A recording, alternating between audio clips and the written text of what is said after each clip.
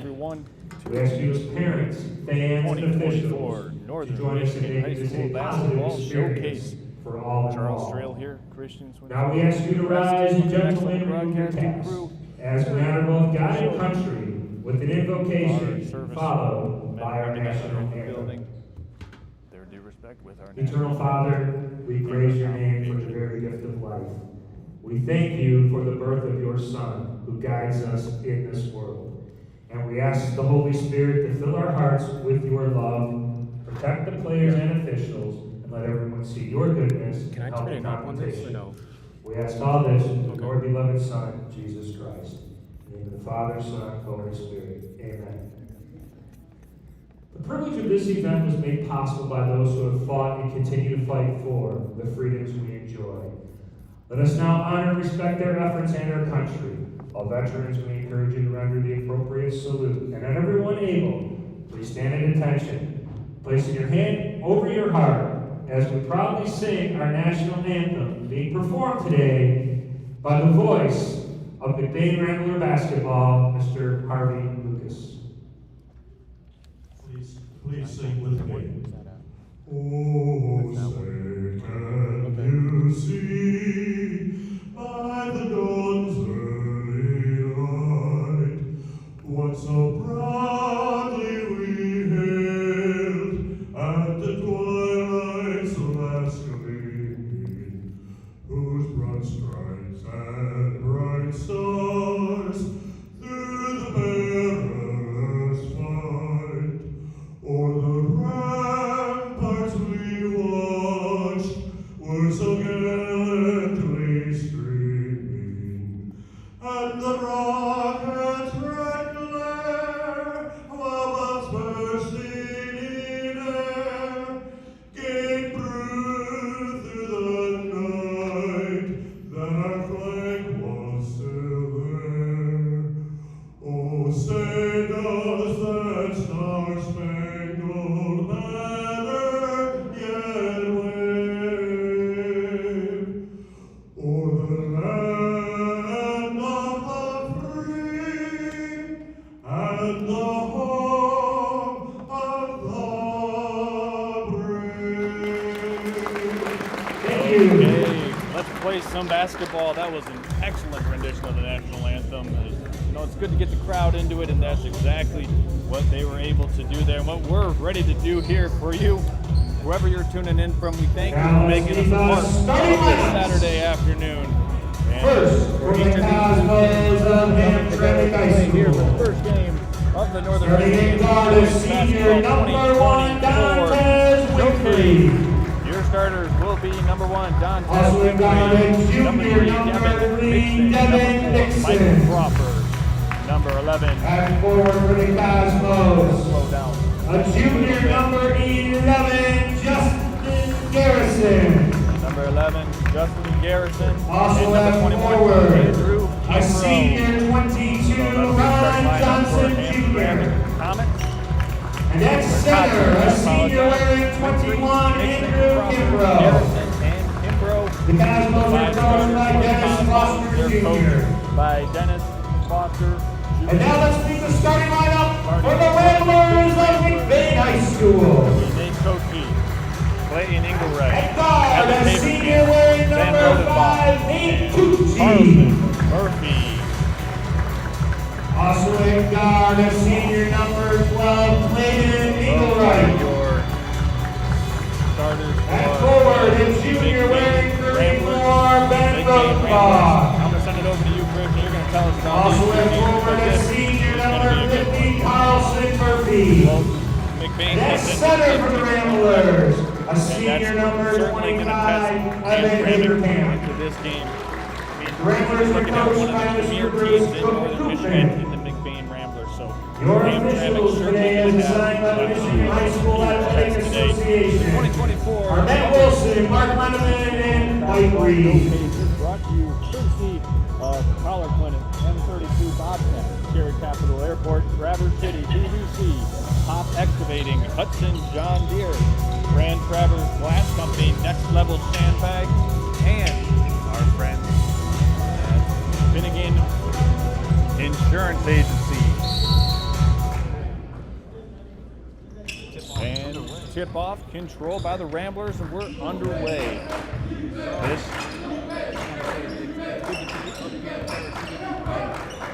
Saturday afternoon with the 15-1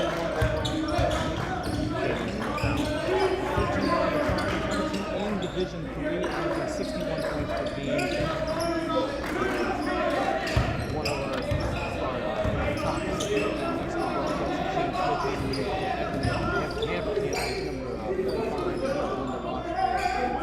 and the big matchup will be inside. Kimbrough's going to draw the man-on-man matchup versus Haverkamp inside. Haverkamp put back again. For the Ramblers here. And Showcase coming right back with authority. Number 20. Number 2, Marcus Hall. Check that, 22, Ron Johnson. 22, Ron Johnson Jr. for the opening basket for the Cosmos. Mcbain with the patient offense, pushing to the same line, just over 60 points per game. One of these better point differentials between points scored and points allowed in all of Northern Michigan. Very patient offensively as they work, as they want to try to get the ball inside to Haverkamp. But right now, the Hamtramck Cosmos is going straight man-to-man, and it seems to be affecting this Rambler offense. Yeah, and you can see that they have that mismatch down below, but they're having trouble getting the ball down to Haverkamp. All I can hear, Just outside the all I can hear is outside. Side out here. All I can hear right now In is down that low to all the Haverkamp. crowd's overtime. And there's Evan Haverkamp scoring that first basket, and there's a three-pointer for the first one by Andrew Kimbrough.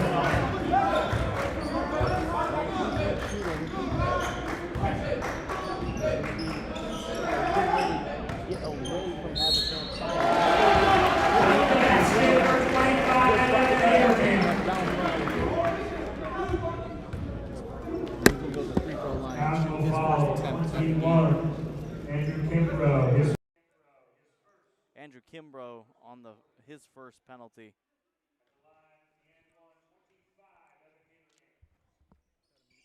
Haverkamp just off the mark, but good rebound down low. That was number 50. Gets the deuce. Fast pace down here on the other side for the Cosmos. And here come the Ramblers right back. Inside it goes to Haverkamp. He lost it momentarily. Turnover. Stolen away. Could we have a throwdown here? No, just an easy lay in for Justin Garrison. He's first 2 points of the contest as the Cosmos go back up by 1. We're seeing a good half-court press here from the Cosmos. Good ball movement from Mcbain here. As another turnover, though. And here's an easy run out for Devin Mixon. Blocked by Mcbain. It was Brett Rodenbaugh who got his paws on that one up top. And a good defensive play. Only 3 minutes into this game, but a high-scoring affair so far between these two teams. Yeah, and I'm thinking both teams. Haverkamp shows off the range, but he's just off the back iron. Yeah, a little bit too strong. He did collect that defensive rebound. That will be a travel going against the Ramblers. Haverkamp couldn't keep 10 toes down as he tried to secure that defensive rebound. We do have 2 substitutions coming in for the Cosmos. Marquez Hall, and then for the Ramblers, number 42, Clayton Hecker will be stepping in on the hardwood for Mcbain. So a lot of action so far here, Christian. Yeah, as Haverkamp has 6 points for himself already, but he's also got 2 turnovers to his name as we're sitting here trying to get who had that other basket for Mcbain. It was number 50 there, Charles. Yeah, I believe it was Carlson Murphy. All right. Who was able to secure that first. Or that was the last basket that Mcbain has had. He got that off of the missed free throw attempt from Haverkamp. However, Carlson Murphy comes out of the ball game here for his first sit down at the bench. Hamtramck still in. He's a tall figure, Charles. Yeah, he certainly is. Goes 6'9", inbounded inside. Good little baseline out of bounds. Oh, good movement. And good stolen hands. away by Mcbain. With the takeaway was Nate Kochi. Transition opportunity now for the Ramblers. Great job of defensive transition by the Cosmos there, Yeah, Christian. Yes, that was good switching and good movement, and they have a good pace there, the Cosmos do. Certainly a well-balanced defensive team the Cosmos are, able to extend this pressure against a very good Mcbain team. Newly checked in for the Ramblers is Clayton Hecker. Yeah, they reset here at the logo. Yep. Havercamp's going to take a deep two just off the front of the rim, rebounded by Kimbrough. He'll bring it up by himself. Corner it goes. A little baseline hesitation move and a foul called going against the Ramblers. That'll go against Nate Kochi, and that will be his, I believe, let's see here.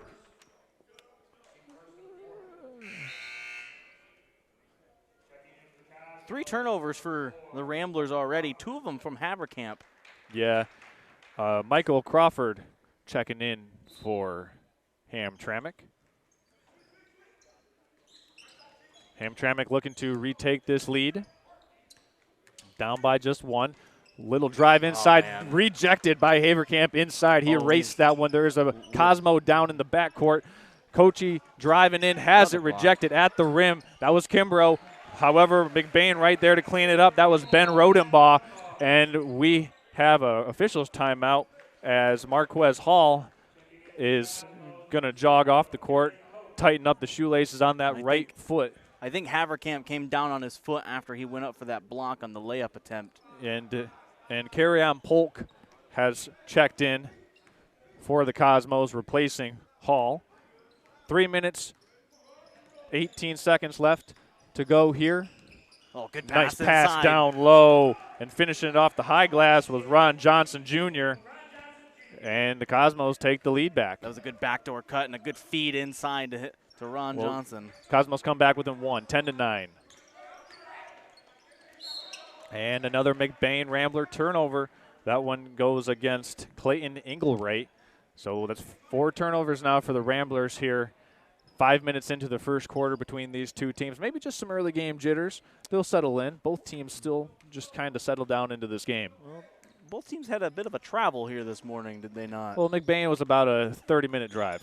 Oh. Hamtramck, certainly. Not a 35-minute drive. There's a nice little elbow jump shot by Carry-On Polk. And Carry-On Polk knocked that one down and put the Cosmos up 11-10. Inside foul called against the Cosmos, going against Ron Johnson Jr. Carry-On Polk had a very smooth jump shot there from the key as he just rose up over everyone and able to flush it down. Inside it goes, fouled, and drawing the foul is Clayton Huker. He'll go to the free throw line for a pair. I mean, you look at the styles that these two teams have. It's really interesting because you see the height that Mcbain has when you start 6'9", 6'7", 6'6", and you bring 6'5", 6'6" off the bench. It really poses a difficult task to guard them. However, what the Cosmos have done, in my perception, is that they just want to extend the ball pressure out on them to make them run their offense further out on the floor. Havercamp gets the offensive board, goes up with it, no good. And who's coming out of there? It's the Cosmos. With a head of steam is Michael Crawford. Crawford gives it up to Winfrey, and Winfrey's fouled on the far sideline by, it looked like Ben Rodenbaugh, who will pick up the foul. Well, you're right there, Charles. That was Rodenbaugh. We have a side out here. 2:24 left to go in the first quarter. Tie game. Cosmos and Ramblers. Baseline drive, no good. Crawford couldn't get that one to go, and it's secured by the Ramblers.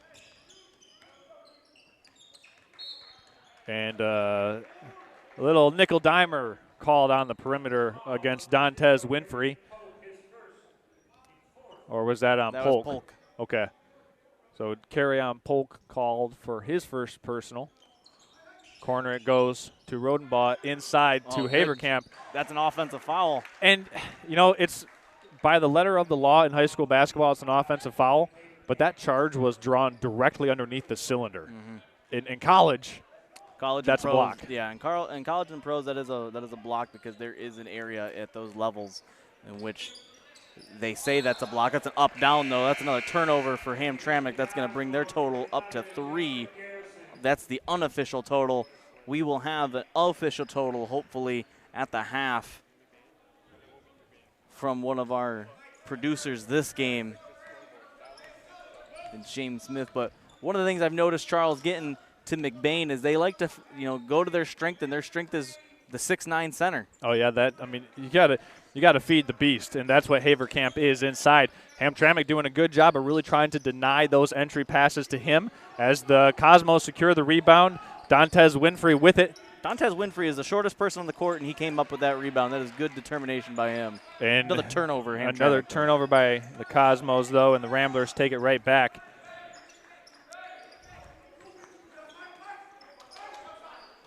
Mcbain working this one inside. Rodenbaugh, kick out, up top, open shot, no good.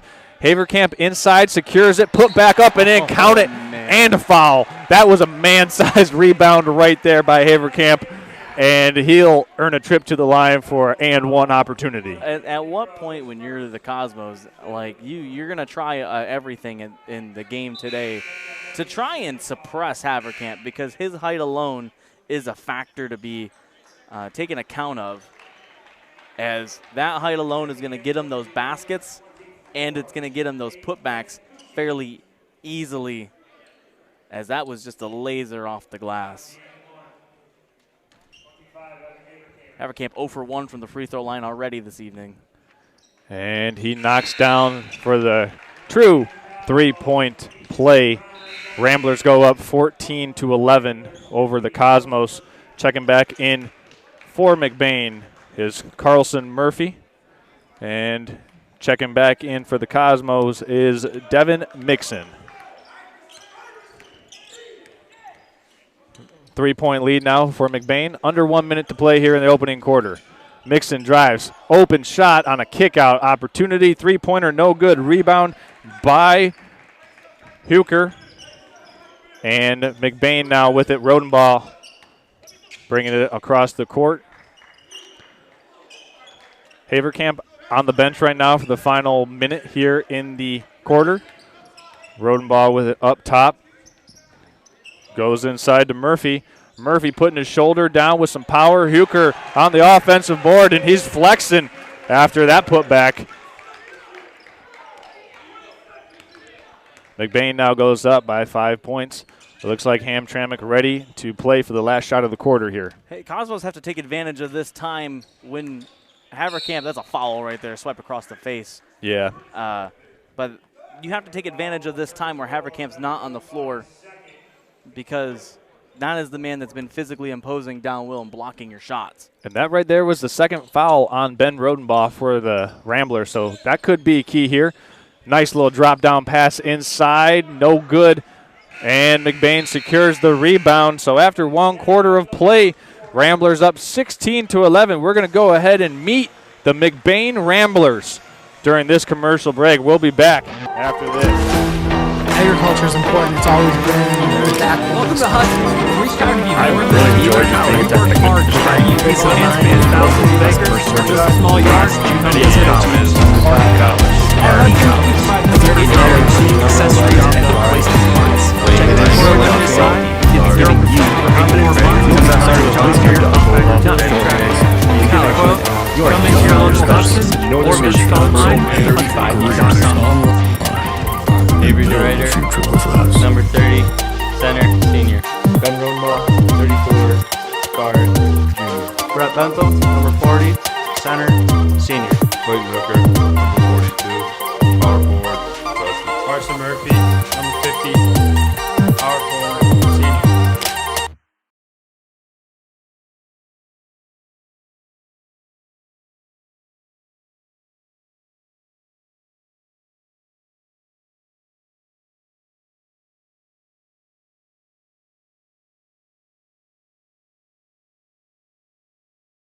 8 minutes of play over the Hamtramck Cosmos, and we're back in here to start the second quarter between these two teams. Hamtramck with the opening possession. Drive inside by Crawford, hangs, and that one was partially deflected by Haverkamp inside. Oh, good interception. Man, that was a nice play by Marquez Hall on the backside in defensive transition. And right there for the easy layup is Devin Mixon. And we're back to a three-point game as the Cosmos have turned up the heat with this full court pressure against the Ramblers. It sure has, and the full court pressure is going to be the thing that's going to stop Mcbain, I think, or suppress them a little bit. They're a little bit taller, Mcbain is, and I think if you make them work a little harder on the offensive end, I think that might be a part of the philosophy here.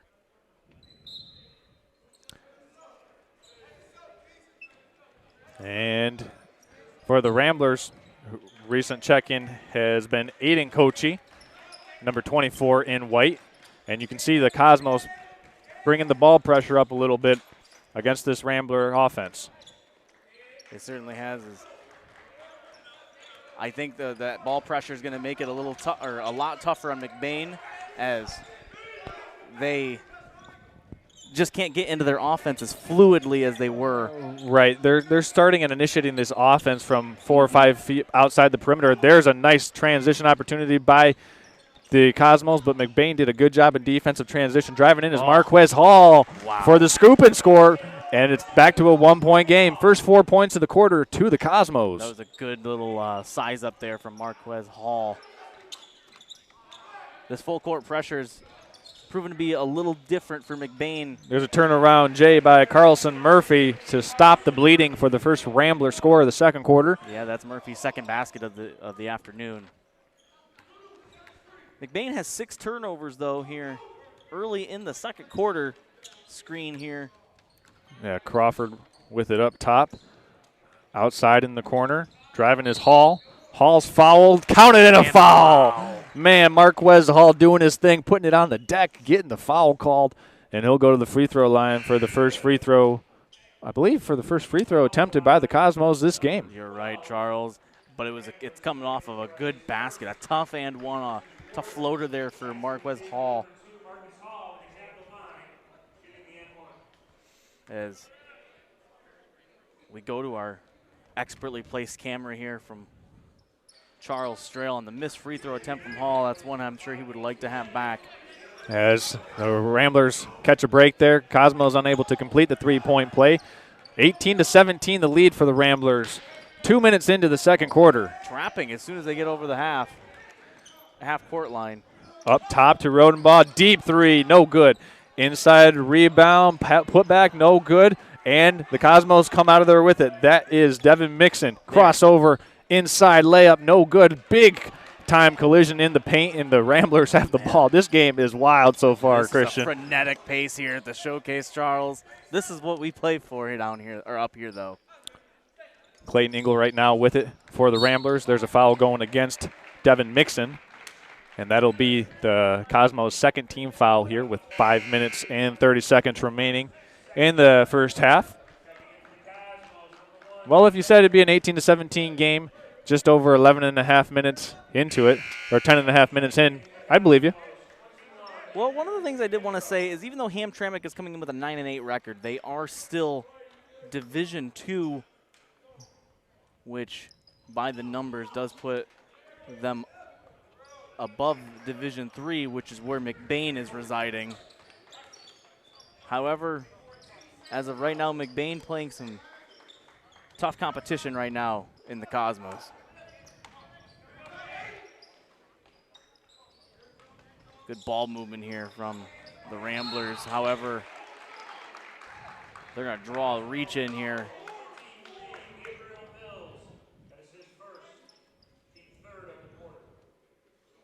That's a third team foul this quarter. Side out here for Mcbain. Just McPherson getting down low, backing down his man, and banking that hook shot off the glass. Good movement. And an attempt at the left-handed layup. Who's that foul going to go against? If that's Rodenbaugh, that's his third, Christian. I believe. And it's going against Clayton Hooker. That will send Ron Johnson, or excuse me, Gabriel Mills to the free throw line. Hooker's first personal foul. Good free throw attempt there.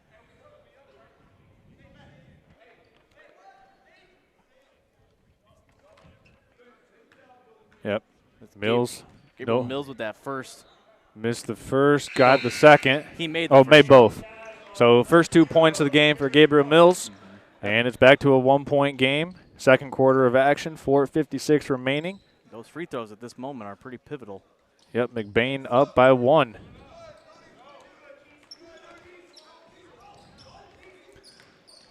Rodenbaugh trying to break the press. Oh, almost got the deflection inside. Oh, man. Was Kimbrough. Good pass by Hamtramck. I thought that was a pass. And that's going to be a travel called against Carry-On Polk. He had the ball, said this sideline official, said he rolled over with it. So just, it's a tough position because he made a really good play to get his hands on that basketball.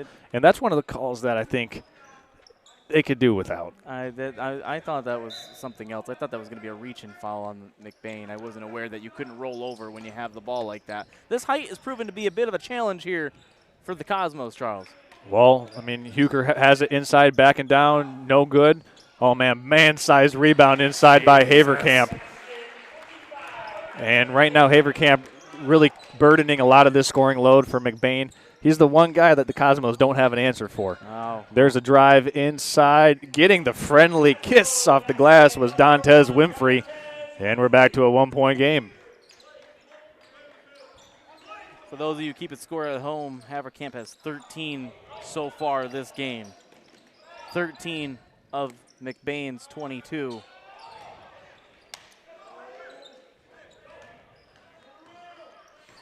There's a nice drive, drop down to Polk.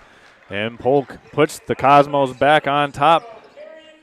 The assist there was to Monquez Hall. Carry Polk has some good energy here from that point guard position. Good rotation there from the Cosmos. Back down by Hooker, trying to get a little step through. Rodenbaugh with a little leaning shot, no good. Offensive board, he's got it, fouled on the floor. And that will be the 4th team foul against the Cosmos here. So next team foul, the Ramblers will go to the line for 2.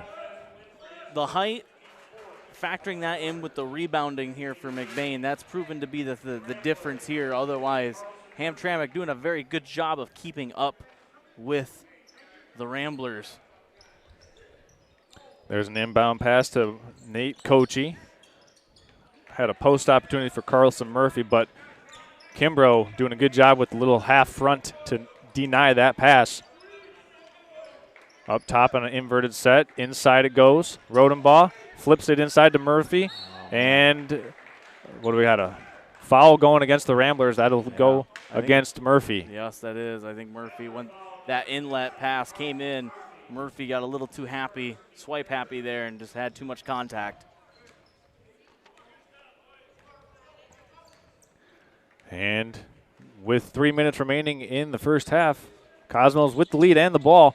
Kimbrough drives, kick out, set and fire, three-pointer. Oh, tough luck miss halfway down for Justin Garrison. And Mcbain Ramblers dodge a bullet. Haverkamp catches. He'll take the 15-foot jump shot. No good off the back iron. Kim Brown soars for the rebound. Mcbain's point differential, Charles, is something I also As a baseline jump shot knocked in by Dantes Winfrey. And the Cosmos go up by 3, and the Ramblers take a timeout. Looks like they're taking a 30-second timeout here. But while we have an opportunity, Christian, let's go in and elaborate on what you were just about to say. Yeah, I was going to say Mcbain's point differential here, they've scored over 1,000 points this season so far. We're looking at 1,027 points, but they've only allowed 664. A great attribution for that is because of their height and their defensive rotations. That height, I think, alone has been making it very tough on the Cosmos. No easy layups, nothing easy coming in inside for the Cosmos. I think that's a big reason why the Ramblers have such a high point differential in just the season. They are plus 363 against their opponents. That also comes with that 15-1 record. That's sizable at the high school level. That's insane, to say the least. Multiple players with over 6 foot. That height is a big thing. And so far, they've had their work cut out for them in terms of Hamtramck being able to compete with them. And I think that pace is a big thing here to look forward going into the third and fourth quarter. I think that's going to be a tough thing to keep playing with, is the pace that the Cosmos are playing with is frenetic. All right, Mcbain to get things going here, down by 3. Cosmos extending that full court pressure. A little bit of a 2-man jump and run here once the Ramblers commit to where they're going here in the half court. Now, Charles, I have to ask you this question. Is there an 8-second violation here at the high school 10. level? It's 10 seconds. Haverkamp down low, foul to go to the free throw line, 2 shots. Ramblers now in the double bonus penalty as the Cosmos are over the limit. And Haverkamp going back to the free throw line where he has 13 points so far in the game, opportunity to make it 15. It is a struggle for the Cosmos right now. They are fouling Haverkamp at every chance. It looks as though the hack-a-shack might be working, as he is 1 for 3 from the line so far. Well, one thing about the Hamtramck Cosmos, they have a lot of depth. And the fouls are starting to add up against the Cosmos as Ron Johnson Jr. grabs the board. But when you're being this physical, you're going to need that as Kimbrough launches a 3 and buries it. He stepped into that one with confidence. His second 3, he's got 6 points here, being the stretch man that the Cosmos need, and that's 6 points. That's the difference in the lead. And the 6 of the last 8 Cosmo points going to Kimbrough.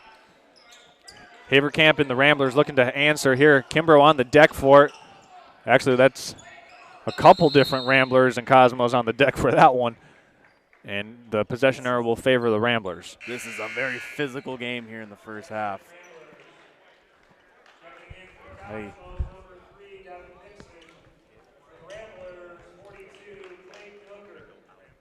This is side out here for Mcbain. They're going to give the Ramblers back the possession, as they're looking at a 6-point deficit here with a minute and a half to go in the second quarter. Yeah, we'll see what the Ramblers can do here. So far, the Cosmos have kind of brought the fight to them in the second quarter. They certainly have, but I think they've adjusted well to the height. They're just look at the active hands. Press. Yeah, that's something I was just about to make a mention. They've had a couple of turnovers here off of the active hands with that press. And I want to say the guards on this team, Polk, Winfrey, Hall, Mixon, and Crawford, have really turned the heat up on the Rambler guards. I mean, those 4 guards for Hamtramck have been what's been stirring the drink here in the second quarter for the Cosmos. As a timeout, or just we got a referee's time. I don't know if they're going to put time back on the clock because of that or whatnot, but guess not. No. Well, the referee looked over here with a smile after he said that. He must be reffing all 4 games today. Yeah. 1 minute, 10 seconds left to go in the first half here. Cosmos up by 6. And Ramblers kind of laying back in their man-to-man defense. And let's see if the Cosmos hold for the last shot of the half. Well, I mean, you can do that at the high school level. There's no shot clock. There's a nice drop-down pass, and Johnson wasn't able to finish it off. Man, he was flying on the baseline there as the Ramblers turn it over. Went through the hands of Nate Kochi. Johnson looked like he got, I don't know if it got partially deflected up top, but they had that play set up on that baseline backdoor cut. Did you happen to get a look at Johnson's face when he was on the ground? He knew he had it. Just, I don't know if there was a finger that deflected it and altered his hand positioning on the ball, but, man, that was going to be a jam. 35 seconds left to go here in the opening half of the 2024 Northern Michigan Boys Basketball Showcase. It's the Hamtramck Cosmos with a 6-point lead over the Mcbain Ramblers right now. 23 seconds remaining in the second quarter. It looks like the Cosmos are going to take the last shot of the half here.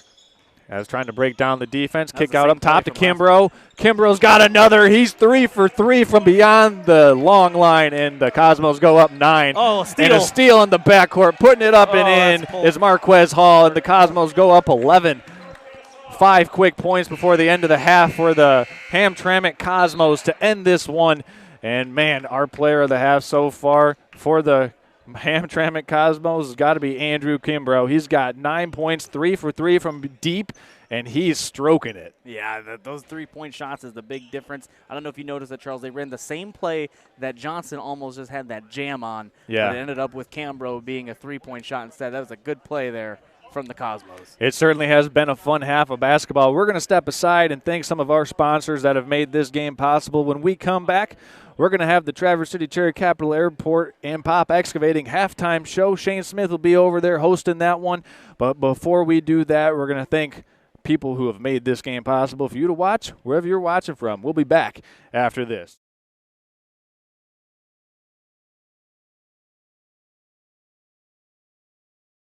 TVC Airport will get you to your dream destination anywhere in the world. Visit tvcairport.com now. Welcome to Hudson's, where we strive to be more than a dealer, and we work hard to pair you with the right equipment.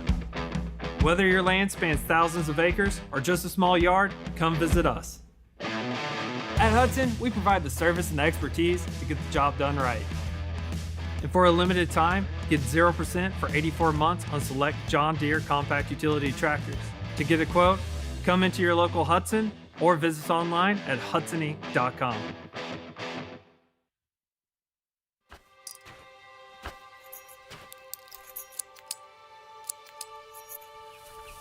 Collar Clinic, providing peace of mind and local customer service with the latest GPS collars, bark collars, e-collars, beeper collars, accessories, and replacement parts, protecting your dog's safety and giving you the confidence that you'll be hunting with your dog, not for them. Collar Clinic, your e-collar specialist in Northern Michigan for over 35 years. Now's the time to fly from your Northern Michigan hometown Cherry Capital Airport. TVC. TVC Airport will get you to your dream destination anywhere in the world. Visit tvcairport.com now.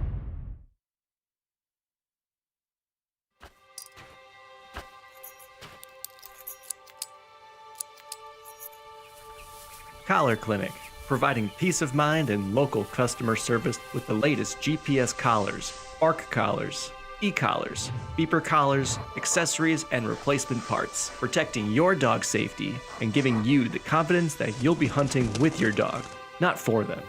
Collar Clinic, your e-collar specialist in Northern Michigan for over 35 years.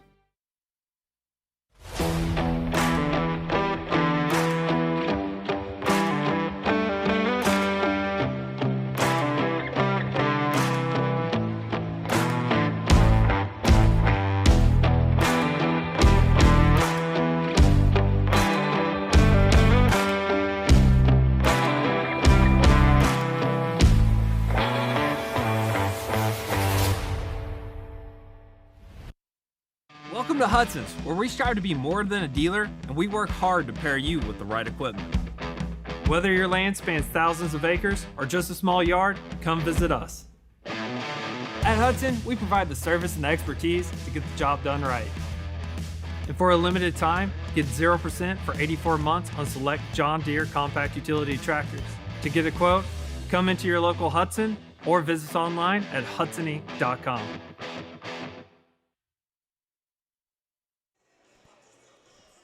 Okay, good. We're in the halftime show right now, and we're going to send it over to our friends Shane and Christian at the John Deere, Hudson John Deere, and Traverse City Cherry Capital Airport, and the Pop Excavating halftime show desk. Guys, send it over to you.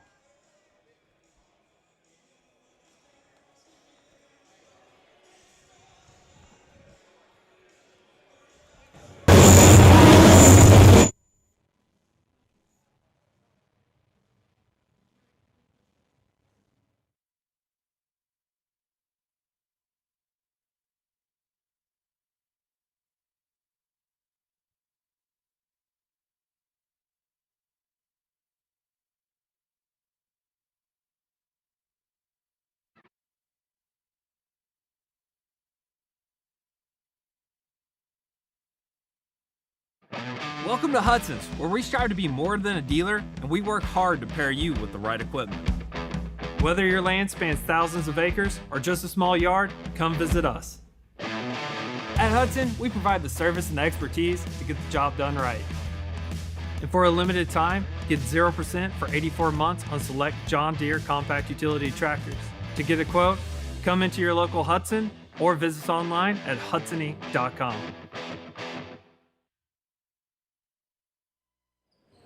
Alrighty, ladies and gentlemen, and welcome in to our TVC Cherry Capital Airport halftime show. Shane Smith, Christian Swinsicki down here at the game break desk. Boy, Christian, we've got quite the game in front of us here. Hamtramck leading 33-22. They went off to quite a jumping start there in the last couple minutes here of this first half. I was going to say that the pace that the Cosmos were playing at, Shane, very fast, very frenetic. I thought very energetic. I know it's all of the etic words that I can think of off the top of my head.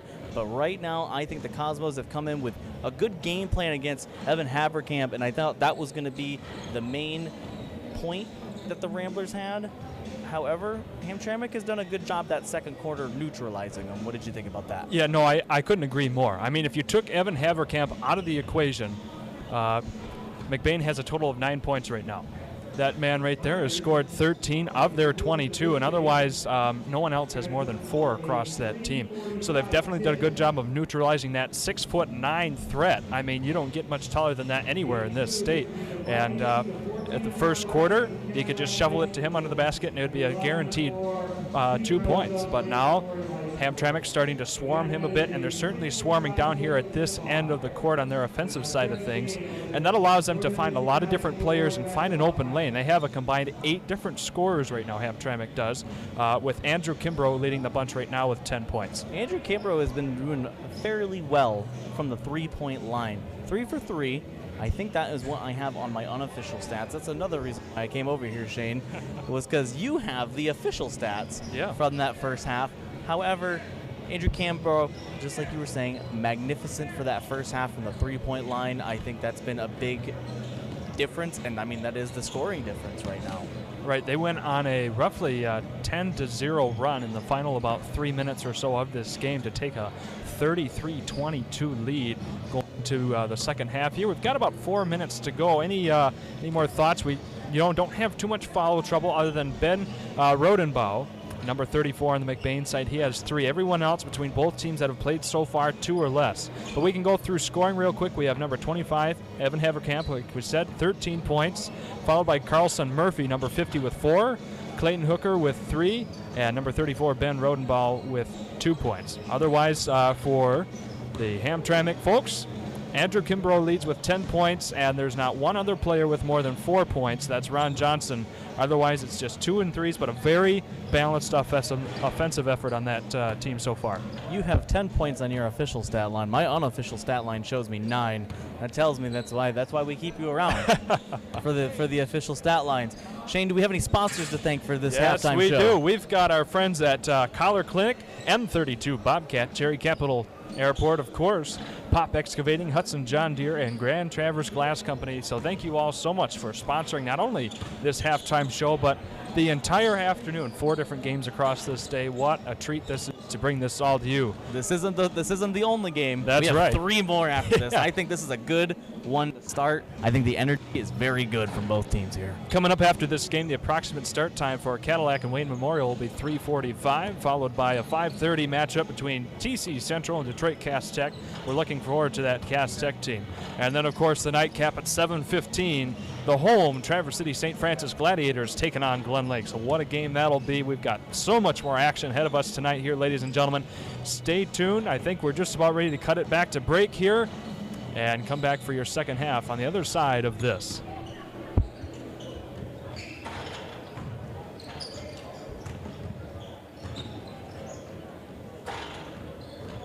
Are we good down there?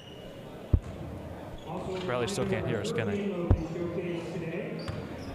Is scheduled for a 5:30 p.m. tip-off. It will be the Trojans of Traverse City Central High School on the Big North Conference. Darius Pena, forward, number 2, junior.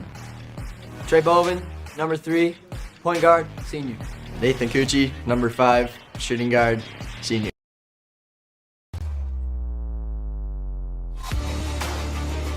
Ariane Pope, class of 2025, number 0, guard. Dante Winfrey, number 1, class of 2024, guard. Marquise Hall, class 2024, number 2, play guard. David Nixon, number 3, class 2025, I play guard. Mike Crawford, class 24, number 4, point guard. Marquise Hall, class 2024, guard. Varsity, class 2025, number 12, shooting guard.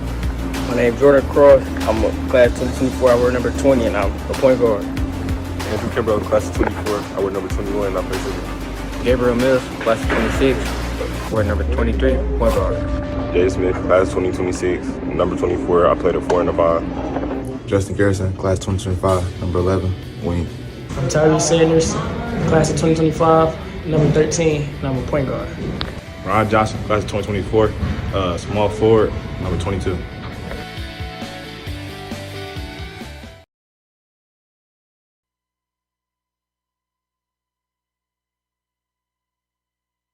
Here we are, we're about 22 seconds away from getting things back underway between the Hamtramck Cosmos and the Mcbain Ramblers.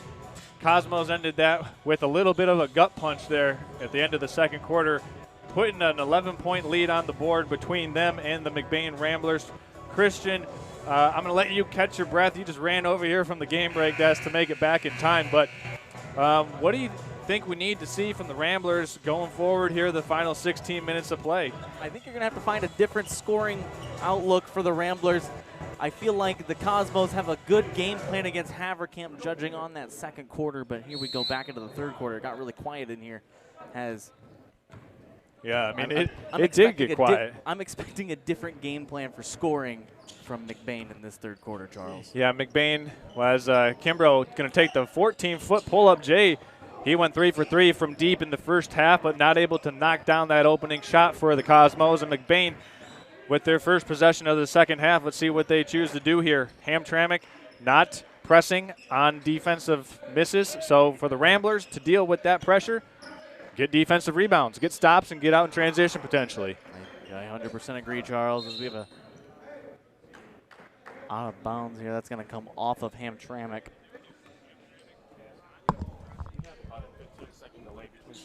Got a back cut here to the three-point line. Oh, I thought he was going to pull. Hamtramck down low, kicks it out to Murphy.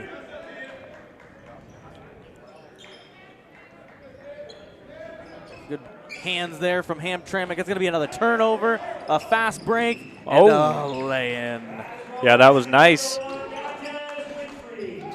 That is Dantes Winfrey on the 2. As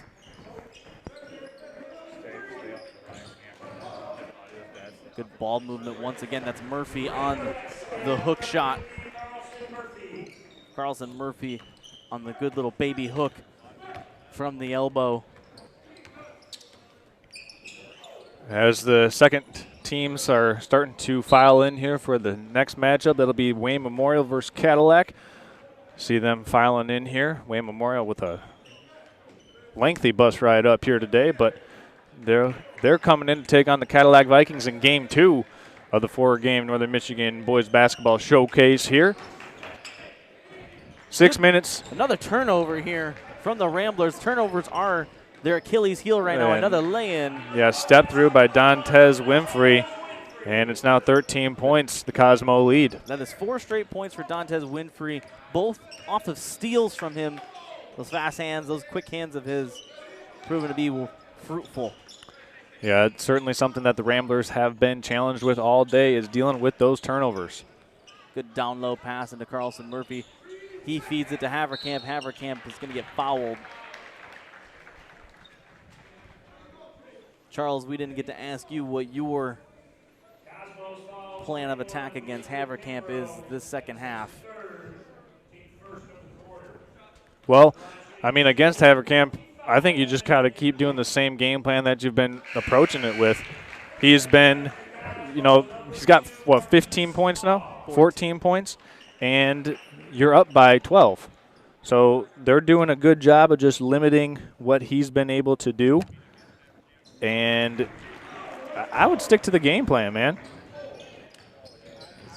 Cosmos come up back up court in a fast pace after Hamtramck drills both of free throw attempts. That's going to be a foul. That's Rodenbaugh's 4th foul, Charles, here in the 3rd quarter. He's not 6'9", but he might be the 2nd tallest player on the team. Yeah, I mean, that's big for him. He goes 6'7". There's a pass broken up by Kochi, and the Ramblers with a turnover, or they force a turnover. Mcbain down by 11. That was a big takeaway. Try to get the backdoor cut to Kochi. The Cosmos play that very well. Up top, it goes to Carlson. Mcbain needs a string of a couple of stops and buckets here. Rodenbaugh going down to Haverkamp inside. Big time drop step for Haverkamp. Turned over the left shoulder, no good. Coming down with the rebound with it with Justin Garrison. Cosmos now on the attack. Kimbrough leading the charge. There's a 3-ball from the far side wing, no good. Marquez Hall unable to connect from long range. When Haverkamp gets the ball down low, the Cosmos send 3 bodies to the painted area to protect against him. And that one stolen away. Quick hands by Dantes Winfrey. Even number break. Winfrey breaks down the D. Spin move, no good. Rodenbaugh secures the rebound.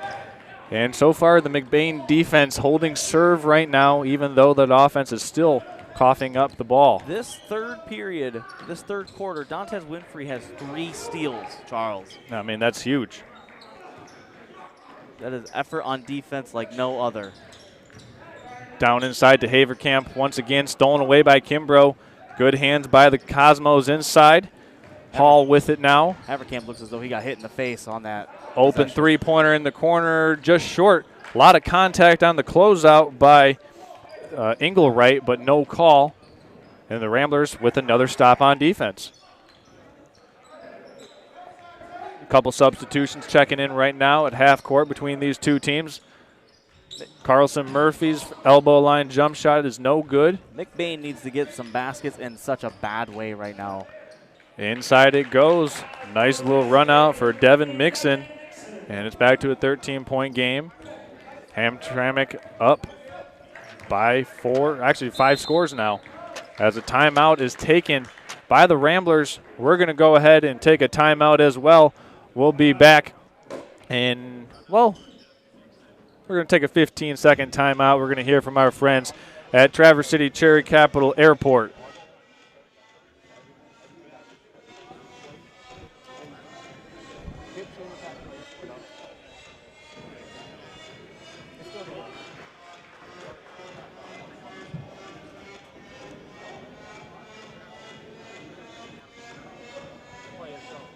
Now's the time to fly from your Northern Michigan hometown Cherry Capital Airport. TVC. TVC Airport will get you to your dream destination anywhere in the world. Visit tvcairport.com now.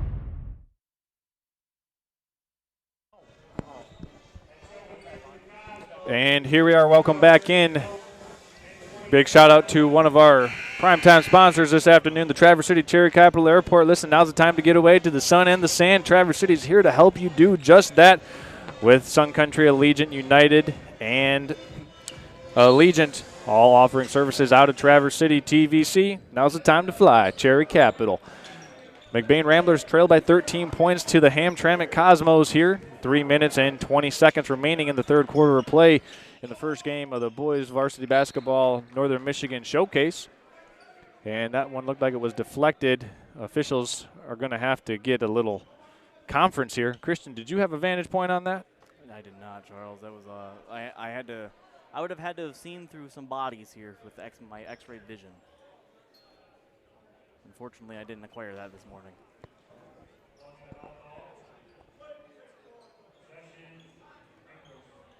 A couple of changes on who's going to do the inbound pass here for Mcbain.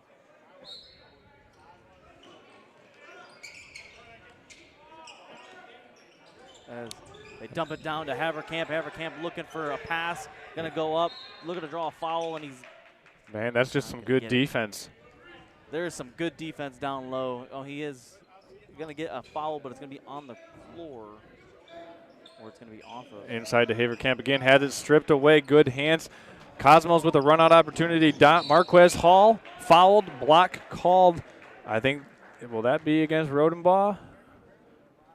Let's see here, or Huker. No, it's going to go against Aiden Kochi, who has just recently checked in for the Ramblers.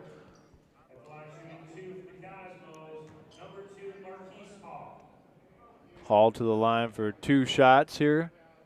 We're looking at 13 turnovers here for the Ramblers in this game, Charles. That is exceptionally high.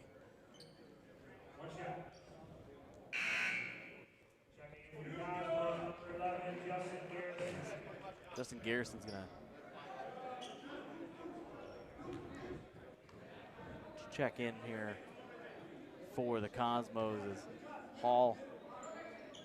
Free throw attempt off the back iron. Rebound here for the Cosmos. And, oh man, that's a nice little hezzy cross. And the Cosmos working around the perimeter, now up by 14 points. Mcbain trying to string together some more stops. Pull-up jump shot, no good by Polk, who has just checked into the game for the Cosmos. I'm looking to see some high screen and roll here from Mcbain. That's what they should be doing. Well, they're much more of a motion offense team, down screens, cross screens, post exchanges as they go inside. Turnaround jump shot, no good by Kochi, Aiden Kochi. The high screen and roll, though, is more so for me to say to get your big man in motion. Well, one thing that we haven't really seen is how the Cosmos want to play that high screen and roll. They're going to switch it, hedge through it, get through it. Maybe they can get a switch opportunity as there's a rebound inside by Huker. And the Ramblers now really just trying to dig deep here with 2 minutes to play in the third quarter, looking for an answer. Inside it goes to Huker. He went up tall for that one, and that one's deflected off of a thigh, and it's going to be Cosmo basketball, Christian. When the Ramblers dump it down low, this is why I say I think you have to adapt and do some kind of high screen and roll. When you dump it down to your big men down below, there are 4 Cosmos surrounding you. At that moment when they dumped it down to Huker, Huker was surrounded by 4 Cosmos, and he was looking to pass to Haverkamp, and the lane was closed. So we'll see what the Cosmos opt to do here with 1 minute and 30 seconds remaining in the third quarter of play. It looks like they're relatively content just to kind of dribble this clock out. That's Justin Garrison. He's got it up top, and the Ramblers not extending this defense, and smart play by the Cosmos here to work this clock all the way down to the quarter and make the Ramblers come out and guard them. We have a 14-point lead here in the third quarter. You've kept the Ramblers just silenced here since the first quarter. That should be a travel, though. Oh, we got a foul going against Huker. Looked like the pivot foot might have moved just a bit. Didn't mean to cut you off there, but I just wanted to say what I saw. Charles, you're good. But I think you have to do something else. Ever since that first quarter where Haverkamp scored, I think it was 11, he's only scored 4 points since that first quarter. You have to do something completely different. And the fact that we're going to get 2 quarters since then from a team that's 15-1, and now Charles, I don't want to sound like that guy. I'm kind of hearkening on Mcbain. Well, right now the Ramblers just need to come up with a counterpunch here. As the Cosmos, there's a nice backdoor cut to Polk, and the Cosmos look like they're going to take the time off this clock and see if they can force the Ramblers out to come guard them. And it's well played by the Cosmos. They got a 14.5 score lead.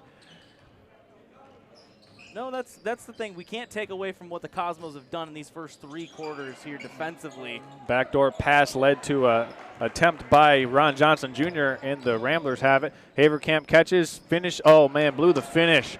That's a tough luck miss for Mcbain as the Cosmos are coming back with 10 seconds. Little hezzy cross, got the contact against Huker, and going to the free throw line will be Marquez Hall. That's the other difference here is the Cosmos have been able to get to the free throw line, and they're also not wasting their opportunities at the free throw line, Charles. You know, I'm pretty impressed because Marquez Hall goes 5'6". Devin Mixon, 5'9". Dantes Winfrey, 5'9". Carry-on Polk, 5'9". But the four of them have made a huge impact in this game. Well, you were mentioned it earlier. The depth from the Cosmos has been, I think, the big difference here, as they have a bunch of people that can hurt you. As Huker tries to dribble through the Cosmo pressure, unable to do so, he lost it out of bounds. Just over 1 second remaining here. And after 3 quarters of play between the Hamtramck Cosmos and the Mcbain Ramblers, Cosmos up by 15 points as they extend their first half lead out to 11 now. Actually, excuse me, out to 15 points with 8 minutes remaining in this game. We're going to step aside when we come back. Fourth quarter action coming up after this. You're watching high school basketball on a simulcast presentation of Next Level Broadcasting and 104.5 Bob FM.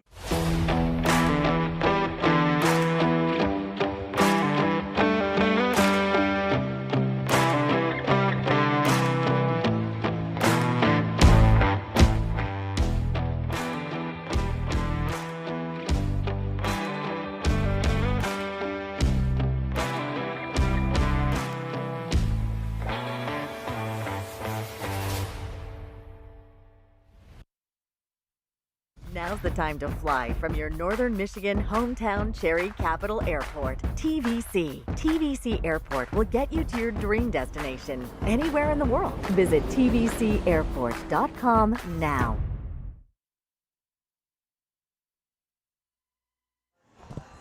And here we are, fourth quarter action just about underway here. Hamtramck Cosmos with the 15-point lead over the Mcbain Ramblers, 41-26. Charles Strail, Christian Twinsicki here on this simulcast coverage provided to you live, online, or on the radio. Next Level Broadcasting in affiliation with 104.5 Bob FM. Happy to have you here spending your Saturday afternoon with us. The Cosmos from Hamtramck, they've taken over this game midway through that second quarter, Christian, and haven't looked back since. Well, there's still a whole lot of game left. Charles, we have the 9-8 Cosmos delivering a good punch, a gut punch. Yeah, this is a gut punch to the Ramblers. The 15-1 Ramblers. Good game plan here from the Cosmos. We can't take anything away from what they brought in today. There's a drive inside, drop down to Johnson Jr. Can't get the friendly bounce, but he'll earn a trip to the free throw line. That was a nice cut that Johnson made on the baseline there. He's made a couple of those this evening. He had one that he was kind of shaking himself earlier, like he was just so eager to get that dunk on the baseline that he missed it. He is looking for that dunk this game, and I thought we would have saw it earlier. First free throw good by Johnson. Neither team with any substitutes right now.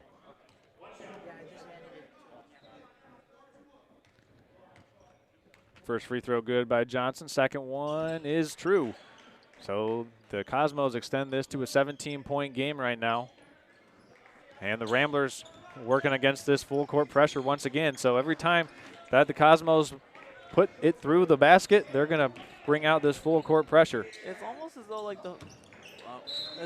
though the full court pressure is the other thing that Mcbain wasn't anticipating, where that full court pressure has slowed down that offense. I don't know if you remember, Charles, in that first quarter where we mentioned that pace was electric and it was up and down and fast pace. Yeah. It's almost as though the Cosmos stopped that pace themselves but maintained that offensive pace. Right.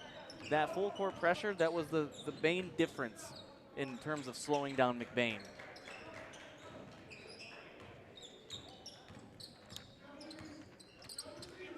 Here's a nice little dribble drive by Crawford.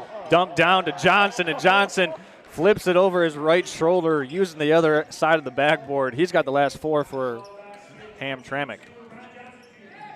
An excellent dribble drive move as my producer, Austin Mung, looks back. And here's a steal. Coming away with it is Garrison up ahead layup for Hall. And what do we got? We should have a delay a game violation for a kick ball, but that's not a violation, it's a warning. Yep. 6 minutes, 25 seconds left to go here.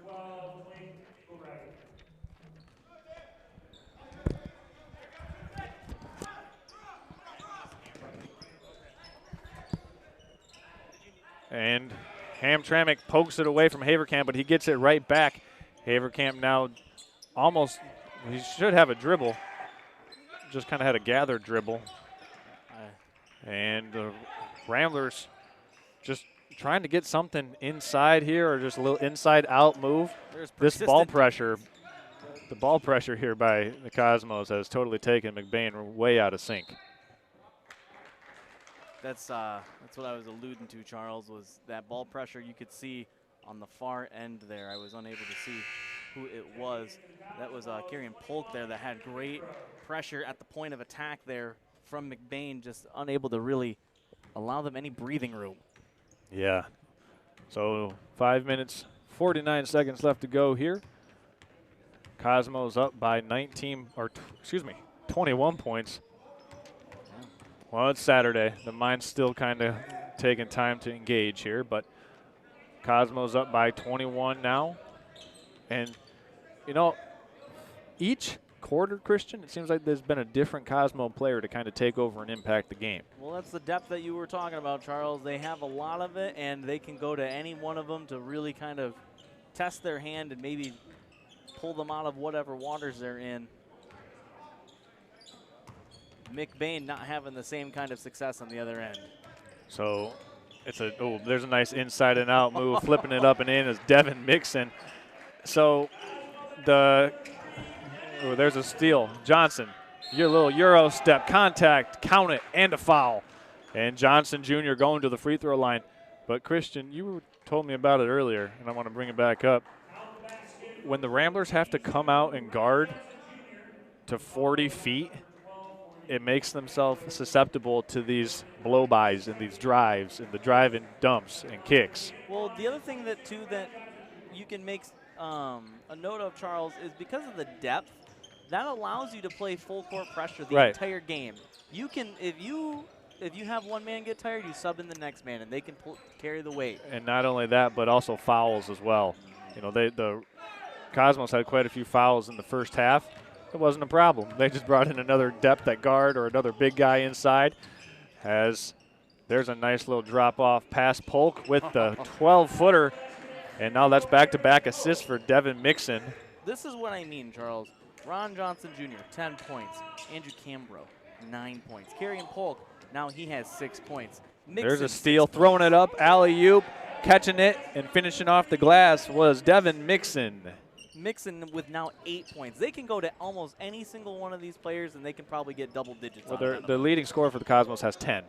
Yeah. And they have 55 points, so that should tell you all you need to know right there. Pass up ahead to Huker. He was fouled. Going to the line, foul is going to be called against Kimbrough. That's the other thing that the Cosmos have not had a lot of is fouls against them. Right. And, well, we've seen the Ramblers just not able to get a lot of contact created here in the second half. In the first half, the Ramblers were able to get to the free throw line as Huker makes the first of 2 there. But we saw Havenkamp get to the free throw line, Huker get to the free throw line in the first half, but it's since kind of evaporated here in the second half.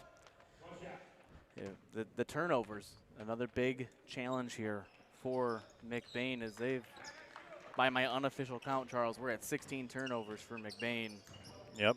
Huker makes 2 of 2 from the free throw line for the Ramblers. It's back to 55-28. To put it into perspective, the differential, the Cosmos, 5. Right. Just squeezing the basketball. And the turnover differential there, huge as well. 6 now. Yep. As Aiden Kochi up the floor.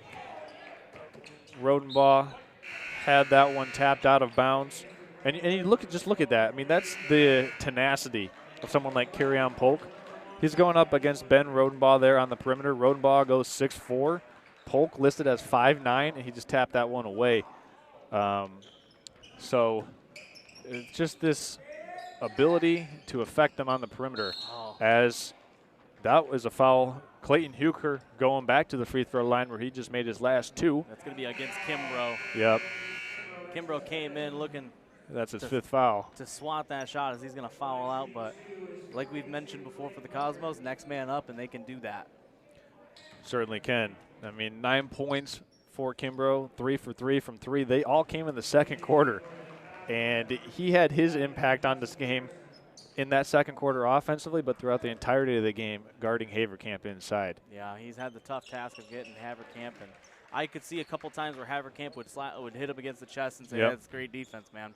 As Huker makes both at the free throw line. He's got 4 straight now for the Ramblers. 30-55, Cosmos lead this one. Oh! Man, that was an ankle-snapping crossover out there on the far side of the court by Hall. I mean, the guard play right now has certainly trended toward the Cosmos. I mean, this right now, like Mcbain, they're not used to coming out here and guarding this far on the floor, Christian. You can tell and you can sense that they're not used to playing all the way out defending dribblers at half court when a team has a 25-point lead and advantage on you. Well, especially when you have to pick them dribblers up at half court because they can blow right by you. Right. That's what Carrion Polk is showing, and that right now is what Dantes Winfrey is doing right now.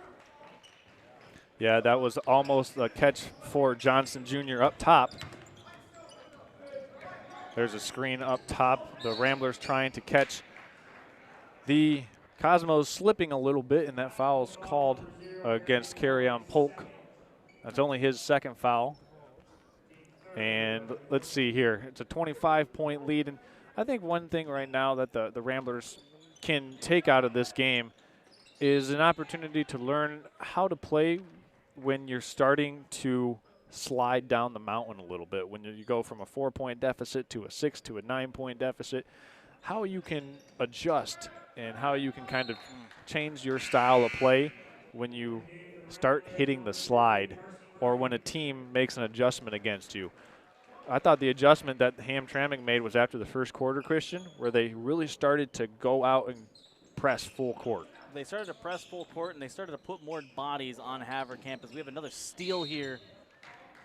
That's going to be Polk on the steal as Carson Murphy gets his second foul. But no, you're right, Charles. The adjustments that Hamtramck made between the first and second quarter is what decided this game. It looked as though that we were going to be looking at a tight-knit contest throughout until Hamtramck made some very, very fruitful adjustments to put Mcbain kind of on their heels. Not allowing easy lay-ins for Haverkamp, not allowing Mcbain to play with some pace. There's a pass down to Johnson Jr. He's fouled hard by Engelwright. And Johnson Jr.'s, he's played a heck of a defensive game. Him and his fellow counter big man, Kimbrough. I mean, what an excellent game here. And to be able to just hold Mcbain to 30 points when they averaged 61 in the year. As Johnson Jr. makes the first of 2 free throws. Want to remind everyone, coming up, we'll have the Cadillac Vikings versus Wayne Memorial. And that game will be about 20 minutes after the conclusion of this game. Could be Shane and Nick on that call, huh? That's going to be a fun one. As the Ramblers break in this pressure. That's Rodenbaugh trying to get a little slip screen, and there's a deep 3 by Engelwright, and he drains it.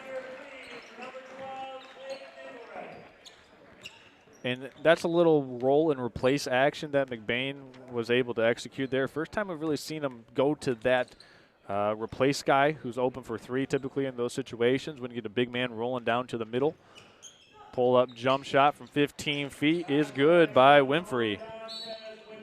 And we got a timeout taken by the Cosmos. They're going to bring in some fresh bodies off their bench.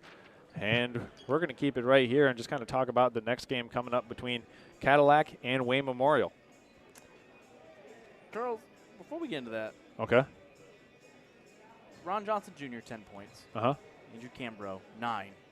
Cameron Polk, 6. Mixon, he's got 8. Hall, 6. Winfrey, 8. Yeah. Balanced scoring throughout for the Cosmos. The game high score, though, Evan Haverkamp with 15. That is, I mean, to put it in perspective, I know we keep coming back to it, but that depth right there as we come here back with 1 minute 19 seconds left. Yeah, that is ultimately one of the other contributing factors here. But yeah, Charles, next game, Cadillac, Wayne Memorial, Shane and Nick. Yeah. On that one. Well, we just want to let everybody know that you can watch us online at nextlevelbroadcasting.com, or you can listen and tune in live on 104.5 Bob FM, as we are having a simulcast stream all day long for all 4 games here of the Northern Michigan Boys Basketball Showcase. That three-pointer no good by Trey Bolvin. He's just recently checked into the game for the Ramblers. A couple other players checking in for the Ramblers recently. That's Caden Abrahamson. There's a floater inside, no good by Hall, and it's secured by Engelwright for the Ramblers. He's fouled, and that will make it 4 team fouls against the Cosmos. There is just pestering defense for Mcbain when they're just dribbling it up court to just get that transition offense. They have to fight through 3 sets of hands just to get it back across the half-court line. Yep, it's going to be. It's going to be an interesting one. Stay tuned in the game break. We're going to have head coach Dennis DJ Foster Jr. from the Hamtramck Cosmos joining us. Talk to him about his victory here coming up for the 2nd year in a row, playing in the Boys Basketball Showcase here, hosted by Traverse City St. Francis. Three-pointer by Engelwright, just a hair off. Huker battling in there for it, and it's going to be Cosmo basketball. They went back to Engelwright after he just sank that last 3, maybe trying to see if he can get something going here in the final 30 seconds here. However, it is all but over. Good inside pass there. Open deep 3 leads to an air ball, however, for the Cosmos, and 15 seconds left to play. Mcbain just trying to put some points on the board, make it look as though it wasn't as much of a blowout loss as it actually is. A lot of movement here as the final horn blows. So, man. The Mcbain Ramblers, 33. The Hamtramck Cosmos, 58. I mean, the Hamtramck Cosmos turned this game on a dime when they decided to pick up full court and extend that pressure. That, to me, was the difference in this game. Also, with their depth and balanced scoring. You mentioned it a couple of times here. Their leading scorer only with 11 points. 10. Johnson Jr. with 11. 10 points. I mean, you look at that, and that's a testament to a team that's well-coached, well-balanced, and, well, they came out here with a victory. We also want to just talk about the Mcbain Ramblers. They've got, well, not a bad loss. I mean, this was a very good team that they played here today in Hamtramck, and an opportunity for them to learn and kind of gauge themselves on where they can improve. We have the coach from the Hamtramck Cosmos, Dennis DJ Foster Jr., joining our friend Shane Smith at the game break desk. We're going to go ahead and send it over to them momentarily here in just a couple of seconds. And as they're joining each other, he's getting set a monumental win here in the first game of the 2024 Boys Basketball Northern Michigan Showcase. 27 minutes now between Cadillac and Wayne Memorial. But Shane and Dennis DJ Foster Jr. are over there. They're joining us right now. We're going to send it over to them right now. Shane, take it away. Thank you, Charles. All right, Coach Foster, you guys had a great game winning over Mcbain 58-33. You obviously had quite a problem there with Evan Heverkamp in the opening quarter and a half or so. How did you guys adjust to that, and then how did you overall come out so strong in the second half, just pretty much obliterating anything that Mcbain had? Well, first, when we came out, we had to see, what kind of dominance they did, and the young guy is good. Big fella is good. So we had to see, what we can do and what we can't do against him in that first quarter. So then in the second quarter, we just made our adjustments. We seen that he didn't really like going over the left shoulder. So we cut off the left shoulder and we just brought extra help down. He's a big kid. So 6'9", 240. Yeah. So we just had to get all the little scrappy guys in there. And just speed the game up, speed him up, and not let him get to his sweet spots. All right, well, it looked like you guys really cleaned up the game in the second half. I mean, your fast breaks were clean, kept good passes all the way around. How is it coming up here to Traverse City to play a team like this? This is probably the first time you guys have been up to Northern Michigan in quite some time. Yeah, well, with Sean, we came out here in the summertime. Okay. And this is how we got invited this time. So we had a great time out here. We loved it, so we just came on back. But in that second half, it's just adjustment by the kids. Justin Garrison, talking on the back line with Andrew Kimbrough, made things easier for the guards to come down, and we just sped them up. That's their strength was going inside, because I think at one point they were 6'3" and up through the course of the game. And we just used our small size and our speed. Well, Coach, it's been an honor to talk to you and to be able to watch you guys. You had a total of 8 different scores compared to Mcbain's 5, so it was a great balanced game, and I'm glad to have you coming down here, and we hope to see you again next year up this way. We will. If we get the invite, we'll come out. And I just wanted to say this, our record is our record, but I have only 2 guys that played varsity last year. Wow. Everybody else is new. So we're in the rebuilding stage, but as you can see, it took some time, but now the guys are there. Well, a great game again. Thank you. Charles, we're sending it back to you. This has been Coach Foster with Hamtramck.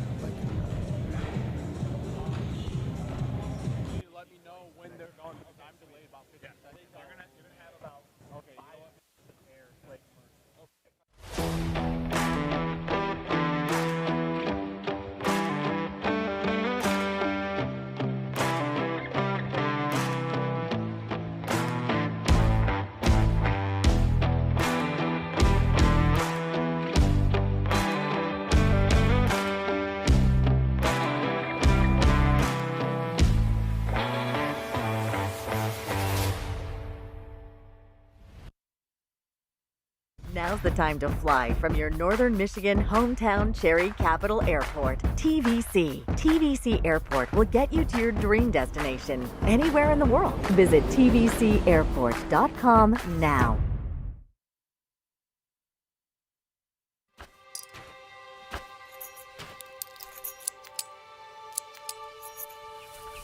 Collar Clinic, providing peace of mind and local customer service with the latest GPS collars, ARC collars, e-collars, beeper collars, accessories, and replacement parts, protecting your dog's safety and giving you the confidence that you'll be hunting with your dog, not for them. Collar Clinic, your e-collar specialist in Northern Michigan for over 35 years. Welcome to Hudson's, where we strive to be more than a dealer, and we work hard to pair you with the right equipment. Whether your land spans thousands of acres or just a small yard, come visit us. At Hudson, we provide the service and expertise to get the job done right. And for a limited time, get 0% for 84 months on select John Deere compact utility tractors. To get a quote, come into your local Hudson or visit us online at hudsony.com. Now's the time to fly from your Northern Michigan hometown Cherry Capital Airport, TVC. TVC Airport will get you to your dream destination anywhere in the world. Visit tvcairport.com now.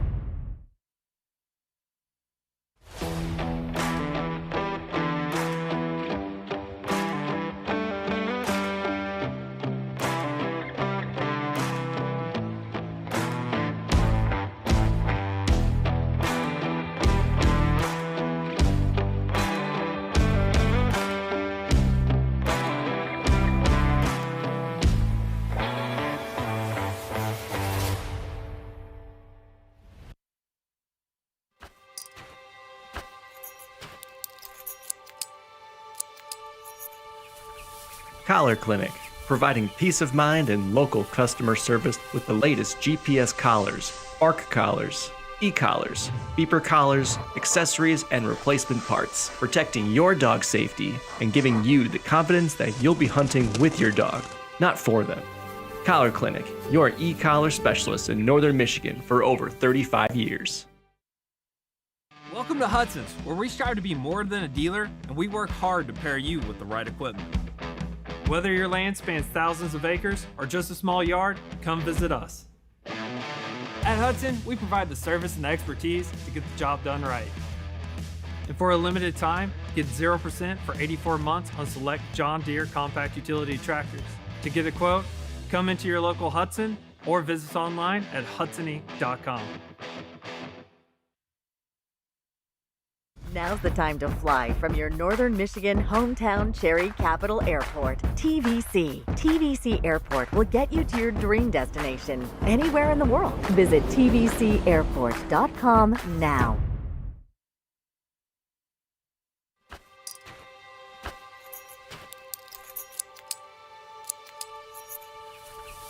Collar Clinic, providing peace of mind and local customer service with the latest GPS collars, ARC collars, e-collars, beeper collars, accessories, and replacement parts, protecting your dog's safety and giving you the confidence that you'll be hunting with your dog, not for them. Collar Clinic, your e-collar specialist in northern Michigan for over 35 years.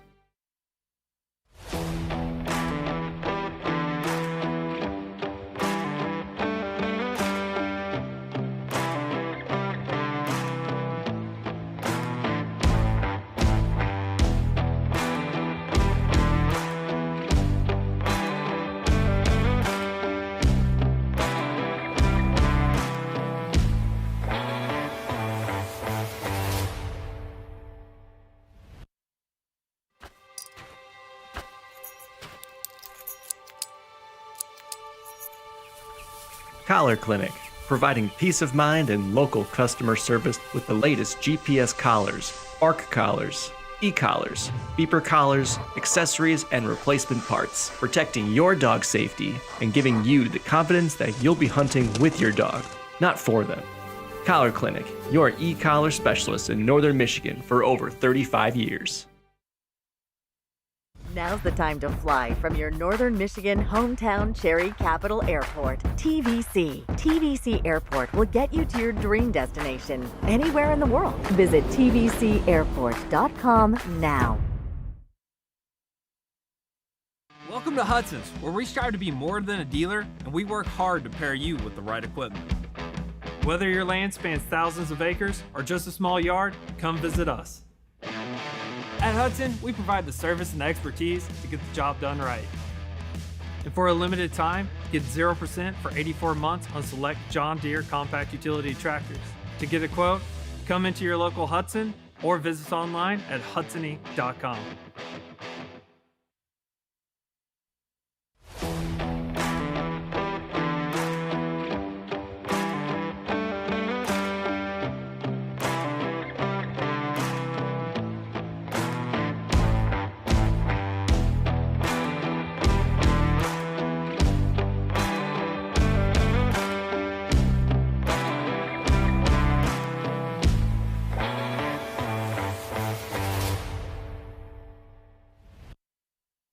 Welcome to Hudson's, where we strive to be more than a dealer and we work hard to pair you with the right equipment.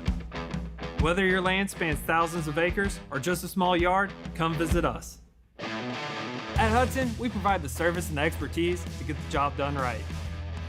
And for a limited time, get 0% for 84 months on select John Deere compact utility tractors.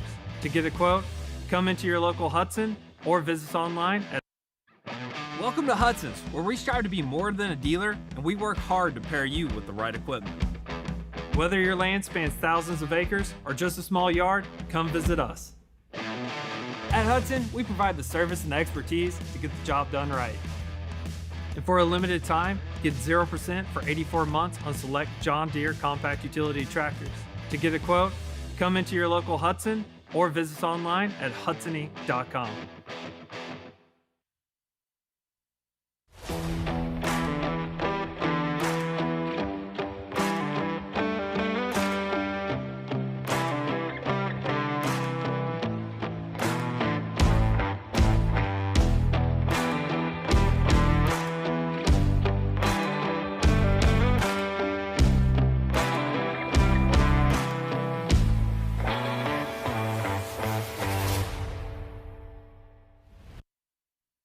Now's the time to fly from your northern Michigan hometown Cherry Capital Airport, TVC. TVC Airport will get you to your dream destination anywhere in the world. Visit tvcairport.com now.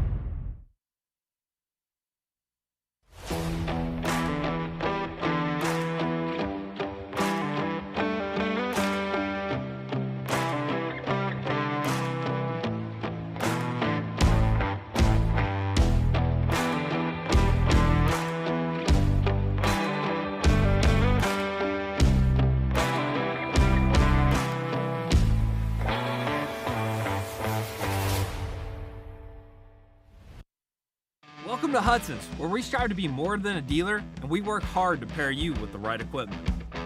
Whether your land spans thousands of acres or just a small yard, come visit us. At Hudson, we provide the service and expertise to get the job done right. And for a limited time, get 0% for 84 months on select John Deere compact utility tractors.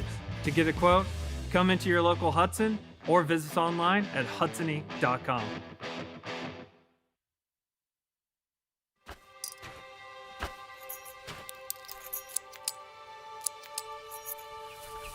Collar Clinic, providing peace of mind and local customer service with the latest GPS collars, ARC collars, e-collars, beeper collars, accessories, and replacement parts, protecting your dog's safety and giving you the confidence that you'll be hunting with your dog, not for them.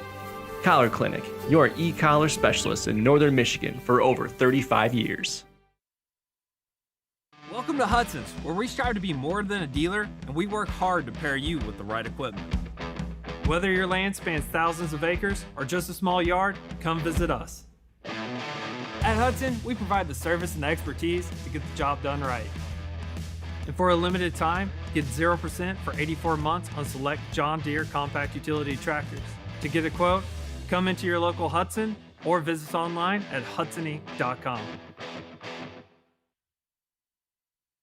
Now's the time to fly from your Northern Michigan hometown Cherry Capital Airport, TVC. TVC Airport will get you to your dream destination anywhere in the world. Visit tvcairport.com now.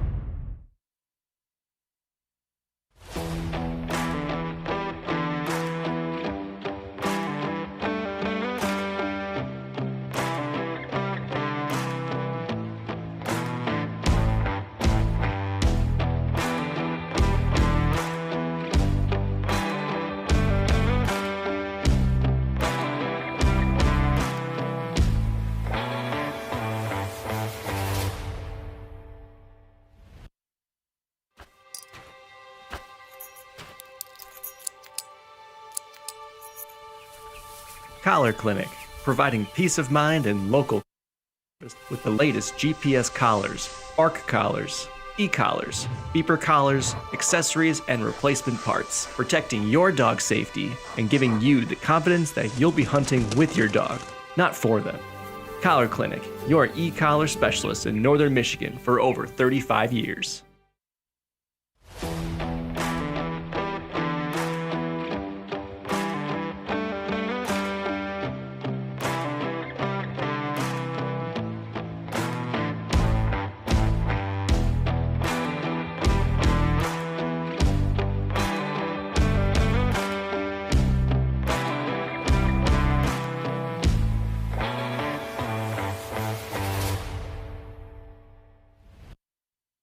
Now's the time to fly from your Northern Michigan hometown Cherry Capital Airport, TVC. TVC Airport will get you to your dream destination anywhere in the world. Visit tvcairport.com now.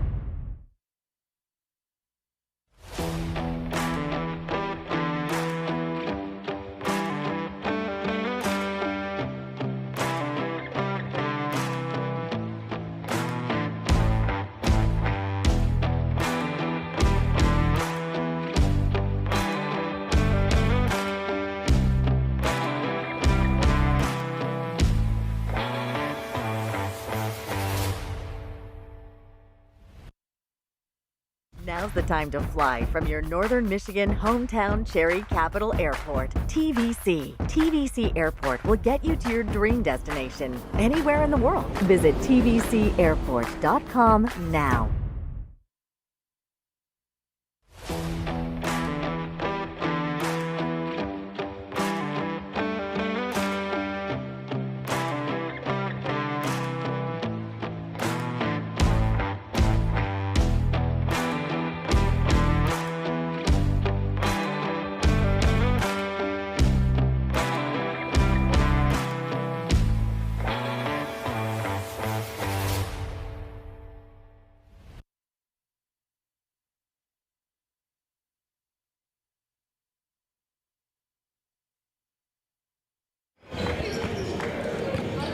Should I go fix their soundboard?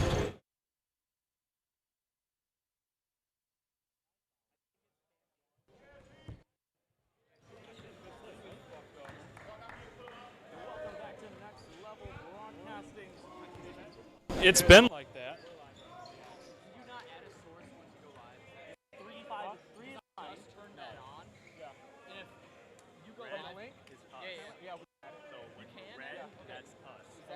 That's why it's muted. Yep. You got line out audio going live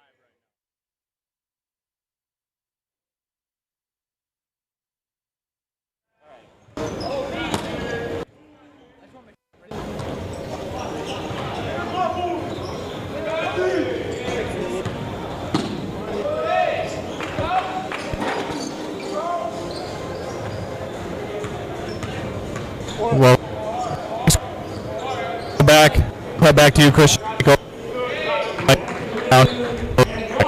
to the old auditorium here at Traverse City Reynolds High School for the 2024 Northern High School Boys Basketball Showcase. With 18 to 14 today, Thank you. Exciting afternoon of high school basketball. Our first game just concluded about 15 minutes ago between the Cadillac and Hamtramck High School and Mcbain High School. Dude, I have nothing on here. Who's talking? What headset is it? Is this plug fucking in? Yeah, that's it. Give me this one. I got fucking nothing on what I just had. Who's talking right now? 14-1, Vikings of Cadillac High School, whose records are as of I heard nothing as soon as I went live.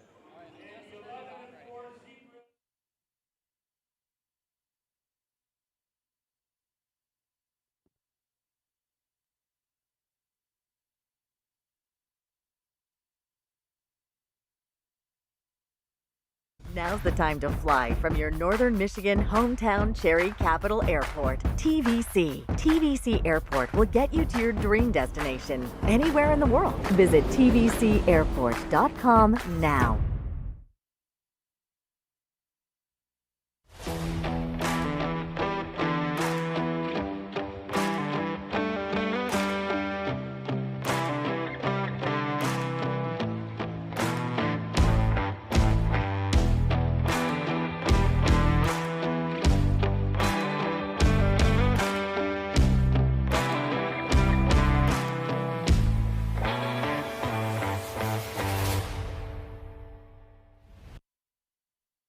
Welcome to Hudson's, where we strive to be more than a dealer, and we work hard to pair you with the right equipment. Whether your land spans thousands of acres or just a small yard, come visit us. At Hudson, we provide the service and expertise to get the job done right. And for a limited time, get 0% for 84 months on select John Deere compact utility tractors. To get a quote, come into your local Hudson or visit us online at hudsony.com.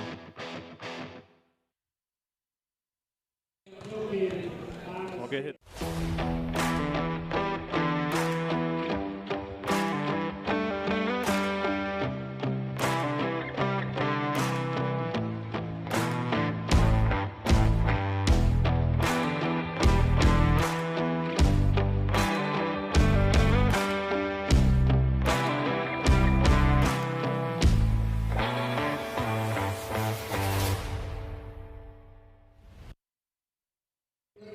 Okay, we're back in live. We're going to send it back over to the game break desk. Shane Smith, take it away. All righty, thank you, Charles. Ladies and gentlemen, we've got about 7 minutes or so until our next game. Cadillac versus Wayne Memorial. The Vikings taking on the Zebras. That'll be a fun game here. Cadillac going into this one with a 16-1 record. The Wayne Memorial Zebras with 11-4 record. I've got Derek Steele here with me tonight. Today, he's our kind of film guy. He's getting some shots for a day in the life of a broadcaster here for Next Level Broadcasting. Derek, while we have a few minutes, why don't you describe a little bit of what your job entails and what you're doing around here with us today? Yeah, I'm doing a little bit of everything, honestly, but no, it's been a lot of fun today, being able to get some really good footage. You had a really good interview with the Hamtramck coach after last game, the Hamtramck win, but it's been a lot of fun just getting to bounce around everywhere and do a little bit of everything today. Well, thank you, Derek. Yeah, it has been a lot of fun so far. We had a great game there. Hamtramck did come away victorious, 58-33. The second half of that game was all Hamtramck. It was between a much closer game between Hamtramck and Mcbain in the first half. only a few point differential, but then they got outscored majorly. First, a 7-4 low-scoring quarter, 11 combined points between the two teams, but Hamtramck was victorious there by 4 points. And then in the fourth and final stanza of the game, Hamtramck took care of business well against Mcbain, outscoring them 19-7. So we'll be seeing how this game goes here. Hamtramck having a bit of a struggle so far this year. The coach told me that they only had 2 players that were on this team last year from Varsity, so it's been kind of a rebuild year, but they've had a lot of tough competition downstate with multiple teams in the top 20 across Divisions 1, 2, and 3. And so they came across one with Mcbain today. They were in the top 10 for Division 3, and they took care of business well here in Traverse City. So Derek, I want to come back to you a little bit here. You're doing this day in the life stuff. You're coming up from Central. You know, you're in your second year of college. Kind of give a little bit of a description to the fans watching at home, what that might entail, and what you like to do for this degree. What are some of your favorite projects? Ooh, some of my favorite projects. Ooh, that's a tough question. In my free time, I'm a big sports guy, so I love watching sports. Big baseball guy, by the way. Basketball is very close second for me, but I work a lot of my free time doing social media videos, so that's just getting to do what we are doing today, being able to travel around the country with some teams. Got to go to Boston, Massachusetts last year, just getting to experience a lot of stuff and get some really cool footage with some really cool players. Well, thank you, Derek. We've got about 4.5 minutes to go until tip-off between Cadillac and Wayne Memorial. And it looks like we just lost our camera feed. But we're still on. We're still on. We're good. So we'll keep it right here, ladies and gentlemen. So we'll keep it right here. So throughout the game, we'll go over a little bit more of a recap between the two teams with Mcbain. Evan Haverkamp was a scoring leader by a mile. He had 15 points. No one else on the team had more than 6, and that was Carlson Murphy. For those of you who are just tuning in, maybe didn't get to watch that game, Evan Haverkamp, a 6'9" senior for that team. I believe he's a senior. Yeah, he is. What a treat it is to watch him, especially in that first half. Hamtramck really didn't have much of an answer for that young man, and so he was left all over the place in the basket, getting points left and right. Now, apart from that, it was a very different story for Hamtramck. They had multiple players with 6 or more points. Marquise Hall, number 2. Ron Johnson was the scoring leader with 12 points. That was number 22 on the team. And Andrew Kimbrough with 10. A couple of different gentlemen with 9 points. Devin Nixon, number 3. And Dantes Winfrey with 9 as well. So a very even-keeled scoring effort there. Lots of different contributors to that team, and that's why they came away with the win, 58-33 here in Traverse City. Derek, anything else you'd like to add here? We've got about 3 minutes to go until the tip-off. You know, you're just kind of enjoying the game here. What are your thoughts so far? This is your first time doing a showcase with us. How are you feeling about it? It's been a lot of fun. It's been a great experience getting to come up here. By the way, beautiful weather. Could not ask for much better weather here in northern Michigan. But no, seriously, it's been a great experience being able to come up here, and it's been a lot of fun. It's been a lot of fun here today. All right, well, Charles Christian, that'll take care of it for us. We'll send it back to you. 2.5 minutes until tip-off between Cadillac and Wayne Memorial. Okay, Shane and Derek, thank you so much for bringing us a little bit of opportunity for us to catch our breath over here, as you guys certainly held up your end of the bargain there at the game break desk. I want to remind everybody we're streaming live on nextlevelbroadcasting.net and on the radio 104.5 Bob FM. You can also catch us on YouTube at Next Level Broadcasting on YouTube. And, well, if you're not hanging out with us this Saturday afternoon, we encourage you to start getting that link out there, sending our website around, and well, we're going to have some excellent games of basketball. The first game we saw was a little bit lopsided. I don't think any of these other games are going to be that lopsided going forward. We got a good one right now and 2 fairly evenly matched teams between the Zebras of Wayne Memorial and the Vikings of Cadillac. We're going to go ahead and we're going to meet both of these fine teams right now.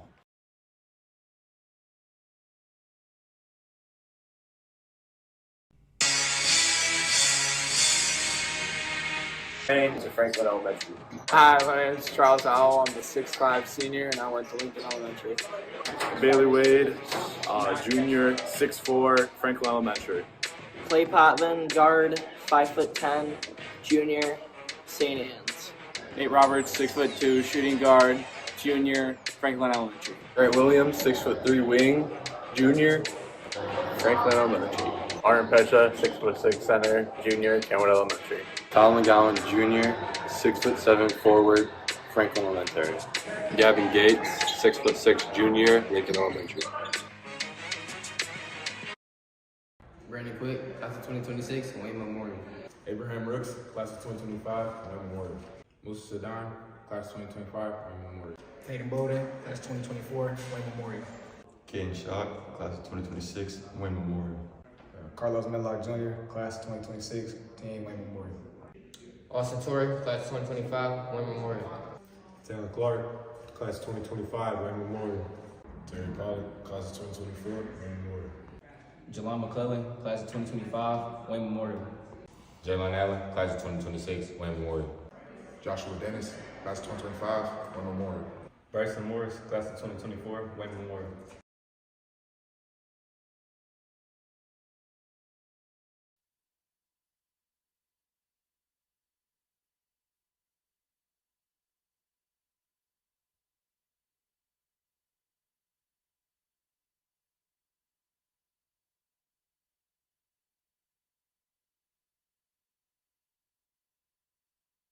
Comes into this game 16-1, first in their division there, the Big North, in their conference, I should say, and they're in the top 15 in the entire state in Division One, top 18 in the entire state across all divisions. So Cadillac is a great team. Wayne Memorial is plenty good themselves. They come into this game 11-4, also in the top 3 of their respective conference. So we're happy to see these two high-achieving programs clashing right here in Traverse City. What a fun game it'll be for ladies and gentlemen watching at home. It certainly will be a good one here, game 2. And, well, 2 of 4? Yeah. 25% through. It's kind of sad. Well, it's been quite an afternoon so far, but that means we still have 75% left of this afternoon to go, Charles. You got to look at the glass half full. You're right. Father, we thank you for this day, for these two schools, and the opportunity to play this great game. Grant that we do not take days like this for granted. Give each team the grace to play their best, to be a good sport, and to realize that win or lose, we all come away winners. These things we pray in the name of Jesus, the Christ. Amen.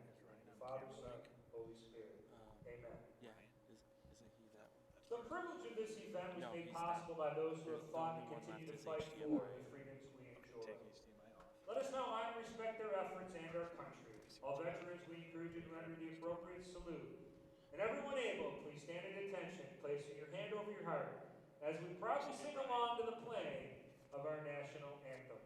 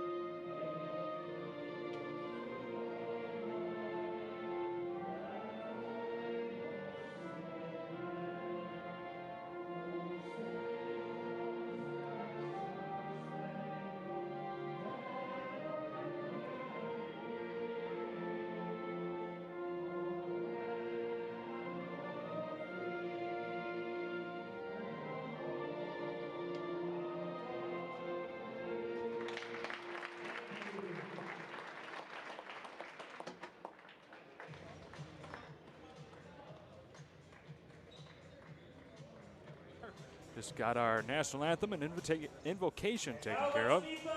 And so now we'll have our starting lineups. First for the Zebras of Wayne Memorial.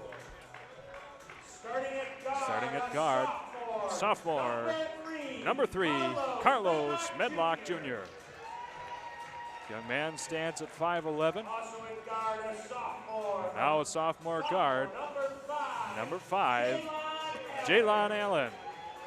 6'1". So far, I'm seeing that Cadillac does take care of Wayne Memorial in the height department, but we'll see how that goes. Next up, we've got a junior, number 1, Austin Torrey, 6'4" young man. Now, junior, number 20, Abraham Brooks. He's 6'3", and last but not least, number 22, also a junior and standing at 6'4", Joshua Dennis. Coach for the Zebras is Steve Brooks. Now let's see the starting lineup for the Vikings. Now for the Vikings of Cadillac. The home team in tonight's game, guard, a junior, number 2, Eli Main, 6'2". Guard, a senior wearing number 32, 6'6", Charlie Howell. Now a junior, number 4, 6'4", Grant Williams. And junior number 22, 6'7", Kyle McGowan, second only to Evan Haverkamp, who is 6'9". And last but not least, for Cadillac, number 33, Gavin Gates, a junior, also at 6'6". Well, Christian Swinsicki's back in here with me. Shane Smith, we're handling this game here. Happy to bring this to you, ladies and gentlemen, with Next Level Broadcasting right here in downtown Traverse City. Game 2, tip-off, underway. Cadillac and Wayne Memorial. Cadillac wins this one here as number 22, Kyle McGowan, gets it to his teammate, number 2, Eli Main. Main shoves it over to Grant Williams. Now back around to Charlie Howell. At the top of the arc, trying to find somebody, gets it back over to Main. He works his way around back over to Grant Williams. And now inside, Cadillac goes, didn't like that opportunity, so back outside they go. The two-point shot, no good from Main. Back the other way now for the Zebras' first attempt here in this game. 30 seconds have gone by. Well, Shane, thank you for having me on this call here as well. It's a lot of fun. Christian, we've been doing this for a while now, as that'll be a tipped ball staying with the Zebras of Wayne Memorial. Yes, we have been, Shane, and I mean, we've been at this since about 11 this morning here. That's right. In St. Francis Gymnasium. Well, you had a long drive up from Saginaw, though, as that ball fell away from number 4, Caden Bolden. So the shot up and away, no good. That was from Kyle McGowan. The Zebras take it back the other way, scoreless after 60 seconds. The net changes right away. That was number 22, Joshua Dennis on the lay-in. So the Zebras open up scoring here, up 2-0 over the Vikings. In goes Charlie Howell now, no good on that shot. For the rebound was Abraham Brooks, and it goes back the other way.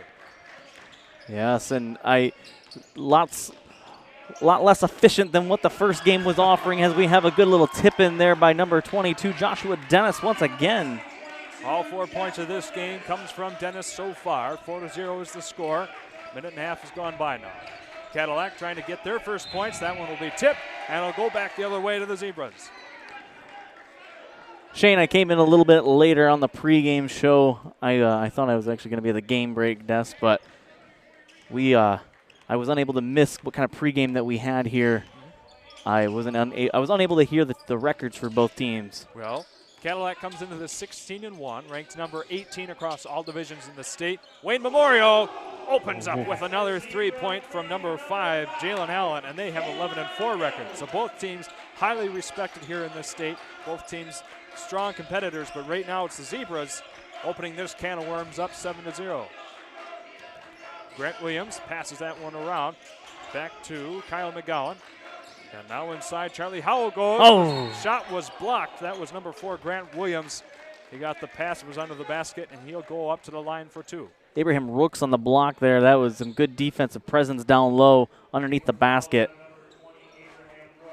As the first quarter, Shane, last game, high pace, high defense, a lot of very similar, however, one-sided scoring affair so far. That's right. Abraham Rooks picks up that foul, number 20 on your screen from the Zebras, as Grant picked right back up by Howell.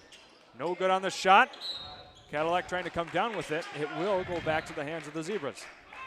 A 7-1 game start here in the first 3 minutes of this ball game. Taking it back the other way now is number 3, Carlos Midlock Jr. for the Zebras. The thing I like about the showcase, Shane, that we haven't been able to talk about is that both these teams don't play often. Right, yes. And it's a good little kind of gauge to see where you're at against other teams in the state.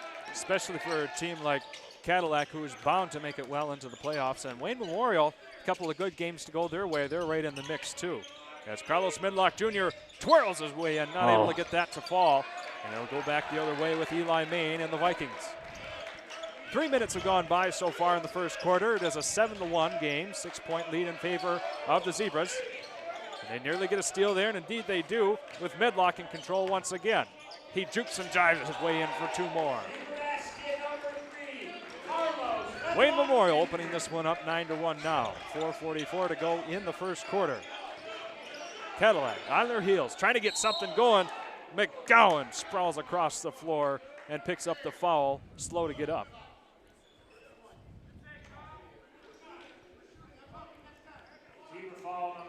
The blocking foul. That'll go on Abraham Brooks, his team's second so far in the game. This is the only way that the Vikings have had their way to get points right now, is at the stripe. So far, they're 1 for 2. 2 for 3. McGowan.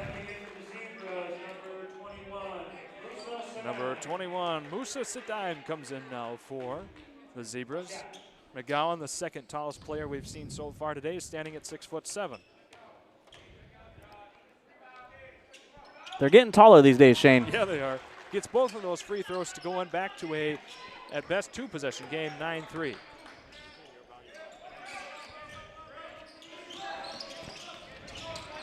So here we are, Wayne Memorial once again in control. 4.5 minutes to go in the first quarter. Good job of keeping this dribble line there for Allen. Back around we go, number 3. Now to number 1, Austin Torrey.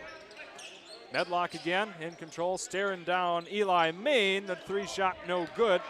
Back into the hands of Gates we go. The long court up pass to Main right in front of us. And inside to Howell. He goes for 2 and gets him. Vikings on a little bit of a 4-0 spurt right now, bringing the game back within 4, down as much as 8 a moment ago. 9-5 is the score. We've got a 30-second timeout by the Zebras. Well, while we have a moment here, ladies and gentlemen, we want to remind you that this game is being simulcast on 104.5 Bob FM, along with our typical YouTube stream on nextlevelbroadcasting.net. We want to thank our sponsors, TVC Cherry Capital Airport, Pop Excavating, Collar Clinic, M32 Enterprises, Traverse City Glass Company, Finnegan Insurance, SSF Contracting, and of course, Next Level Sandbag. Next Level Sandbag, that is our company. That's right, yep. Charles is the proud owner of that one. And by our company, I mean Charles. Yeah. As suppose we could throw a minority stake in to give them $100. Yeah, I mean, just turn it public sharing for a little bit, public stock prices. Yeah.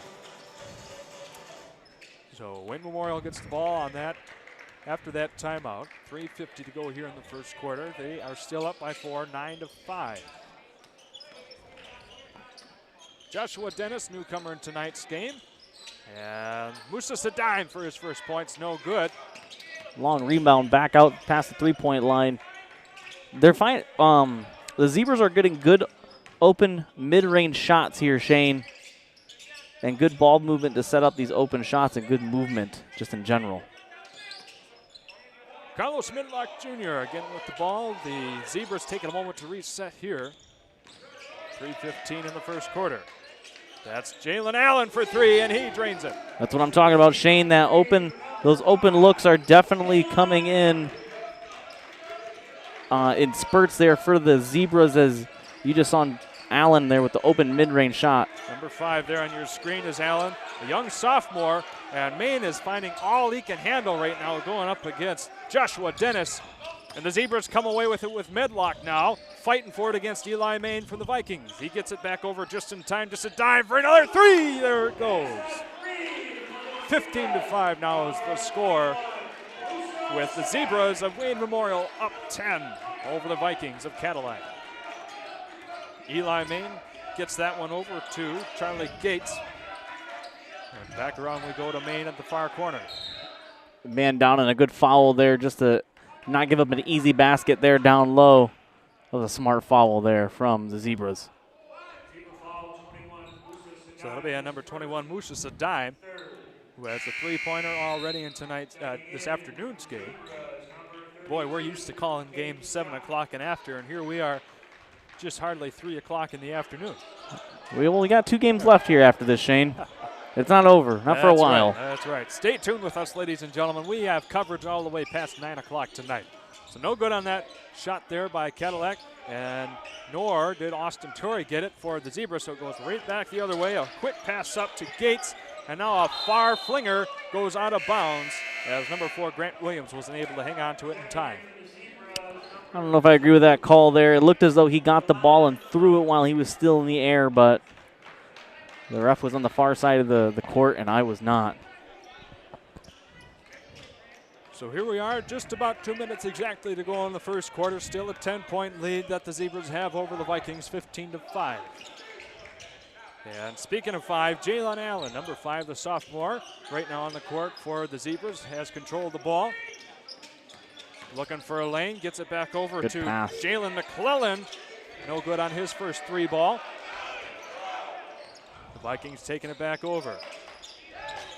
A far pass to the other side of the court for Grant Williams. Now back around to Charlie Howell. He drives it in, finding a lane, and the 2.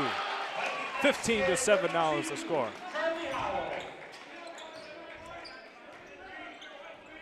One minute, 20 seconds to go in the first quarter. Allen with the ball at the top of the arc, going up against Howell. Back around we go. Zebras in no hurry here, just looking to drain a little bit of clock before this quarter expires. Currently up 8, 15-7. But there's a steal going back the other way with Charlie Howell. He drives in, gets 2 more. Howell has been the entire scoring output for the Vikings. 6 points.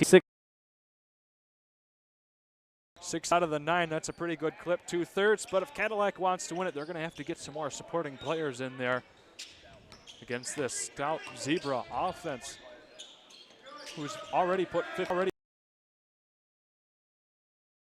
It goes up to 17 now by 21. Musa Sadime, he has 5 points. Back to an 8-point, 17-9 game. Howell for 3, falls away.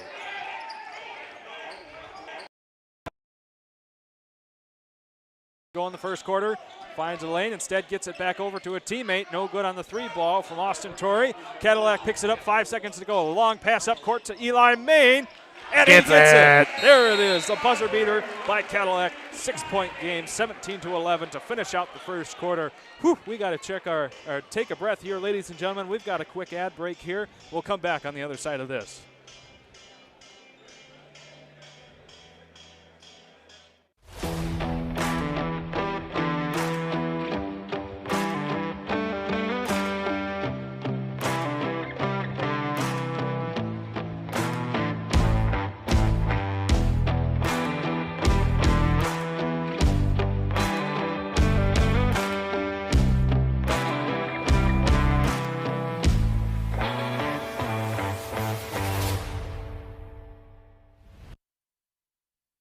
Now's the time to fly from your Northern Michigan hometown Cherry Capital Airport, TVC. TVC Airport will get you to your dream destination anywhere in the world. Visit tvcairport.com now.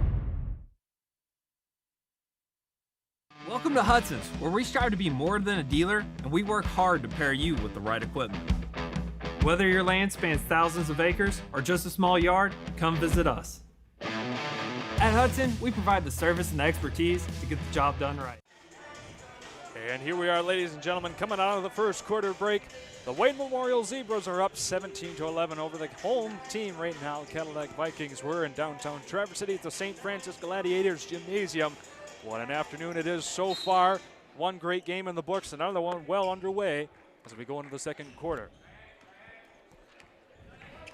Wayne Memorial and number 5, Jalen Allen in control once again. You can tell it's a very talented young player on that team, being only a sophomore. A standout from Southern Michigan indeed. Only a sophomore and starting in your lineup, that says a lot for when at the high school level when you have a sophomore starting for your varsity team. Especially considering all the talent that comes from those Southern schools. Mm-hmm. Jalen Allen spin around, didn't like that opportunity, gets it back over now to Musa Sadime. So he'll pass it once again to Joshua Dennis, didn't like that opportunity. So Cadillac so far has been holding the Zebras to a 40-second possession. Not before the shot, and the three goes in by Allen. Wow. Allen's got 9 points here in this game so far here, Shane. Lighting it up with an efficient clip. Boy, got that from way downtown. He was halfway to the half-court line on that shot. Well, I'm not sure if you saw that, but they were motioning for him to come to the baseline. Instead, he pulled it from 3. He Why liked not? When you got the skill, you might as well. He liked his range. So that opens up the range of scoring here a little bit to a 9-point lead, 20-11. About a minute has gone by so far in the second quarter. A high pass up to Howell. He's been the main output of scoring so far for the Vikings, and that pass is a little bit too hot to handle from Eli Main to McGowan. Back the other way to the Zebras. Oh. Speaking of too hot to handle, my goodness, that went flying through the fingertips of Austin Torrey. That might as well have been a bullet careening into the stands over there. Well, you see both participants in that turnover trying to take the blame. That's selfless basketball right there. Eli Main struggling right now against the Zebras, and that was number 2, Jalen McClellan, given all he could handle. 2 opposing 2s on the court right now. Minute and a half has gone by in the second quarter. Cadillac has yet to score a point. Gavin Gates with the pass over to Main for 3, round and out. Back the other way for the Zebras. Good pace here from the Zebras. It's frenetic, it's energetic, it's what you like to see out of these young squads here. That's a good lay-in by Allen. He's got 11. My goodness, what a strong young man there. Opens this up to an 11-point lead, 22-11. Cadillac still has yet to score a point after a little over 2 minutes in the second quarter, and a turnover there back into the hands of Allen, who's carving his way through this Cadillac team. This Zebra team, if you look at Allen, he's only going to get better. Only a sophomore. 11 points here, leading everyone.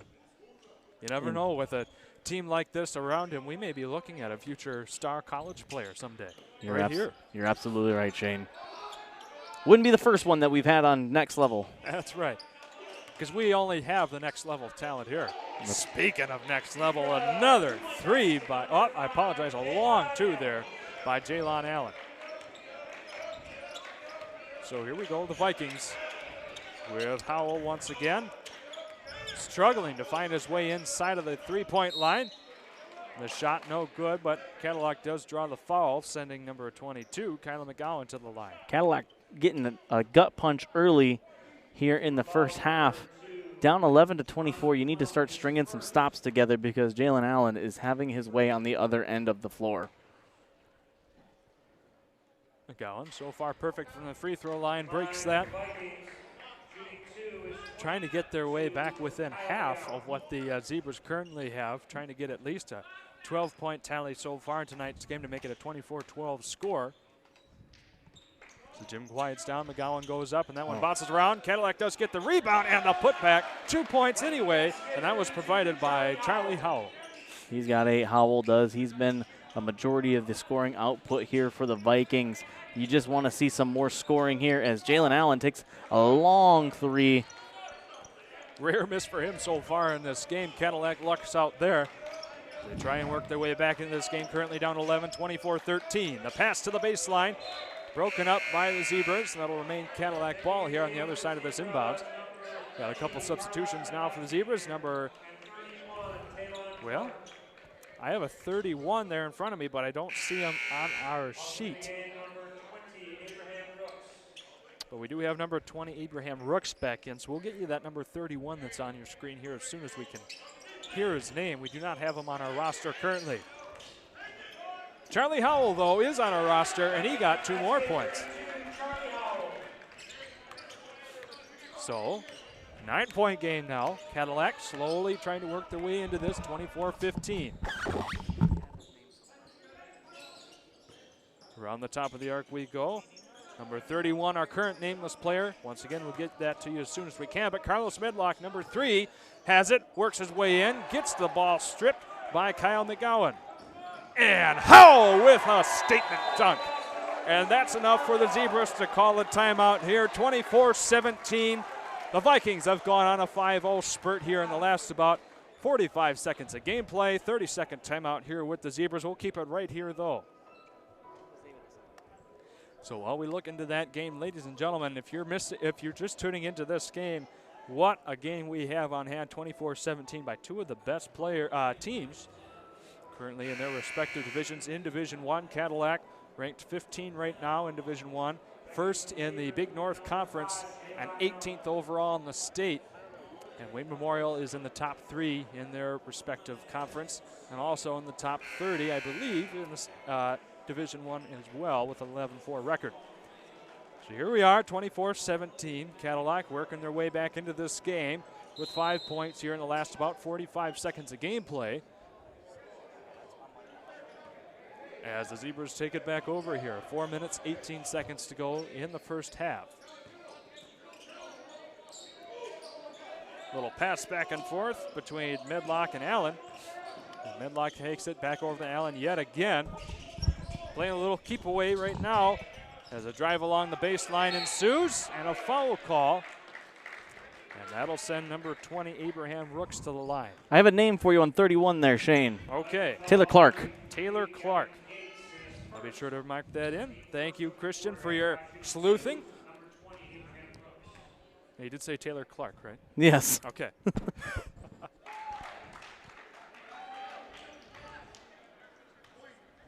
Our roster sheets was omitting one player that is getting playing time, so we have to do our due diligence in order to get his name. That's right. And with that, Abraham Rooks gets both of those free throws, bringing them right back up to a 9-point lead for the Vikings, 26-17. 3:55 to go here in the first half. Eli Main driving it, gets it back over to Charlie Howell once again. Inside of the baseline, Howell goes, and he'll draw the foul.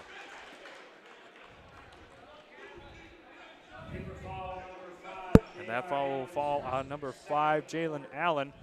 His first, team second this quarter.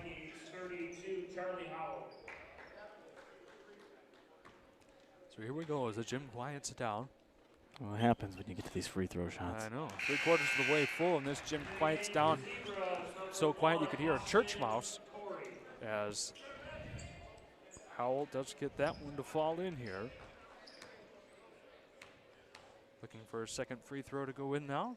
Up and away. No good off the heel. Cadillac nearly gets the tip in. But Wayne Memorial comes away victorious there as Carlos Medlock takes it back to their side of the court. Jalen Allen hasn't come out of the game yet for the Zebras, has he? I don't recall he has. And what a force he's been. How many points does he have right now? Well, by my count, he's at 13. Okay. But I had to put my headset down and look for a name here as a pass goes wildly out of bounds. Right into the hands of the Cadillac Vikings. Boy, you can hear that thud from all the way across the other side of the gym.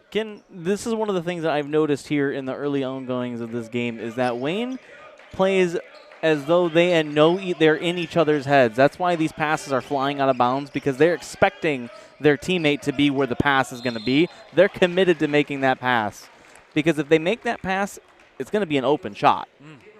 That's why you're going to see so many of these come out of bounds or just fly errantly. But it's the second one that we've seen, and it's a miscommunication. It's something just as easy as that. But them playing as fluid and in the minds of almost every player on that team so far is one thing I have noticed. And I don't know if you noticed this also, Shane, but in the pregame warm-ups, the Wayne Memorial Zebras on the back of their jerseys, on the back of their warm-up shirts, had family written on it. Well, this team certainly does play like a family about 95% of the time. Both of those free throws were missed by Howell, but Cadillac gets the rebound. He gets the opportunity to set up for a three, and my goodness, did he ever make it. So it's back to a 5-point game, the closest it's been since the beginning of this quarter. 26-21 is now the score. Very good comeback here from the Vikings. Down 5, they were down as much as, I believe, 13, Shane. Yeah, very close to that, if not. As Carlos Medlock misses that 3, so right back to Grant Williams we go. And now to Gavin Gates, no good. Offensive rebound. McGowan trying to put it back up and in, no good there. Back the other way with number 5, Allen, in control once again. Allen drives it over to Medlock.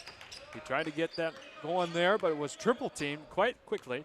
So he takes it back out to reset at the top of the arc.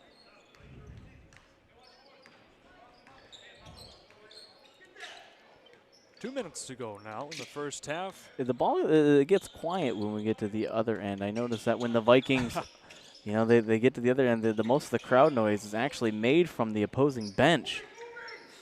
Well, here we go with Allen driving in. Too much opposition there, so he works back out for a 3 instead. Oh, why man. drive it in when you can make a 3 like that? My goodness, that young man is deadly. 16 points for Jalen Allen. 29-21 is the score. Howell tried to drive it in, gets that shot blocked. Back the other way, an 8-point lead. But the Zebras still hold over the Vikings, 29-21. Minute 20 High to screen go. and roll, mid-range. Jalen Allen off the shot. Yep.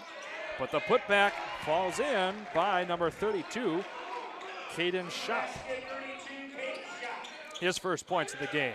The opposing 32, Howell, just short on the 3-point try. Back the other way with Medlock. 2-1 fast break. Good block. Beautiful block there by Howell as he goes sprawling on the floor. Wayne Memorial does gain control, and they do get a travel call.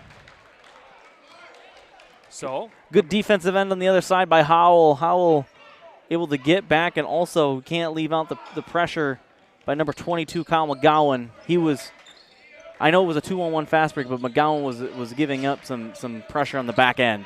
Eli Main for 3, off the mark once again. 45 seconds to go in the first half. Medlock trying for his 3. That was tipped just short. Back in the hands of Grant Williams, and the Vikings we go. 33 seconds now in the first half. Eli Main around to McGowan. Back to Main at the top of the arc. He's finding his man with Gavin Gates, and a far-flung pass nearly let go by Howell.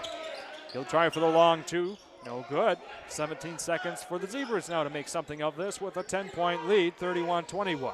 Feels like whenever Cadillac gets something going, you get a couple deadly 3s from none other than Jalen Allen, and puts them right back into a 8+ point situation. This ball's going to... Oh my gosh. Well, if it wasn't Allen, it was Medlock. What a beautiful shot that was from a good 5 to 6 feet outside of the line. So with that, ladies and gentlemen, that takes care of your first half of action. One of the fastest first halves I've ever been a part of, and I've been doing this for 3 years now. 34-21 is the score here. We have our Cherry Capital Airport halftime show to take care of. We'll come back in a few moments with our break desk. Stay tuned, ladies and gentlemen.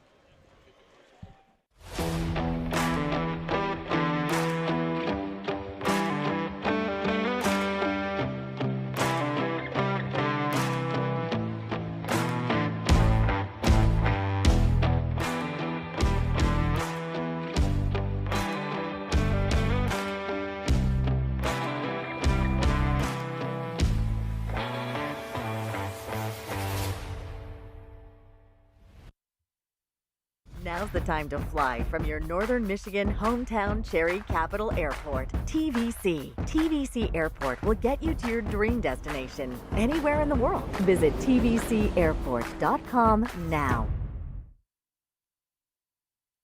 Welcome to Hudson's, where we strive to be more than a dealer, and we work hard to pair you with the right equipment.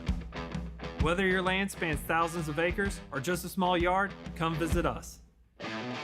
At Hudson, we provide the service and expertise to get the job done right. And for a limited time, get 0% for 84 months on select John Deere compact utility tractors.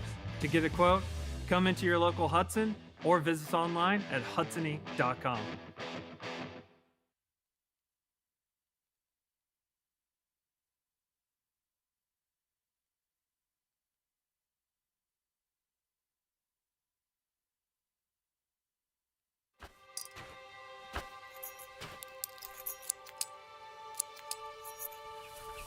Collar Clinic, providing peace of mind and local customer service with the latest GPS collars, ARC collars, e-collars, beeper collars, accessories, and replacement parts, protecting your dog's safety and giving you the confidence that you'll be hunting with your dog, not for them.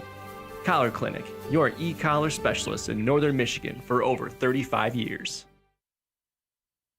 Now's the time to fly from your Northern Michigan hometown Cherry Capital Airport, TVC. TVC Airport will get you to your dream destination anywhere in the world. Visit tvcairport.com now.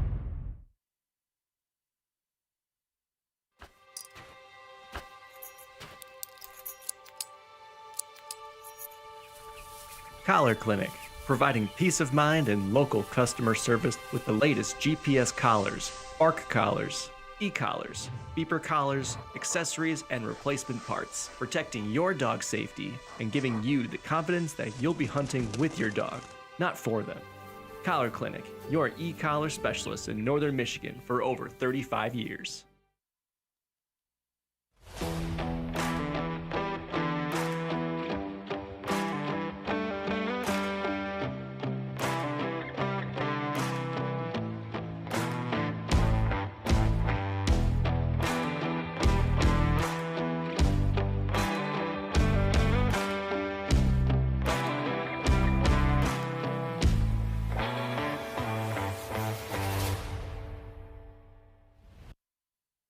Welcome to Hudson's, where we strive to be more than a dealer, and we work hard to pair you with the right equipment.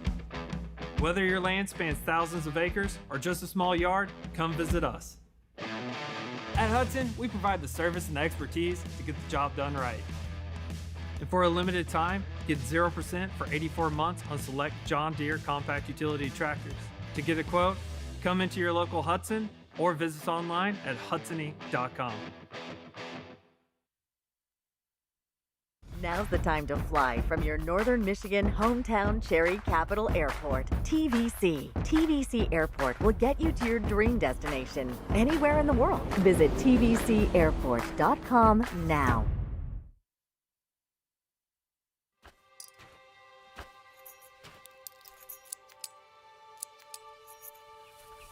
Collar Clinic, providing peace of mind and local customer service with the latest GPS collars, ARC collars, e-collars, beeper collars, accessories, and replacement parts, protecting your dog's safety and giving you the confidence that you'll be hunting with your dog, not for them.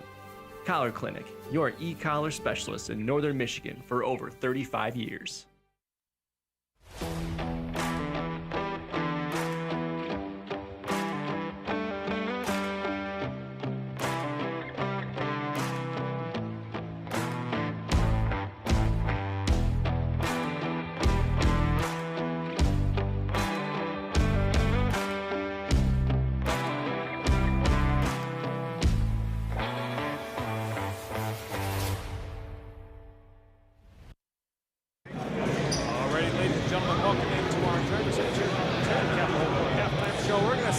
Charles Trail and Nick Wenzel at our game break halftime desk. Charles, take it away. Hey, thanks, Shane. I'm here with Nick Wenzel. We're at halftime right now between the Wayne Memorial Zebras and the Cadillac Vikings. It's a 34-21 Zebra lead at halftime after 16 minutes of play.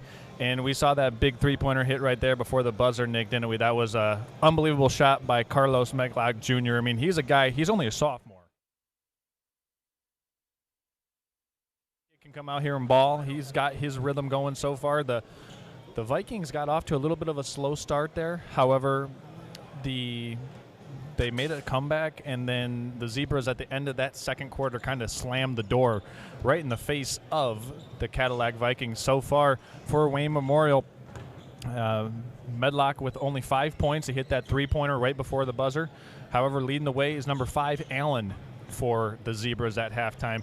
He's leading the charge. He's got 15 points. So if the Vikings want to have an opportunity to get back in this game, Nick, they're going to have to do a better job on Allen. Yeah, they're going to have to make some big corrections in this game.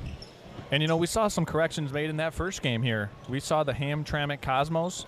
They decided that they were no longer going to let Mcbain in the first game of our four-game quadfecta.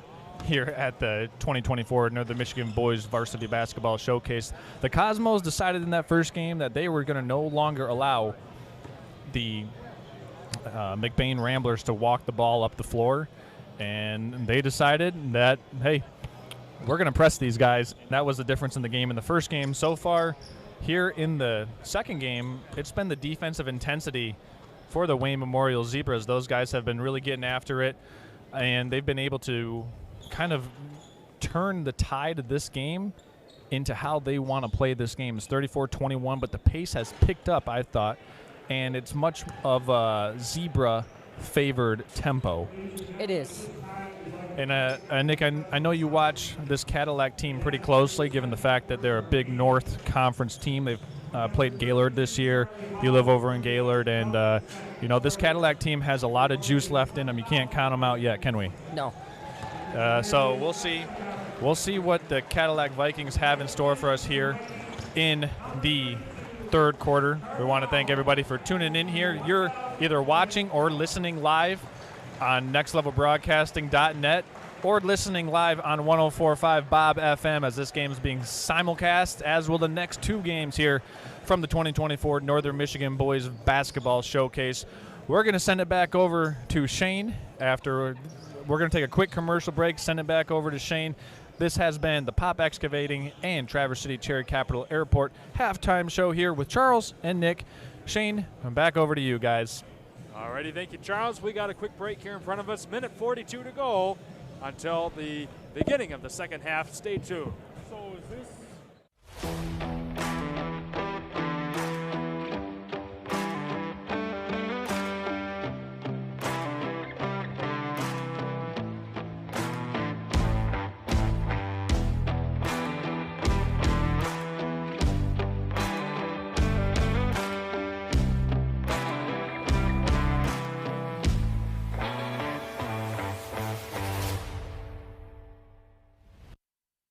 Now's the time to fly from your Northern Michigan hometown Cherry Capital Airport, TVC. TVC Airport will get you to your dream destination anywhere in the world. Visit tvcairport.com now.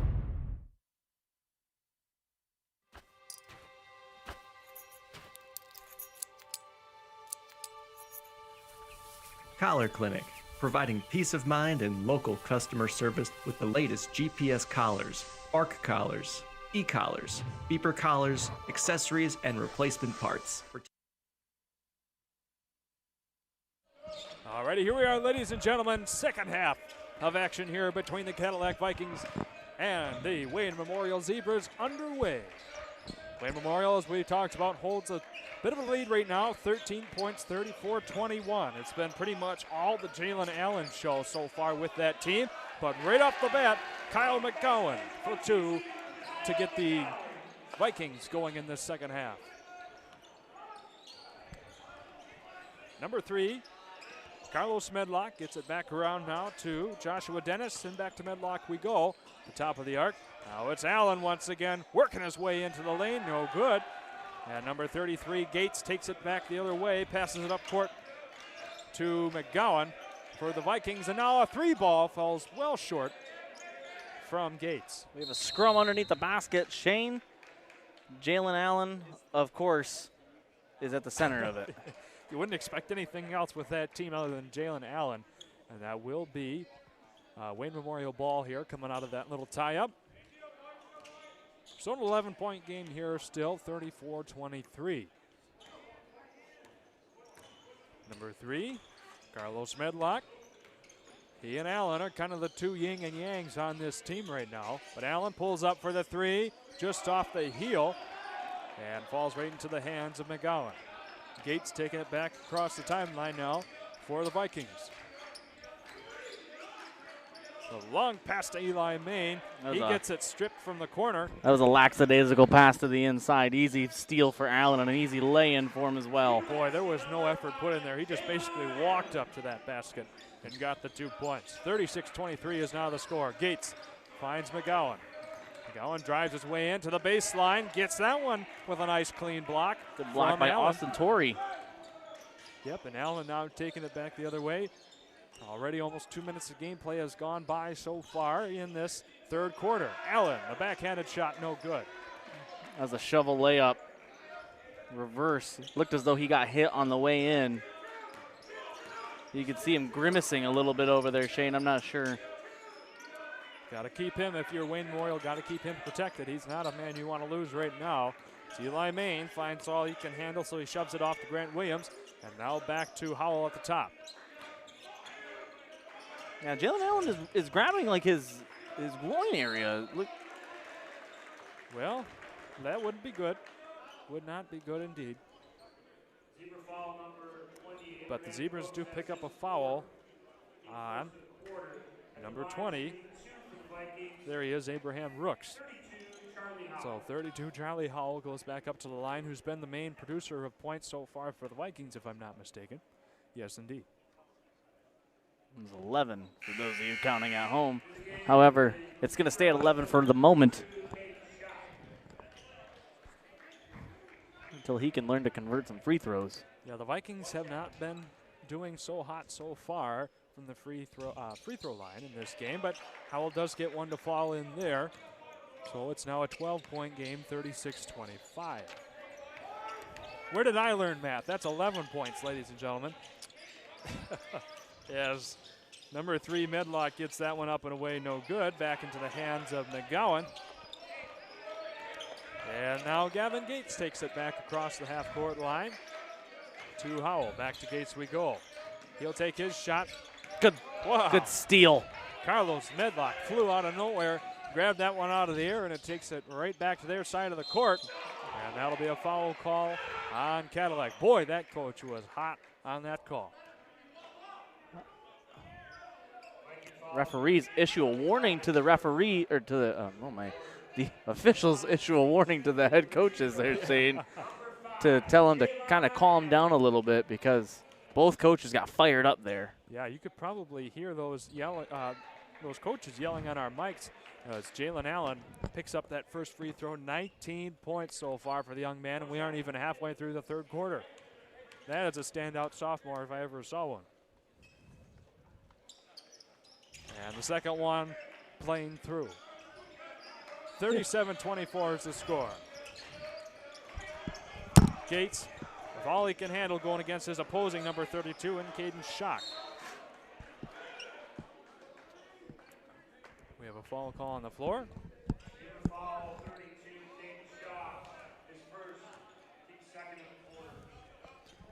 There's a total of 20 points here scored by Jalen Allen. That's pretty incredible to think about as Caden Schock picks up his second foul now. So it's going back the other way off the missed shot there by Cadillac. Allen for another 3, just off the mark. He'll miss them once in a while, I suppose. Well, he's a little cold this quarter. I think he's taken, a steal here from Medlock. There it is. 2 points, and it's a 16-point lead, the largest we've seen so far in this game. Cadillac saw enough of that. They're taking a full 60-second timeout. I mean, we have 20 points here from Allen, and by my count, I know I've been in and out here for a second here, Shane. Apologize for that at home. I'm going to be honest and transparent. I'm running around a lot around here, but I've got 7 on my count for Medlock, and we got 12 for Howell.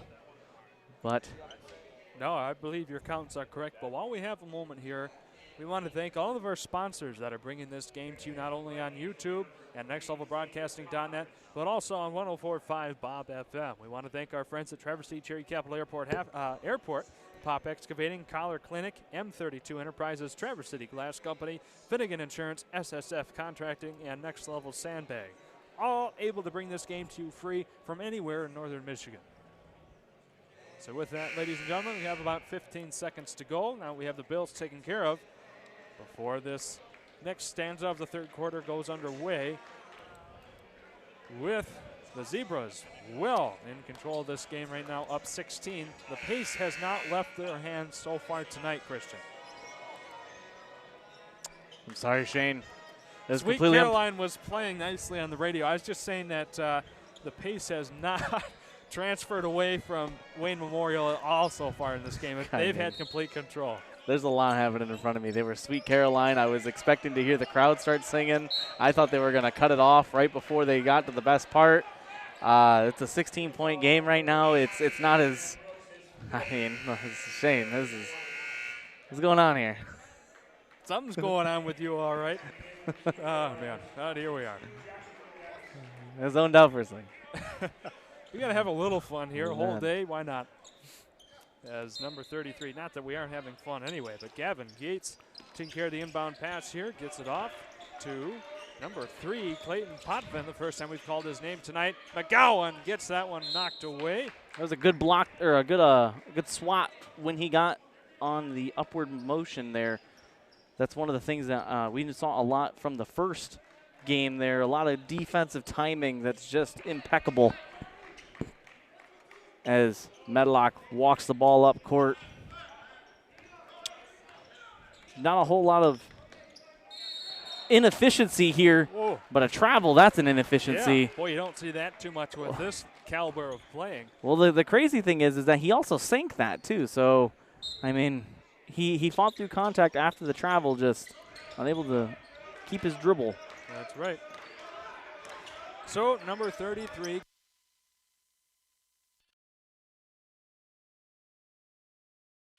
Draws the foul. Excuse me.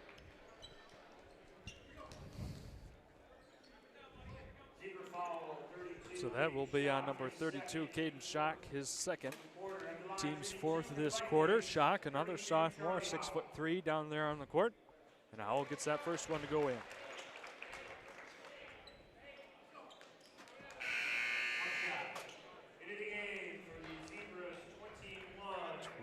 Now, Musa Sadime back into this game. He had a great opening first half as well. Good contributor for this team. 5 points in the first quarter there from Sadime.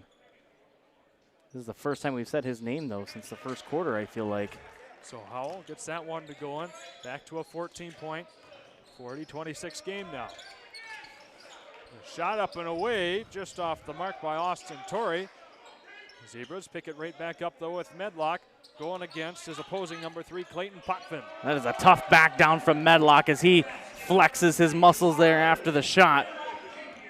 Medlock just backed his man down and got a good little hook. That young man is up to 9 points now as that shot sails up and over the basket for Cadillac. And so now a foul will be drawn on the Vikings. Even though he's a sophomore, Jalen Allen, and I don't want to keep bringing him up as like the bar right now, even though he's a sophomore, he is an imposing figure at just that level. He drives to the basket. It is power coming in. It's not just something kind of finesse. He does have the speed and he's got the agility along with that strength to muscle his way in. He's got everything of a well-matured player, only at the age of about 16. As number 3, Carlos Medlock, another sophomore, gets 2 more points. He's up to double digits now with 11 on his tally. You are correct, Shane. Carlos Medlock and Jalen Allen have been just the driving force for this lead. Them together have outscored the Vikings by themselves. That's a pretty good stat right there. Thank you, Christian. I mean, that just shows the power that these two young men have, both sophomores, but both well on their way to a successful college career, no doubt. As number 32, Howell, goes up to the line yet again off of a zebra foul. It's going to be 15 for Howell here as he's been living at the free throw line recently, playing physical against a team that wants to get in there, to get their hands on every possession. You're going to get some fouls that way. Medlock once again with the ball, staring down. Eli Main goes around. Should have been a travel call there, but instead kicks it back over to Musa Sadime. Not able to get that to go in. Looking for his first point since the opening quarter of this game. McGowan throws that one off the feet of the Zebras, and it will remain Viking ball. I don't know if that was a travel, Shane. I think that was a good move. It looked as though you, with basketball, this is the hot topic with basketball. You get that gather step. Really, you get 3 steps. It's a weird little basketball niche. Some refs will call it after 2, but you get that gather. You know, you pick the ball up, and you got those 2. Okay. It depends on what kind of referee wants to call it. Well, looks like I was part of the old school referees there for a moment. Oh, boy. Number 32, Howell, It's gets the that age, one off. Shane. Yeah, right. And I'm one of the youngest on this crew. Good little lay-in by Clayton Potvin, his first points of the game. Coming at a dire time for the Vikings now. Back to a 14-point deficit, 44-30, with 2.5 minutes to go here in the third quarter. Allen to Medlock. The yin and yang for this Zebras team. No one else has been able to compete against them well so far. Medlock takes care of business yet again with 2 more points. Howell searching for a man, finds it, and 2 more points on the board. An answer from Grant Williams. 46-32 is now the score. Just under 2 minutes to go in the third quarter. Jalen Allen just taking a moment here, letting the team take a breather. Why not? No hurry, up 14 currently. Well, with no shot clock, you could sit here and definitely milk it. Medlock driving onto the baseline. Good lane. A putback off the missed shot. Lucis Adine picks up his, I apologize, Caden Schock, number 32, was the man who got the putback there. Jaden Schock with the steal as well. In the jam! Oh, my goodness. 4 straight points from Schock now, and a statement dunk. Each team now with a dunk so far tonight. And that'll be a foul on the Zebras. Yeah, gonna be side out. Jaden Schock thinking that he can get a second little steal there. Good heads up play by Schock to force the pickup. However, it's gonna lead to some free throws. Howell making the living for the Cadillac Vikings here at the free throw line. Gets that one to fall right in. Number 22, McGowan, comes back in, as well as number 5, Nate Roberts. On the bottom of our screen there, it just says a 3. I had to ask our producer, but it's our third quarter because it doesn't have a QTR as like a quarter indication. So, yeah, for anybody who might have been wondering, that's what that is. As Charlie Howell picks up both of those free throws, bringing his total up to 17 points. Jalen Allen once again staring down Howell, gets it back over to Medlock. Howell working on the outer edge on that three-point line, guarding Allen. That's a tough assignment. Oh, my However, goodness, he's been up to the task, though, in this second half as Medlock off the mark with that jumper there. Howell with the rebound. Didn't quite have that locked in. Howell meeting all he can fight against with Medlock. They were letting him play. That's right. Finally gets it back over Grant Williams, now to McGowan. He's at the top, back over to Williams, and now inside again to Howell. He's under the basket, cannot get that one to fall in. It's on to go out of bounds here. Becomes Zebra ball with 25 seconds to go in the third quarter.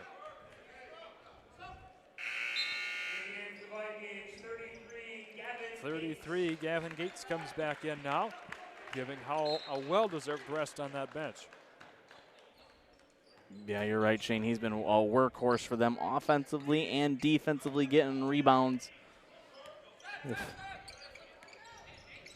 So here we are, 13 seconds to go now. Allen back over to Medlock. These two might as well be twins playing on this team. And Medlock gets 2 more. Wow. These are if this is a combo to look forward to for the next 2 years here for Wayne, that's a promising outlook for the next 2 years if you're being led by sophomores right now. Oh, what a great job those 2 young men have done. But we've got some bills to pay here, so we've got a quick ad break coming up, and we'll have your fourth quarter of action coming back on the other side of this. Stay tuned, ladies and gentlemen. This is Next Level Broadcasting.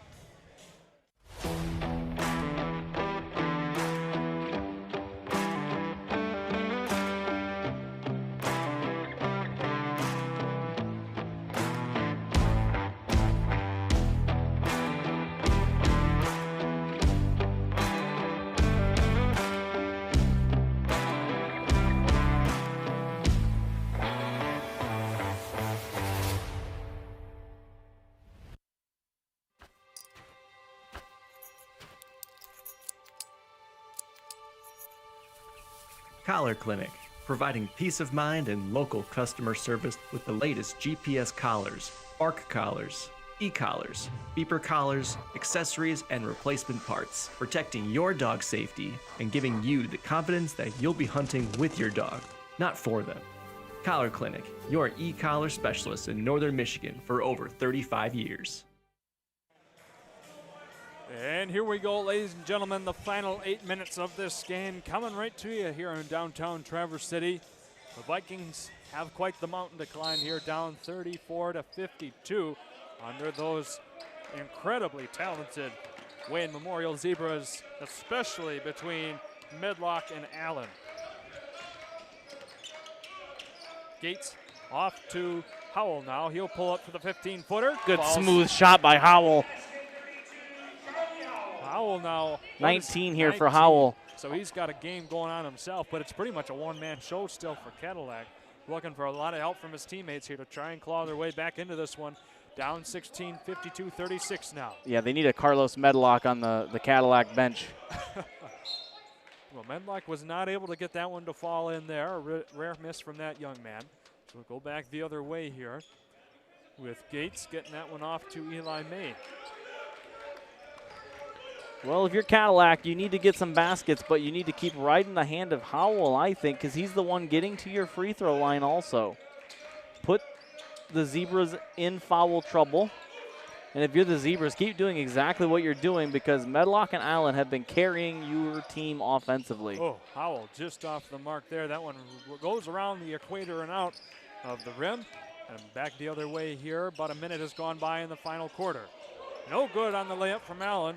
So back the other way with a hot trot down and 2 more points from Charlie Howell. Timeout by the Zebras. We've got a full timeout in hand. So we're going to thank our sponsors again while we have a moment here. TVC, Cherry Capital Airport, Pop Excavating, Collar Clinic, M32 Enterprises, Traverse City Glass Company, Finnegan Insurance, SSF Contracting, and Next Level Sandbag.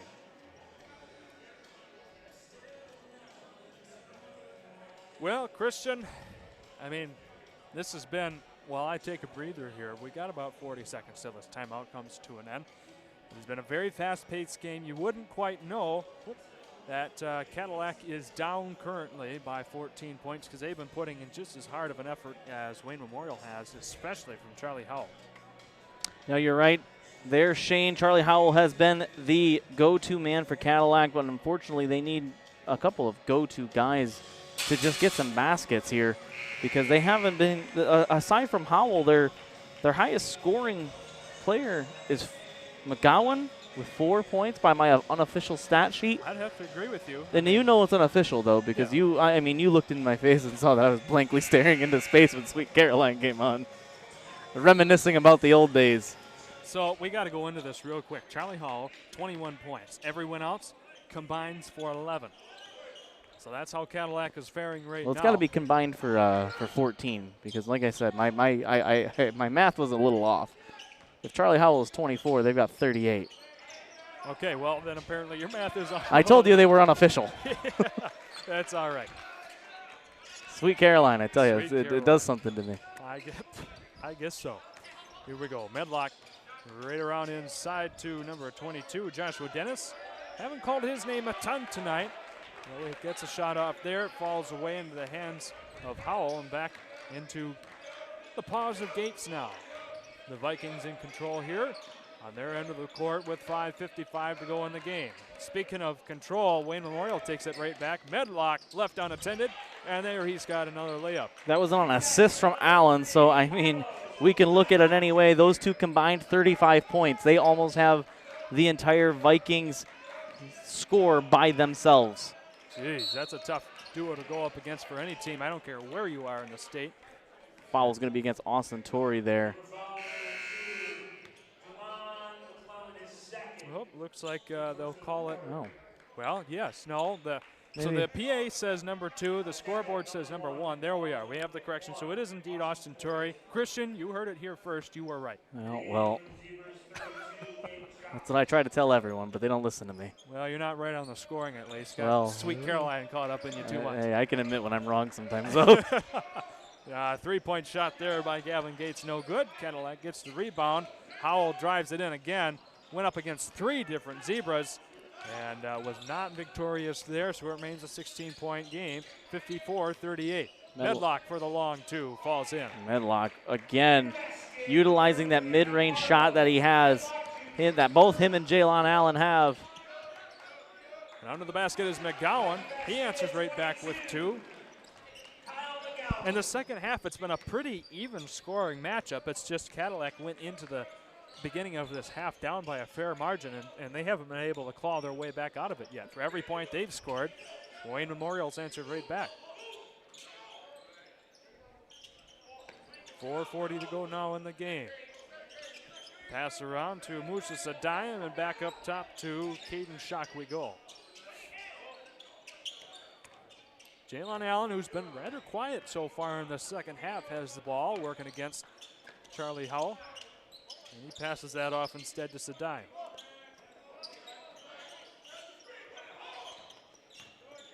Jaylon Allen, him and Medlock, I think they are a 1-2 combo punch. Allen playing the shooting guard, which in basketball is the 2 as he shoots the mid-range, and it's just nothing but net there, Shane. Jeez. There he is. I said he was quiet. He heard me. He got 2 points. Well, Medlock had to get his.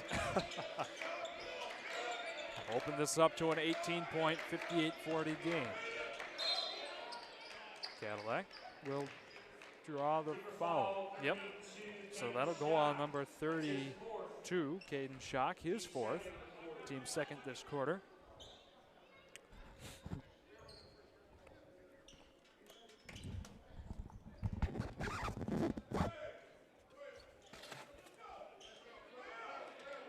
So Cadillac getting the ball back here after the refs have a bit of a confab. With 3:50 to go in the game. Still an 18-point score, 58-40.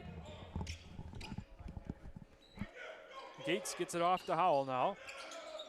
A long high pass to Eli Mann at the top of the arc, back over to Gates. He'll try for 3, airballs it, and that'll go right back with Musa Sadayam, but not before an Eli Mann steal. And so Howell will try for another 3. That one's just a hair short, and back the other way we go. Whoa, a nice block there as Medlock was not able to get what was looking to be a dunk to fall in. So under the basket we go with McGowan. He gets a block. A couple of blocks on the other end. Yep. Yeah. Well, the foul call. Down goes Caden Schock. Kyle McGowan, I apologize. Yep. Kyle McGowan hits the deck. He's going to go to the free throw line after that first initial block, but he was able to stick with the ball, get his own rebound, and in a good, well, for the Vikings, I should say, gets to the free throw line in an effort to try and cut this lead down to 16 as the crowd goes quiet. McGowan gets that one to fall then. Caden Schock was the man responsible for the foul call there.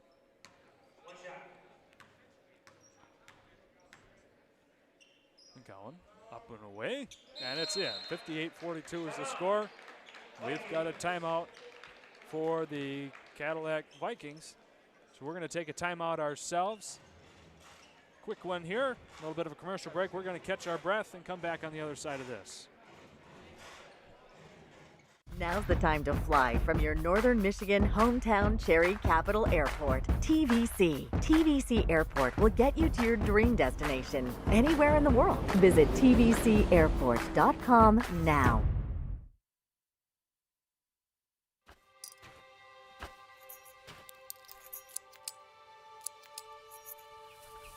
Collar Clinic, providing peace of mind and local customer service with the latest GPS collars, bark collars, e-collars, beeper collars, accessories, and replacement parts, protecting your dog's safety and giving you the confidence that you'll be hunting with your dog, not for them. Collar Clinic, your e-collar specialist in northern Michigan for over 35 years. And here we are, ladies and gentlemen, just about ready to come out of this timeout. At the conclusion of this game, we'll have an interview at the game break desk with none other than our happy owner, Charles Strail, at the far end of the court. He'll be interviewing the head coach of Wayne Memorial, Steve Brooks. Give you a nice little insight into the inner workings of that team and how they are able to put this game together so far with 3 minutes and 15 seconds to go. Wayne Memorial is up 58-42 over Cadillac. Allen passed over to Sadime, double team. He works his way to the baseline. They looked at Sadime because they felt like he was the one that isn't capable of getting the ball or of handling it in that kind of pressure. If they get the ball to Sadime again, they will trap again. Well, so far, Allen is the one with it, and he's capable of doing anything he wants with this team. That's another reason why they're trying to keep the ball in Medlock and Allen's hands, because they can move just like that to the basket. And then draw the foul as well. We'll see who that was on here in just a moment. Number 33, Gavin Gates. His second foul. So Allen going up for the free throw attempts here. That one falls short. I can't believe I saw that young man miss a free throw. He's mad at himself too, and I think, this is one of the things you can tell he's practicing a lot, he's training a lot, he's getting a lot of reps in. You can tell by just how fluid that shot is and the routine. And he sinks that one. We might as well have been calling a golf match there for a moment. For those of you that may have been just tuning in here within the last few minutes, the young man that just got done shooting the free throws, number 5, Jalen Allen, has a total of 22 points tonight, and he's only a sophomore.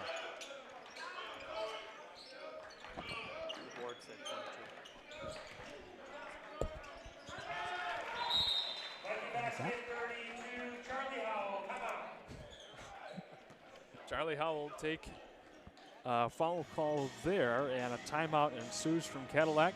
So we'll keep it right here. There's a very solid effort here this afternoon, Shane, by Medlock and Allen. I know that we're going to give them all the flowers, but if we are going to give someone that's not them their flowers, I would like to give the flowers to Caden Schock with his jam in the third quarter, his effort on defense, and also just being all over around. If we're going to give just stripes to someone not named Medlock or Allen from Wayne Memorial, that's who it's going to be, but yeah. Yeah, I'd have to agree with you. I mean, Caden Schock has just been a kind of an unrelenting force there.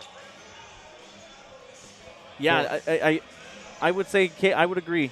Caden Schock has been kind of a glue guy for them as on defense, along with in transition, just being able to get some blocks on transition and then also being a one-man fast break. Another dark horse I like on this team is Musa Sadime. He's been right there, had some great points in the first quarter.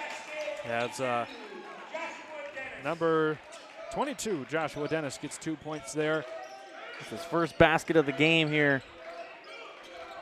And an interception there. That pass from Grant Williams was going nowhere other than into the hands of Allen. So 61-44 is the score of this game with less than 120 seconds to go. Or 2 minutes if you wanted to be simple. Allen going against Charlie Howell. Allen drives in. His dribble drive to be able to break down a defense with just him alone is game breaking, especially at this level. To be able to rip through the defender, dribble past him, and then it's one dribble between him and the three-point line before he decides if he's going to lay it in or pass. That is expert play at just a sophomore. So there was a jump ball scenario there. Obviously, the Zebras came away with it, but those of you listening in Radio Land might not have known that. So we're going to let you know as Jalen Allen takes it back over here and gets it around the top of the arc. He'll take it back over with 1:15 to go in the game. Another trapping Allen. Little poke away there by number 3, Clayton Potvin. Well, that was the first time we've seen the trap on Jalen Allen, and it worked. We'd only seen the trap the one time prior, and that was on Sadime, and that worked well. So the Vikings here in the waning moments of the game using the trapping ability expertly. However, you're still down 15. Yeah, might have been a little bit too late to find that weakness with Mr. Allen there, as it is a 61-46 score. Only a few seconds left to go before this timeout break comes to an end. And I do believe Cadillac will have the ball here coming out of the timeout. No, I apologize. The Zebras will.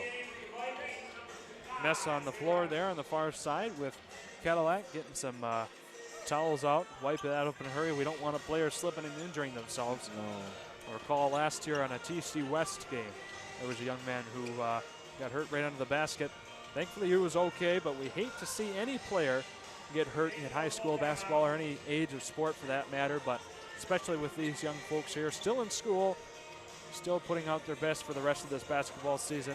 We always wish them the best as we're cleaning that up a little bit more. On the other side of this, once that mess is taken care of, be a minute and 9 to go in the game.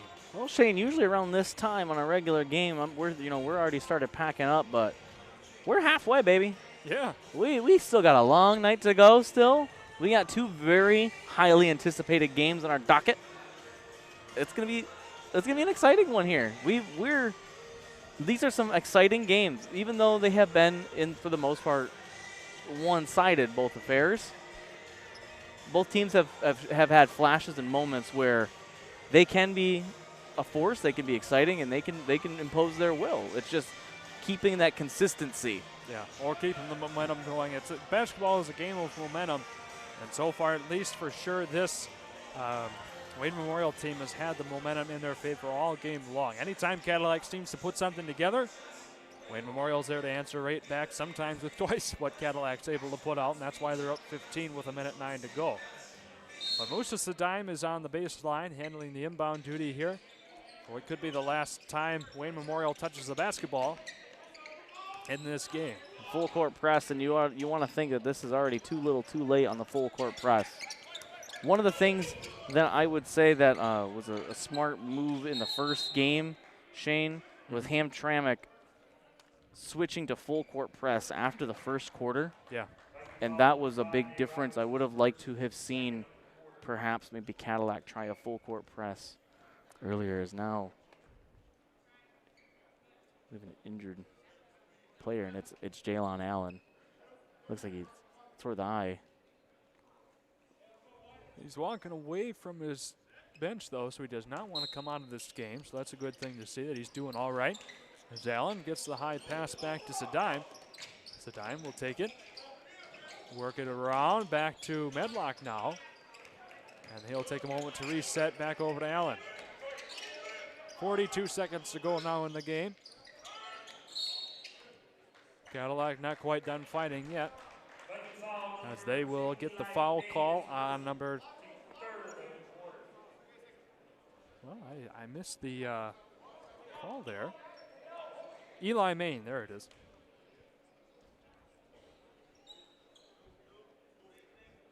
So Jalen Allen coming out here. The gymnasium is about as quiet as can be for being as many people as there are. It's about half full in front of us and about 3/4 full behind us.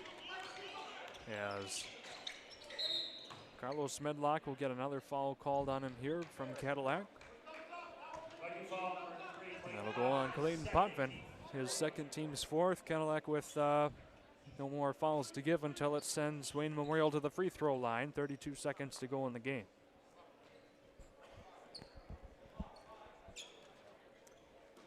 (61-46) once again. Reminder for your score. Carlos Medlock got the inbound pass, working against Eli Main now from Cadillac. As that goes back to Musa Sadime, and now to Medlock once again. Under 20 seconds to go in the game. And that will be it. Cadillac giving up the fight now. Ladies and gentlemen, that will be the final score of this matchup between Wayne Memorial and Cadillac, 61-46.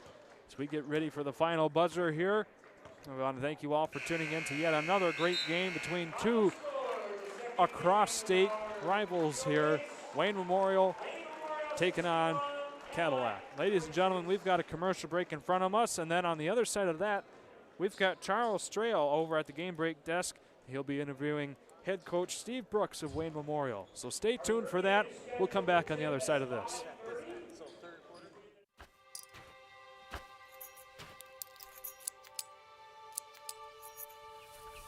Collar Clinic, providing peace of mind and local customer service with the latest GPS collars, bark collars, e-collars, beeper collars, accessories, and replacement parts, protecting your dog's safety and giving you the confidence that you'll be hunting with your dog, not for them. Collar Clinic, your e-collar specialist in Northern Michigan for over 35 years. Now's the time to fly from your Northern Michigan hometown Cherry Capital Airport. TVC. TVC Airport will get you to your dream destination anywhere in the world. Visit tvcairport.com now.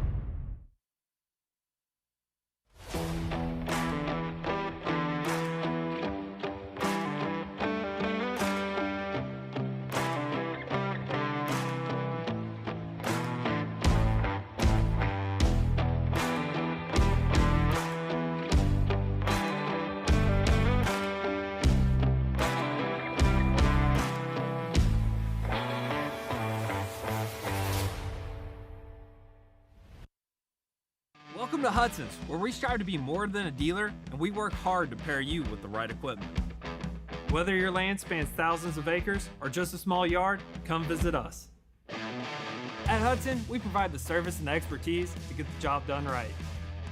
And for a limited time, get 0% for 84 months on select John Deere compact utility tractors. To get a quote, come into your local Hudson or visit us online at hudsony.com.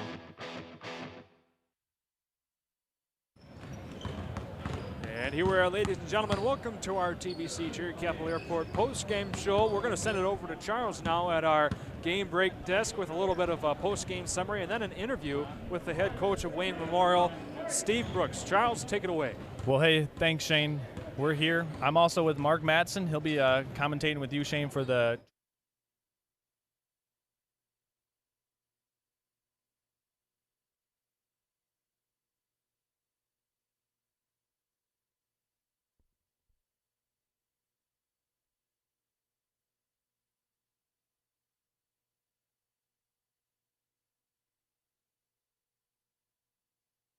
Appreciate you having me and looking forward to it. Well, that last one that we just saw featuring the Wayne Memorial Zebras and the Cadillac Vikings, I mean, you don't often see teams up here with the amount of athleticism and spades that the Zebras from Wayne Memorial were able to feature. I mean, 1 through 9, they were able to pretty much counteract everything Cadillac wanted to do offensively. We did see some players really get it going, and for the Zebras, it was that guard play that led the way between Allen and Medlock. Well, between Allen and Medlock, 2 sophomores for Wayne Memorial, by the way, combined for 40 points today.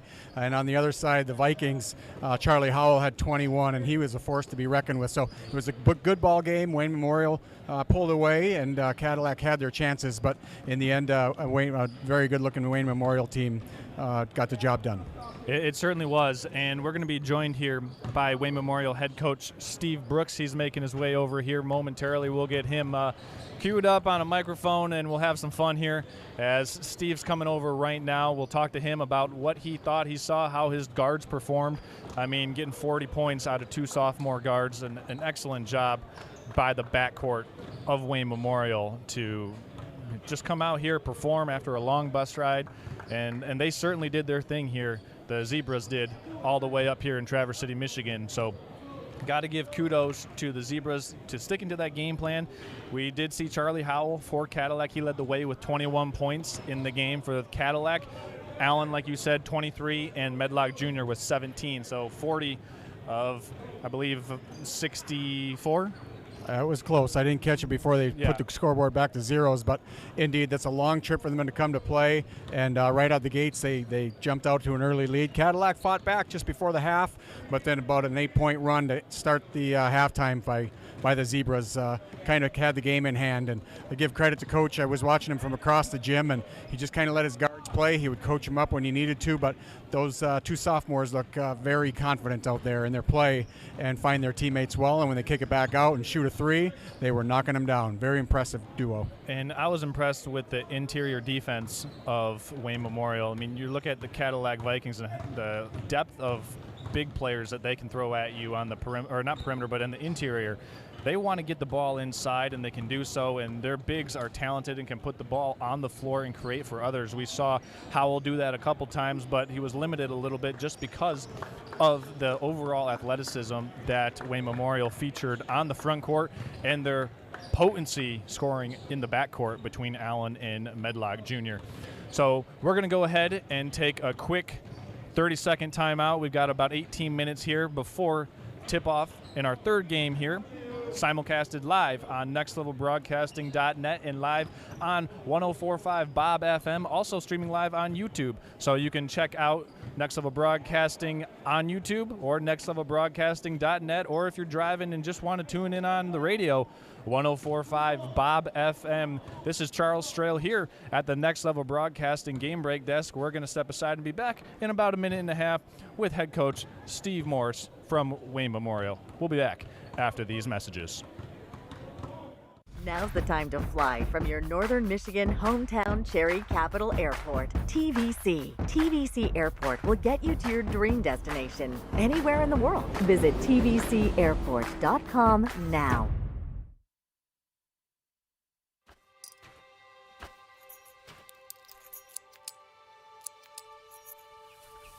Collar Clinic, providing peace of mind and local customer service with the latest GPS collars, ARC collars, e-collars, beeper collars, accessories, and replacement parts, protecting your dog's safety and giving you the confidence that you'll be hunting with your dog, not for them. Collar Clinic, your e-collar specialist in northern Michigan for over 35 years.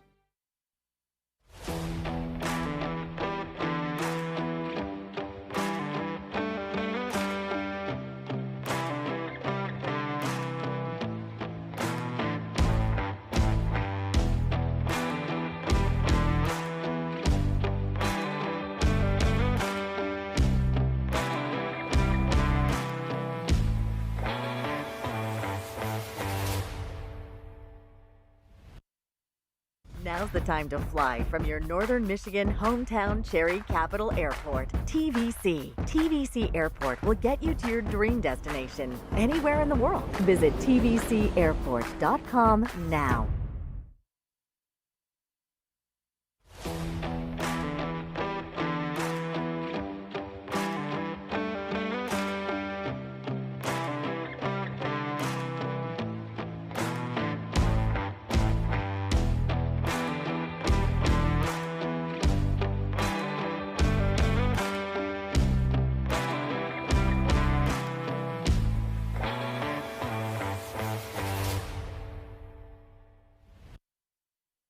Ladies and gentlemen, here we are to our game break desk. We've got Charles Strail interviewing head coach of Wayne Memorial, Steve Brooks, here after their great game, 61-46. Charles, take it away. Well, hey, thanks, Shane. Charles Strail and Mark Madsen here live with Steve Brooks, winning coach from Wayne Memorial. The Zebras won this one 61-45 over the Cadillac Vikings. First of all, Steve, let me ask you something this. You played last night, and then you come up here on a quick turnaround, and you beat a really good 15-1 Cadillac team by 15 points. You guys were ready to play from the jump. Just talk to us about what it takes from a coaching perspective to get the guys ready to go on a 3:30 tip time. Well, I think coming up last year may have helped. They were really young last year, and so we kind of came up during the summer too. So my approach to them was like, hey, we've been up here. Last year was brand new because the two guards were freshmen, and I still don't start a senior. And so we just, after last night's game, you know, challenged them to go to bed, you know, which is hard to do, put the phones down. Yeah. And, you know, so we got up, our team mom had breakfast for us, and so, you know, they were really, really kind of like locked in and really wanted to get this done. You want to give a shout out to the team mom? Absolutely. Maria Williams, the best team mom in the universe. Her son graduated in 2015, and she's still our team mom. Oh, man, so special shout out to Maria Williams. So Absolutely. Another question for you. You mentioned those two underclassmen guards in Carlos Medlock Jr. and Allen. They led the way tonight with 40 points. two sophomores. Yes. Speak on how they kind of set the tone early, and then your interior defense was able to slow down some of the big guys inside, like Charlie Howell for the Vikings. Yes.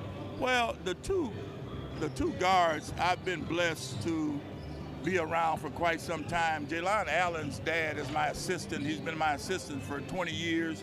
And so Jalon Allen has been on my bench probably since he's 1 or 2 years old. And then Medlock, his dad played at Eastern. And so those guys have been playing together since they were probably 8 or 9 years old. So I've really been fortunate enough to have those two. And they're gym rats, which helps as well. Yeah, it certainly. I mean, you look at them and you just look at the composure that they had and coming out here. And then, the defense inside, I thought it was going to be a matchup of your perimeter-led scoring team versus what Cadillac would be able to muster inside with not a tremendous size advantage, but more big, tall bodies inside. Absolutely. They had more height in spades, if you will. And I thought your interior defense really did a good job of just getting in their mind, thinking, do I got a shot blocker coming here? Do I have help side defense coming here? And I also thought you guys did a really good job defensively of not over helping, staying down, staying in a stance. When you needed to help, you helped. Yes. But if you over help, sometimes it can lead to open 3-point shots. Yes. Well, that's been the challenge with our role players. We know what we're going to get from the two guards, and so we've been fortunate enough now to have 4 or 5 different guys kind of like step up when needed. The young guy, Caden Schock, he's a 10th grader, number 32. He brings energy off the bench.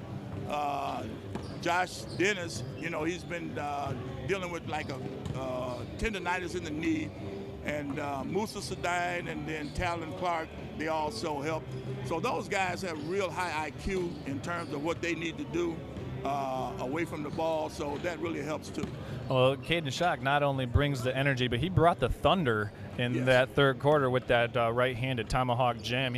That was a nice dunk for a guy coming off the bench. You got to enjoy seeing that when you can bring something like that off the bench. Well, absolutely. Hey, we got some commemorable swag for you and your team as you take a trip back home. We got the Showcase swag T-shirt here, and you can always remember your victory by scanning the QR code on the back, and that'll take you right to the Showcase website for eternity. So you can take some of those. We got some more for you and your coaching staff up there. Steve, we want to thank you for joining us. Thank you. And it's good seeing you again. You guys were up here last year for this. Hopefully continue to see here as this is the second year of this great day of hoops. It's a lot of fun to see two clashes of styles go head-to-head pretty much all day. Absolutely. Well, hey, thanks, partner. Yeah. Thank you now. Okay, Shane, we're going to send it back over to you. Want to give a thank you to Steve.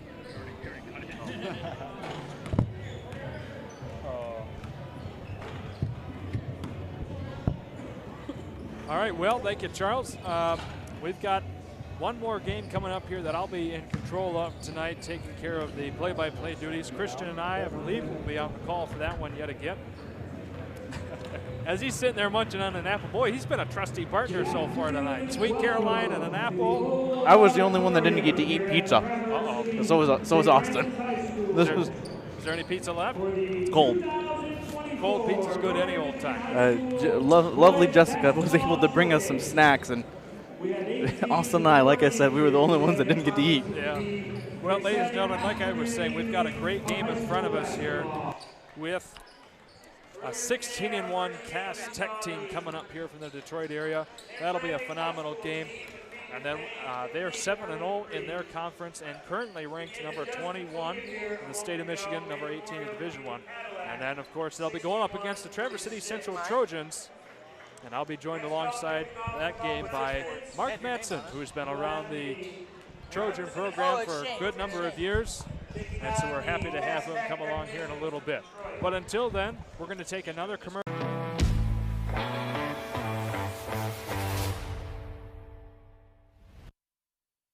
Welcome to to Hudson's, where we strive to be more than a dealer, and we work hard to pair you with the right equipment. Whether your land spans thousands of acres or just a small yard, come visit us. At Hudson, we provide the service and expertise to get the job done right. And for a limited time, get 0% for 84 months on select John Deere compact utility tractors. To get a quote, come into your local Hudson or visit us online at hudsony.com.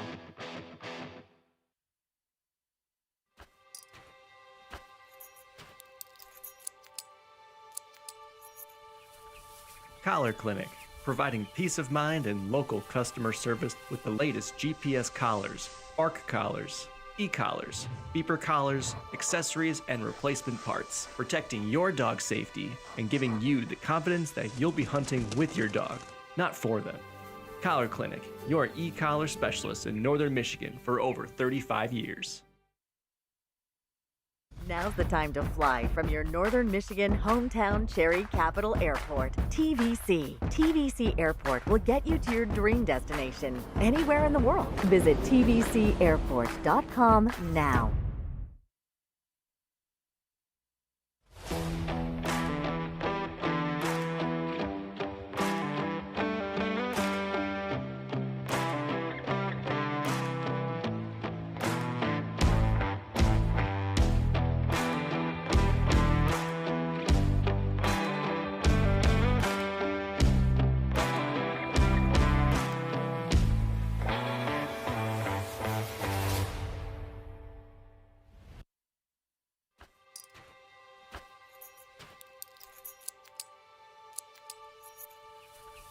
Collar Clinic, providing peace of mind and local customer service with the latest GPS collars, ARC collars, e-collars, beeper collars, accessories, and replacement parts, protecting your dog's safety and giving you the confidence that you'll be hunting with your dog, not for them. Collar Clinic, your e-collar specialist in Northern Michigan for over 35 years. Welcome to Hudson's, where we strive to be more than a dealer, and we work hard to pair you with the right equipment. Whether your land spans thousands of acres or just a small yard, come visit us. At Hudson, we provide the service and expertise to get the job done right. And for a limited time, get 0% for 84 months on select John Deere compact utility tractors. To get a quote, come into your local Hudson or visit us online at hudsony.com. Now's the time to fly from your Northern Michigan hometown Cherry Capital Airport, TVC. TVC Airport will get you to your dream destination anywhere in the world. Visit tvcairport.com now.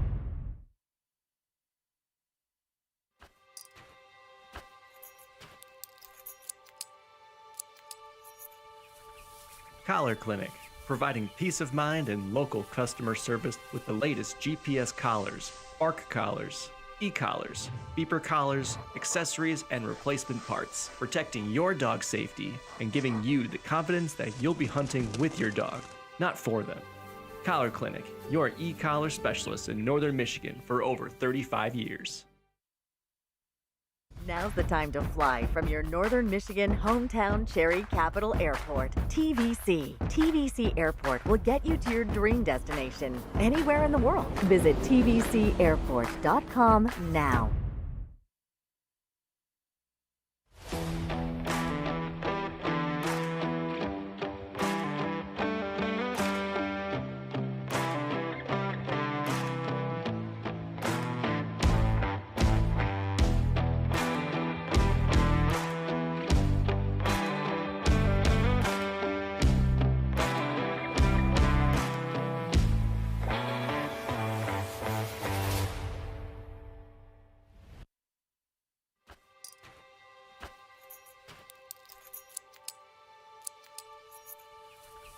Collar Clinic, providing peace of mind and local customer service with the latest GPS collars, ARC collars, e-collars, beeper collars, accessories, and replacement parts, protecting your dog's safety and giving you the confidence that you'll be hunting with your dog, not for them. Collar Clinic, your e-collar specialist in Northern Michigan for over 35 years. Now's the time to fly from your Northern Michigan hometown Cherry Capital Airport. TVC. TVC Airport will get you to your dream destination anywhere in the world. Visit tvcairport.com now.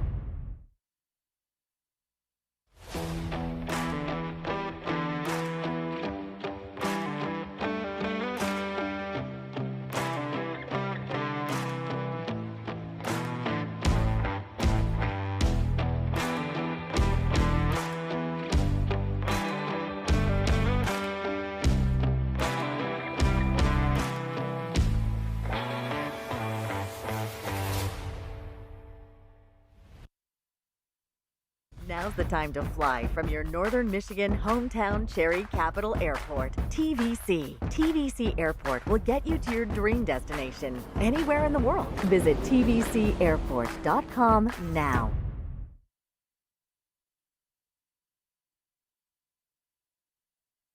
Welcome to Hudson's, where we strive to be more than a dealer, and we work hard to pair you with the right equipment. Whether your land spans thousands of acres or just a small yard, come visit us. At Hudson, we provide the service and expertise to get the job done right. And for a limited time, get 0% for 84 months on select John Deere compact utility tractors. To get a quote, come into your local Hudson or visit us online at hudsony.com.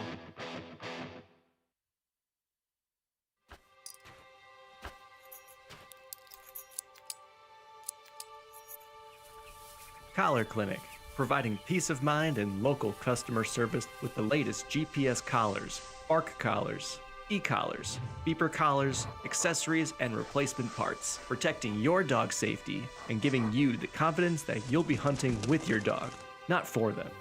Collar Clinic, your e-collar specialist in Northern Michigan for over 35 years.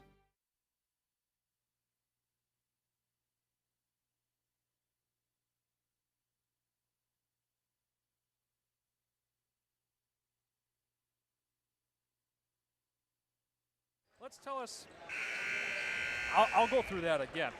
Game 3 of 4, Northern Michigan Showcase, Shane Smith, Mark Matson. We got our audio turned back up here. Mark, I have not had the privilege to call a game with you. So let's let the viewers at home who aren't familiar with you either, let them a little bit know about yourself.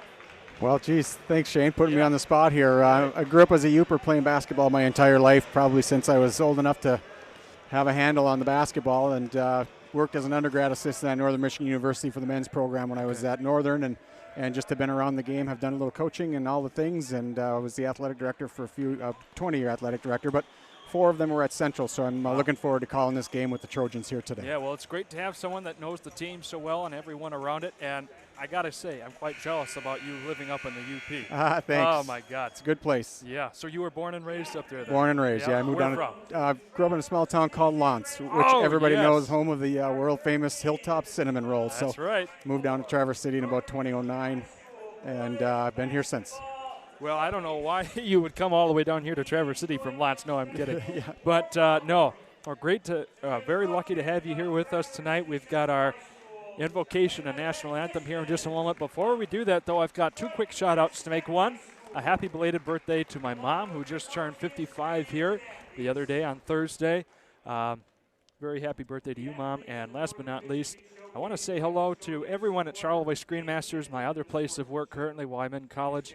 This is a great crew that I work with here at Next Level, but everyone there at Screenmasters is even better. I mean, those ladies and guys there, Roger and everyone, they are such wonderful people, and I'm glad and honored to be able to work with them day in and day out. So with that, we've got our invocation here and national anthem, and we'll come back with the starting lineups on the other side of this. Stay tuned.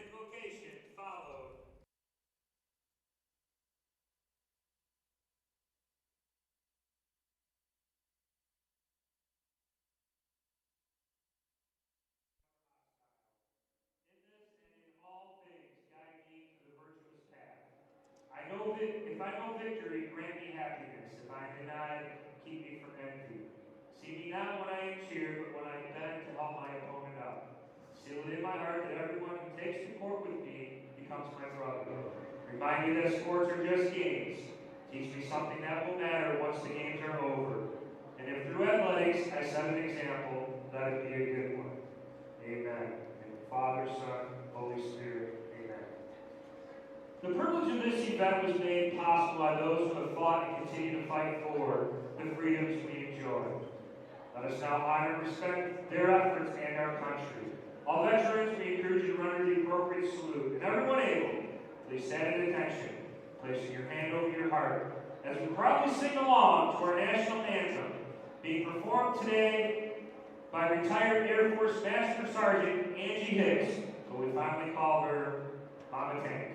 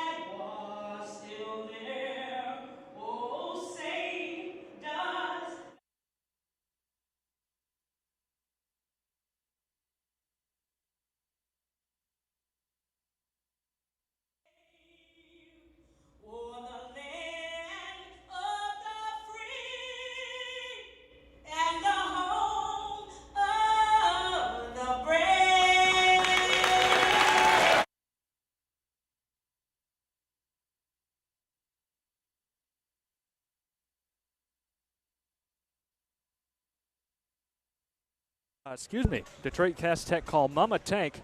We're happy to have her do the national anthem there. It's always an honor to be able to hear that from folks who are brave enough to sing it in front of a crowd like this.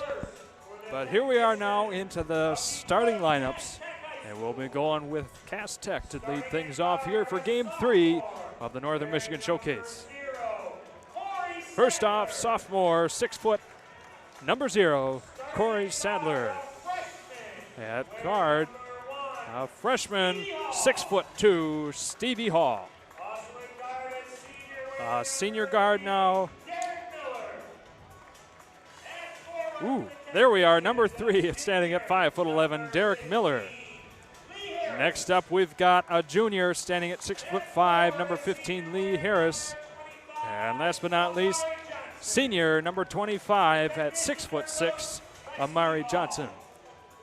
And now, Mark, I'll let you take care of the duties here for your home Trojans. Sounds great, Shane. Thank you.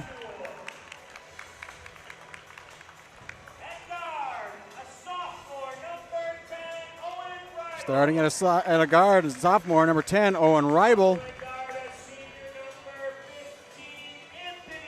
Brother Anthony Reibel, a 6'3", senior, number 15.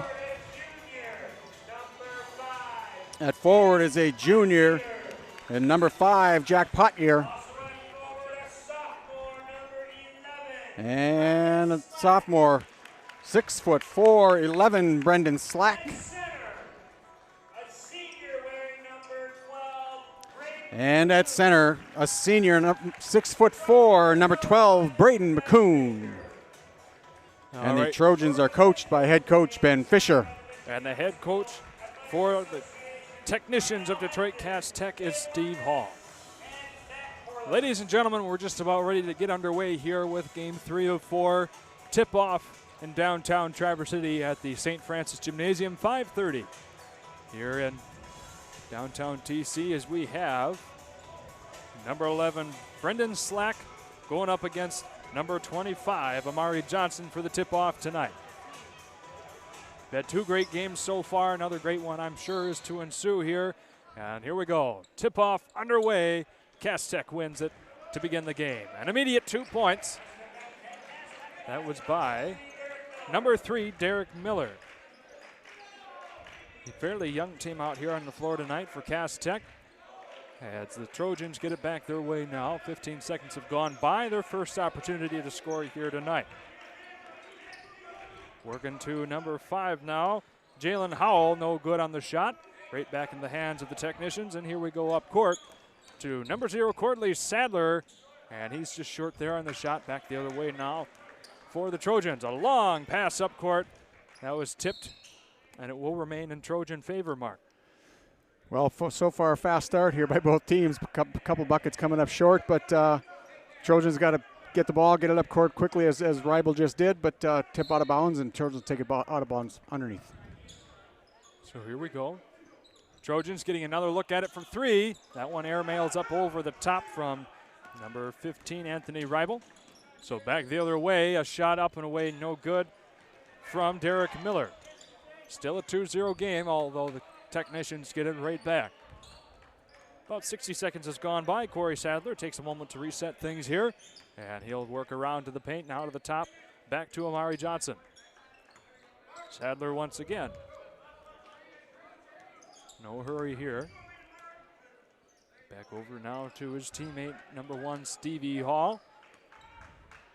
And Lee Harris once again. Back around to the far corner we go. Up top now. Stevie Harris back, another pass to the corner. Long jumper, and that one goes in. Number 3, Derek Miller again. So that's a quick 4-0 start for not only Miller, but the entire Cass Tech Technicians team, as they're up 4-0 now. Trojans looking for their first point here after 1:40 to go. Got a 10-second call here. Full court pressure by the technicians prevents Central from getting the ball over the half-court line, so it's a turnover back to Cass Tech. Cass Tech kind of leading the way right now. It's their pace of game that they're playing, and they're certainly at a slower than normal pace that I've seen from this team. I've seen them a couple different times now. But it seems to be working in their favor as a beautiful pass and dunk there. Wow.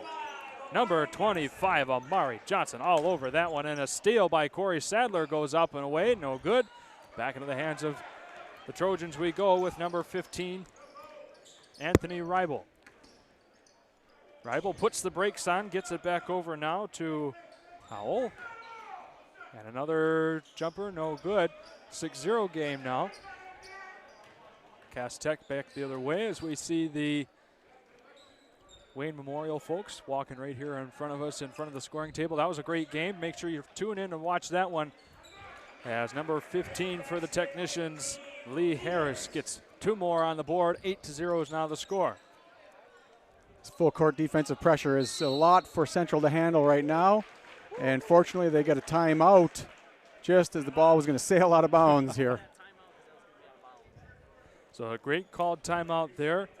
We'll take a moment here to thank our friends at Traverse City Cherry Capital Airport, Pop Excavating, Collar Clinic, M32 Enterprises, Traverse City Glass Company, Finnegan Insurance, SSF Contracting, and Next Level Sandbag, as well as Hudson John Deere for bringing you tonight's game. And basically this whole afternoon and evening worth of games, 4 of them all day long.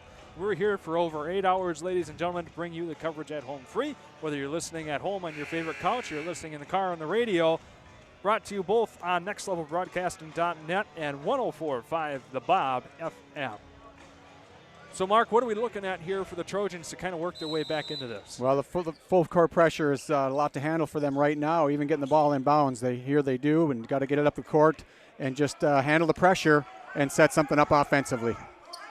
Well, here we are. Ribal gets it over to number 10, Owen Ribal, his brother. No good on the shot. He gets the rebound, though, and not able to put the ball back in the basket here, so it remains an 8-0 game. Quick pass over to the far corner we go. No good on the 3 ball there from number 1, Stevie Hall. Here we go. Trojans lining up for a 3, and it falls in from Anthony Ribal. Trojans needed that bucket there, Shane. That was his brother, Owen Ribal. That was Owen Ribal. Third shot, third one finally went in for him, so that's a big bucket for the Trojans to get on the board. 8-3 is the score now. Trojans down 5 here with 4.5 to go in the game. Cass Tech has not scored a basket here in about the last minute and a half of gameplay. Looking to change that here. Not able to get that one to fall in was number 3, Derek Miller. So back the other way we go with Anthony Ribal passing to his brother Owen, and he gets mobbed there. So back the other way in the hands of Corey Sadler. Sadler waltzes that one over for a long three-point attempt on a great pass and shot there by number 3, Derek Miller. That was a great kick to the corner for Miller. He's got 7. 11-3 is the score now. Trojans taking another 3. That one's up and over the basket. Right back into the hands of Corey Sadler we go. Anthony Reibel was there to try and tip things up a little bit, so the technicians will keep it. It'll be interesting to see what happens as we continue here. Cass Tech really wants to push that ball, and so far the Trojans are somewhat trying to match it. They may want to slow it down a touch. And for the Trojans now is number 2, Jaden Clark. So we've got Corey Sadler in control of things once again. 3:40 to go here in the first quarter. 11-3 is the score still. Derek Miller. And back around we go to Sadler at the top. Once again, he'll pull up for the 3, just short. Back into the hands of Reibel we go. 3:20 now in the game. Anthony Reibel for the 3 ball, just off the heel, back the other way in the favor of the technicians. As number 0, Corley Sadler, takes that all the way, gets it blocked not once but twice. And right back to clean things up we go. The foul call will be on the Trojans. Number 3, Derek Miller, will be going to the line here as number 2, Jaden Clark, picks up that foul.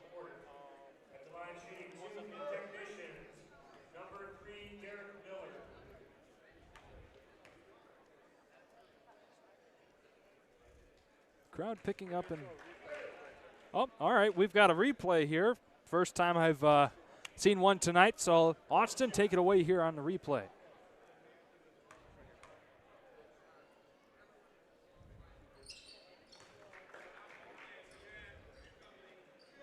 And this, well, unfortunately, it's buffering a bit there. But here we go. There's the beautiful dunk from earlier on in the game, allowing the Cass technicians to work on that 10-point lead that they have right now, 13-3, as we've got another foul on the floor. That one's going to be on Jaden Clark with a push from behind on that rebound. Gotcha. So with 2 fouls, he'll be coming out, and number 12, Braden McCoon, will be coming back in. 13-3 now, just under 3 minutes to go in the first quarter. Corey Sadler again, the leading man right now for the technicians. Gets it around. Boy, oh boy, that number 3 there, Derek Miller, is a fast young man with Stevie Hall in control of the ball now. Back over to Miller we go.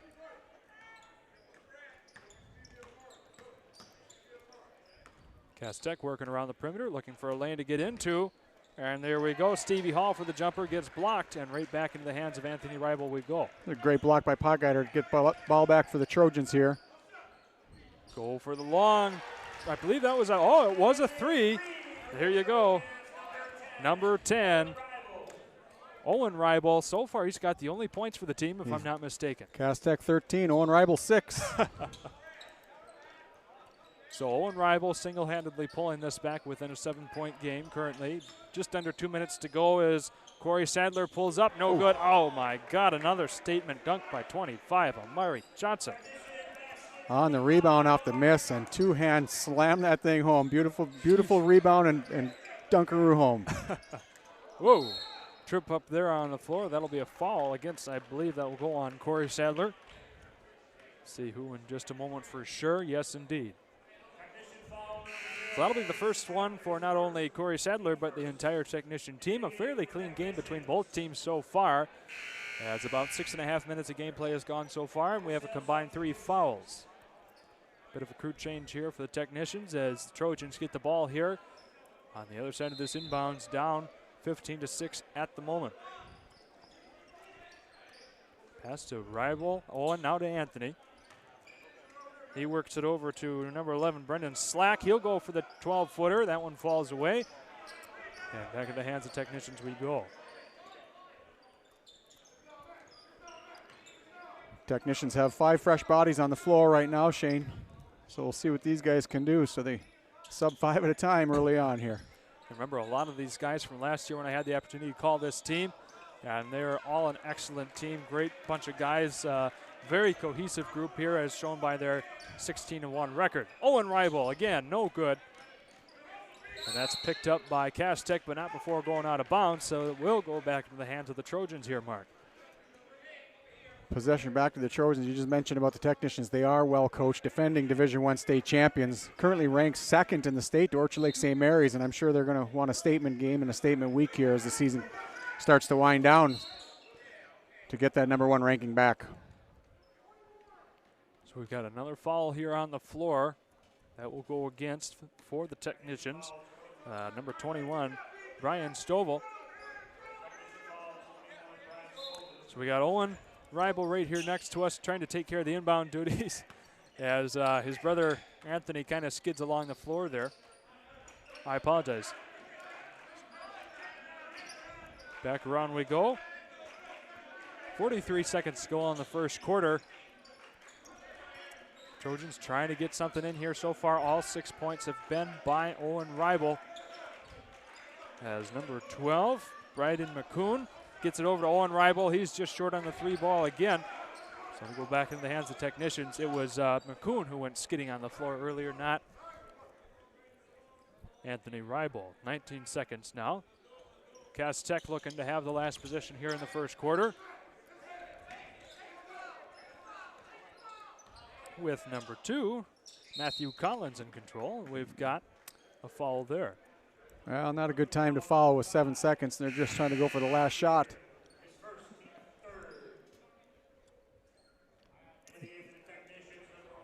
So coming in now for the Technicians once again is number 1, Stevie Hall, for the last 7 seconds of the first quarter. As number 2, Matthew Collins, takes care of the inbound duties. 6 seconds to go.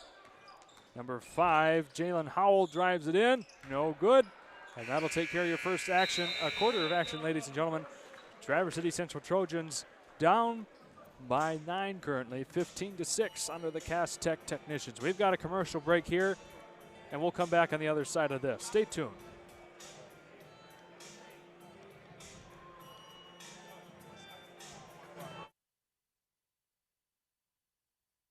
Welcome to Hudson's, where we strive to be more than a dealer, and we work hard to pair you with the right equipment. Whether your land spans thousands of acres or just a small yard, come visit us. At Hudson, we provide the service and expertise to get the job done right. And for a limited time, get 0% for 84 months on select John Deere compact utility tractors. To get a quote, come into your local Hudson or visit us online at hudsony.com.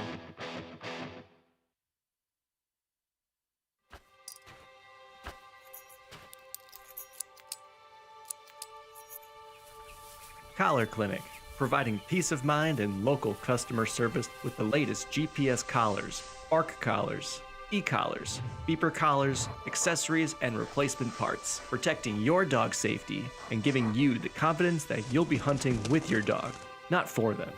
Collar Clinic, your e-collar specialist in Northern Michigan for over 35 years. And here we are, ladies and gentlemen. Before we begin this quarter of action, as that pass goes well to the side of the Technicians, we have a replay here to take care of. We want to show this shot here by the Cass Tech folks.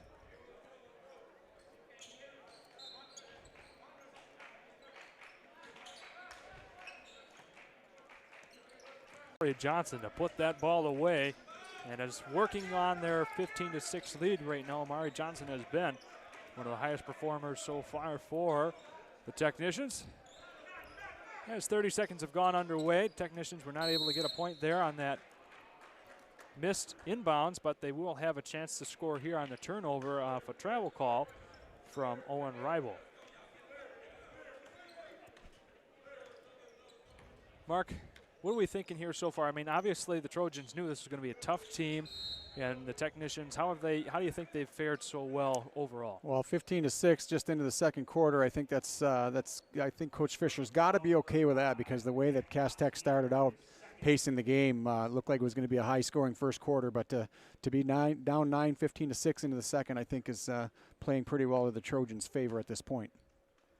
So off a foul there, from the Trojans. That will send number 15, Lee Harris, to the line. First time we've called his number tonight. Name and number. He extends this now to a 10-point lead. Jim Quiet's down here.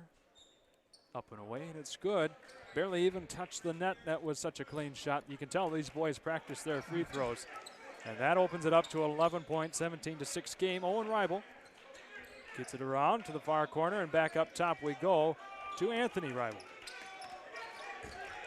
Working around against Matthew Collins. And in he goes. Oh, just off the front of the rim. Not able to get that as two different Trojans hit the floor, and unfortunately we have one that is slow to get up. In a lot of pain right now. Stevie Hall gets the basket. Mark, who is this we have injured here? Looks like number 2, Jaden Clark. Jaden Clark's slow to get up. Looks like he may have taken an elbow to the face. He's coming out right now. Ethan Rademacher has checked in for him.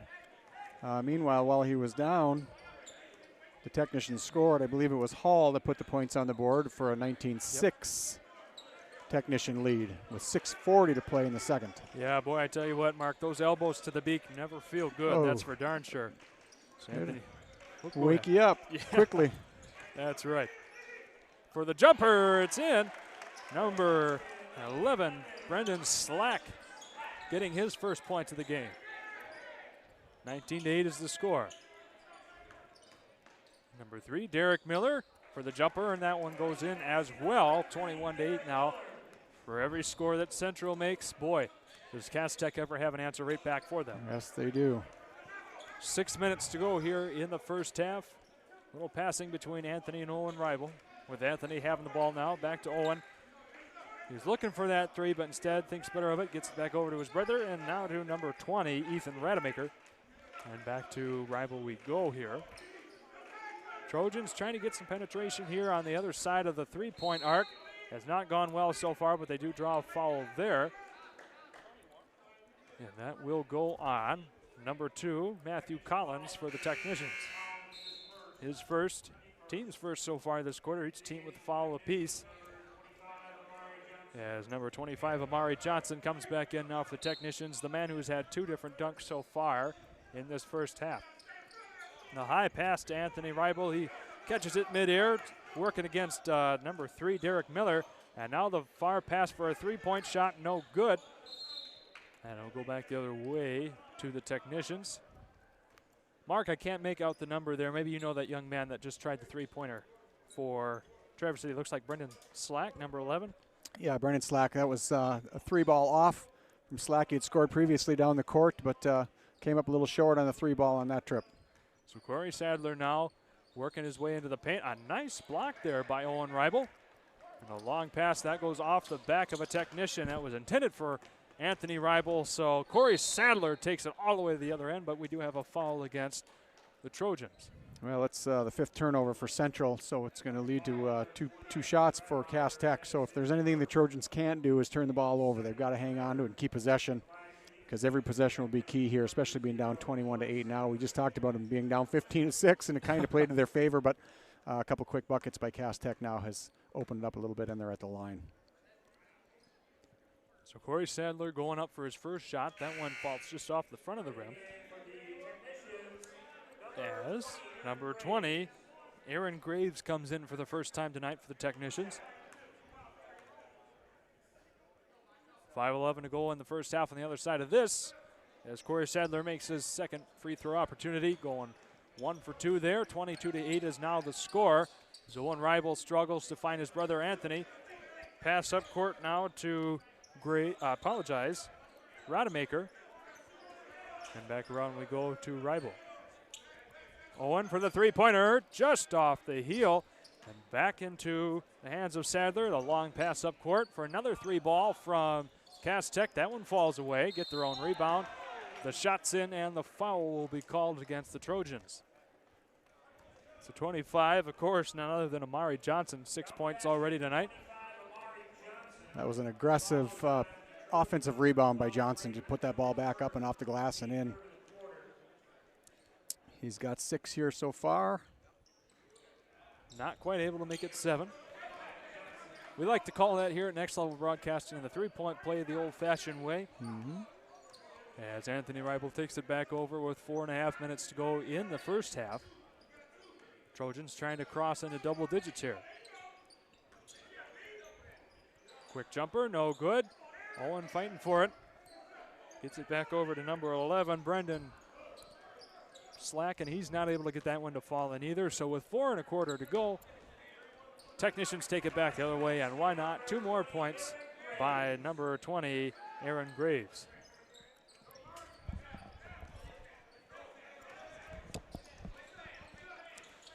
Apologize there for the quick break as the Technicians take it back the other way off a missed shot by number 20, Rademacher.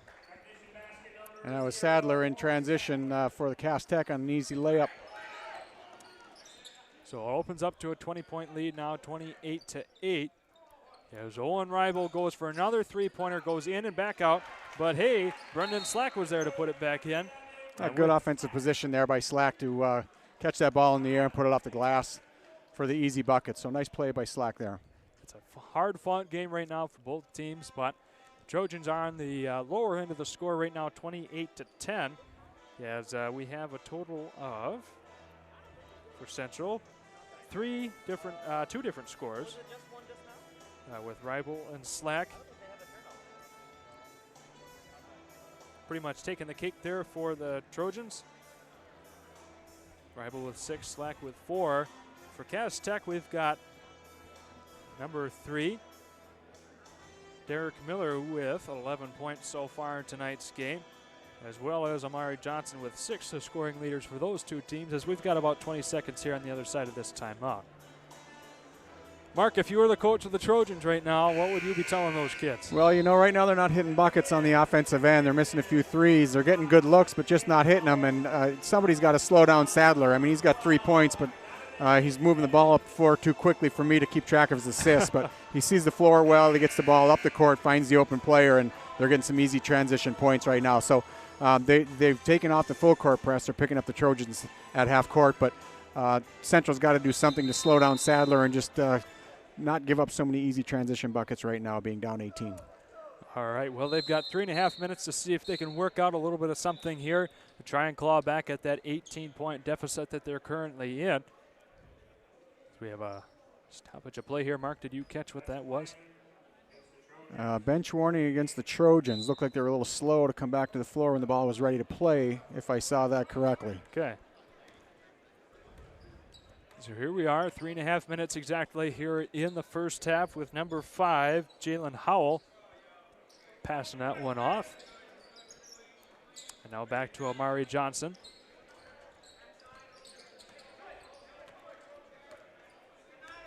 Howell again at the top of the arc, just taking a moment here. Once again, Cass Tech up 18, so they're not in any hurry by any stretch of the imagination to extend this lead right now with 3 minutes to go in the first half. But I tell you what, number 1, Stevie Hall, tried his hand at things there. That one does fall away, and there will be a foul on the floor, or no? No, I apologize. It just went out of bounds. Going in the way of the Trojans. The pass now to Owen Reibel. Back around to Anthony now.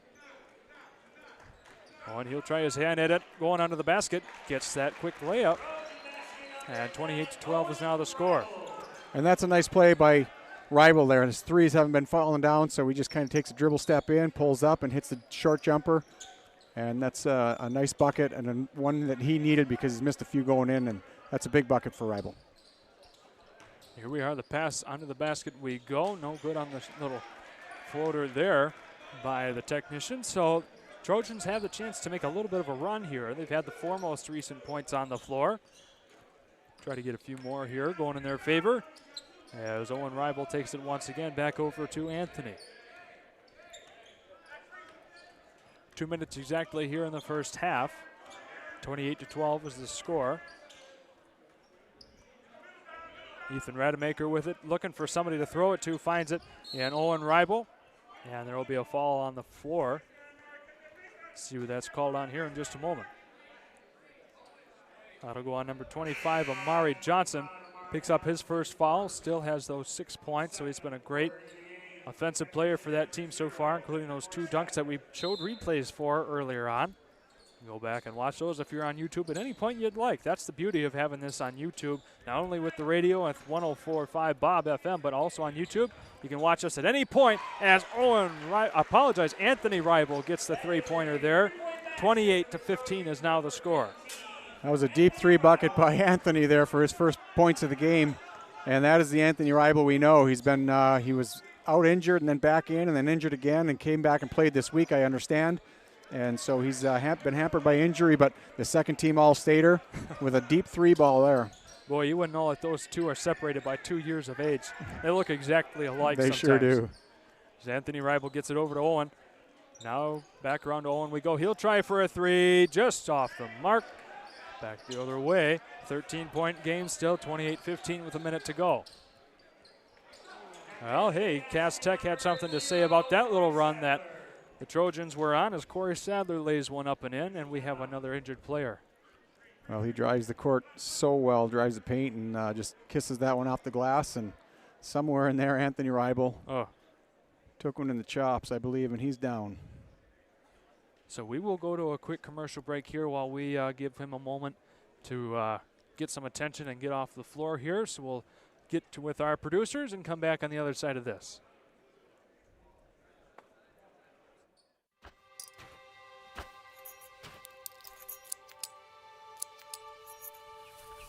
Collar Clinic, providing peace of mind and local customer service with the latest GPS collars, bark collars, e-collars, beeper collars, accessories, and replacement parts, protecting your dog's safety and giving you the confidence that you'll be hunting with your dog, not for them. Collar Clinic, your e-collar specialist in Northern Michigan for over 35 years. Now's the time to fly from your Northern Michigan hometown Cherry Capital Airport. TVC. TVC Airport will get you to your dream destination anywhere in the world. Visit tvcairport.com now.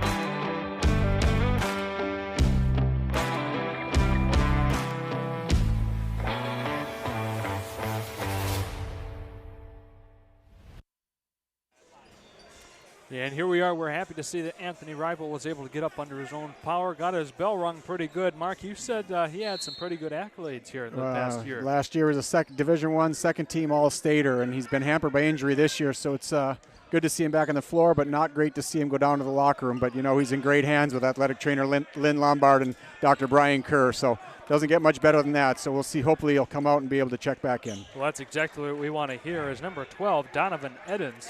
First time we've seen him tonight. Powers his way down to the court, and Corey Sadler gets the steal there to finish out here about the last 30 seconds of the first half. Both teams looking for a bit of a breather here, neither one making any moves. Well, Mark, since it looks like we've got all the time in the world here, what are some things that you'd say to these boys during halftime to try and rally them up here? Well, you know, I think Central's, if I looked correctly, they're 3-13 or so, and of course, Cass Tech only has one loss on the year. They knew coming in that they're a great ball club, but hopefully we're going to just try and slow them down. They played last night, and from the my God, who was that? That was. Forget what I'm saying, because Rademacher just nailed one from about three-quarter court at the buzzer off the board. That could have been the best shot I've seen so far in my 3 years of calling basketball. That was I hope awesome. to get a replay on that one here before long. Ethan Rademacher burying that one from beyond the half-court line. Well, as I'm talking Trojan strategy here, Ethan Rademacher just takes it into his own hands and says, I'm just going to launch this, and nails it. Ladies and gentlemen, we do have the replay of that half-court shot here. We'll play it here for you. Ethan Rademacher once again.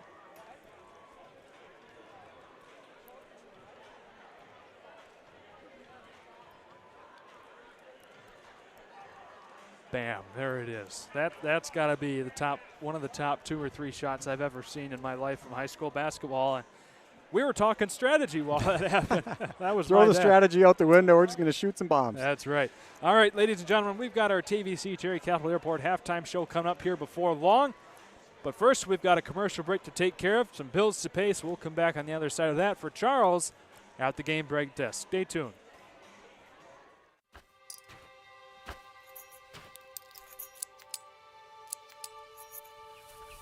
Collar Clinic, providing peace of mind and local customer service with the latest GPS collars, ARC collars, e-collars, beeper collars, accessories, and replacement parts, protecting your dog's safety and giving you the confidence that you'll be hunting with your dog, not for them. Collar Clinic, your e-collar specialist in North for over 35 years. Now's the time to fly from your Northern Michigan hometown Cherry Capital Airport. TVC. TVC Airport will get you to your dream destination anywhere in the world. Visit tvcairport.com now.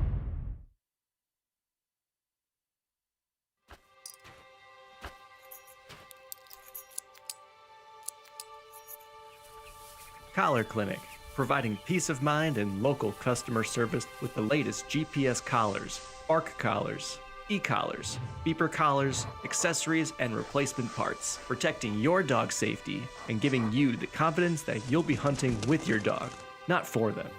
Collar Clinic, your e-collar specialist in Northern Michigan for over 35 years.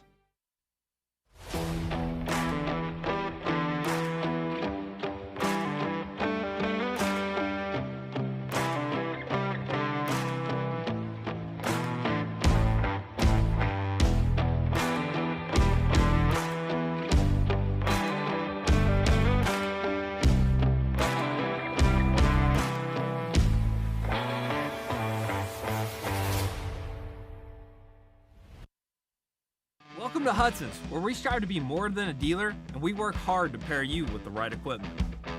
Whether your land spans thousands of acres or just a small yard, come visit us. At Hudson, we provide the service and expertise to get the job done right. And for a limited time, get 0% for 84 months on select John Deere compact utility tractors. To get a quote, come into your local Hudson or visit us online at hudsony.com.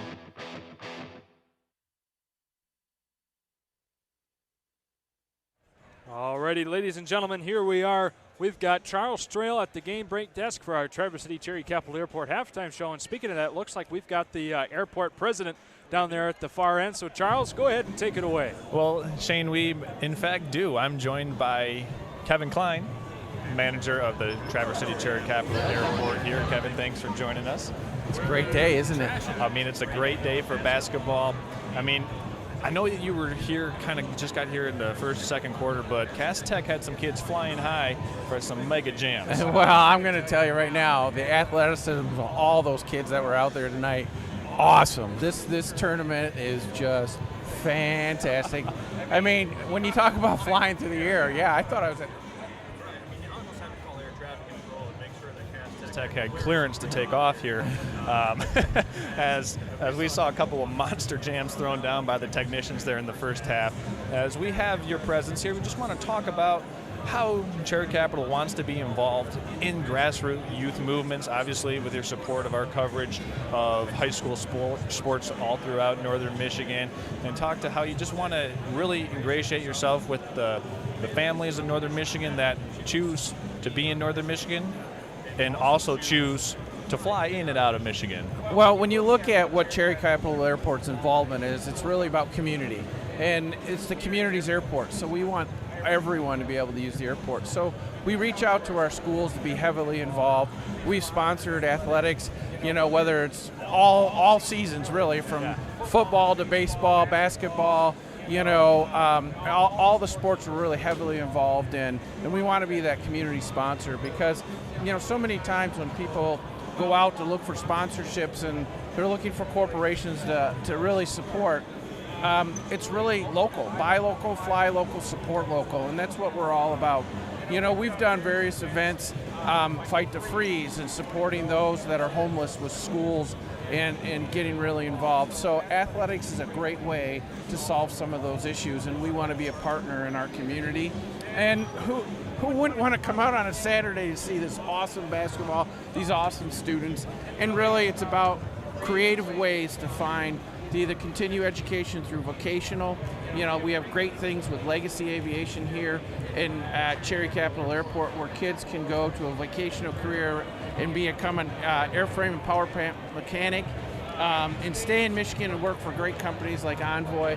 So really, it's providing those pathways to what happens after high school, and that's what it's all about. Exactly, and you want to, you know, right now in the trades, there's a lot of opportunity for kids to get those pathways, and you know, every kid isn't necessarily meant to go right into college, and if they want to join the workforce or go in through those trades or technical occupations, that's a great way for them to do it as well. It's a great way to do it, and team sports is how you do that. You learn to be a part of a team, you learn to be a part of a school, and you really support your community. So what better way to do that than to be here and support these fine athletes in you know, playing basketball today.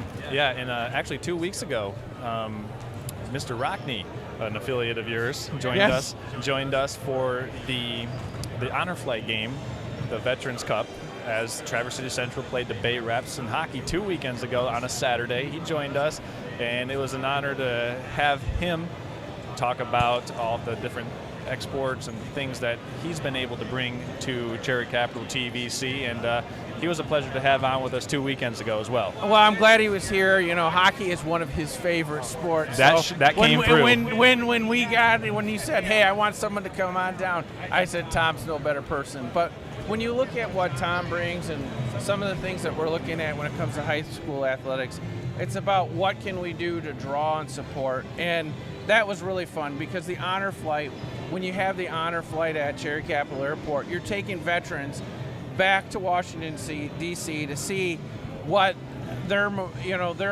monuments and memorials and different things that they fought for, and it's so great to see that. And our veterans groups here locally support. If you've ever been to an honor flight where they've left in the morning, there's flags that line the terminal. You hear every veteran is announced what they've done, where they served, and then they fly off to Washington, D.C. That'll be October 15th, the departure. October 15th, coming back on October 16th, I believe. Correct. So that'll be the honor flight going out of Traverse City Cherry Capital, and that'll be a special occasion. Absolutely, and Allegiant's gonna fly that flight. They did that last year, so you know, it was great. And Allegiant's a great partner of ours. They fly to all the sun and fun this time of year. Yes, they do. You know, so if you're looking to go out of Cherry Capital Airport to get a little bit out of this kind of crazy winter that we've had, you know, we've got Orlando, we've got Tampa, St. Pete, we got Punta Gorda, and then coming up, starting in May, Allegiant's announcing a brand new flight to Fort Lauderdale starting on May 17th. That will go year-round. Also, our summer, Allegiant will bring back Arizona for our summertime flight. Is that Mesa, Arizona? That is Mesa, Arizona. I like that Mesa, Arizona flight. Shout out, my dad's out in Mesa right now watching, so right. he can't wait for that flight to come back on. But hey, we want to thank you for joining us, and we're going to have a really fun second half of basketball between Traverse City Central and Detroit Cass Tech. We saw certainly some acrobatics in the first half. Technicians were bringing the they needed clearance by your tower. Yeah.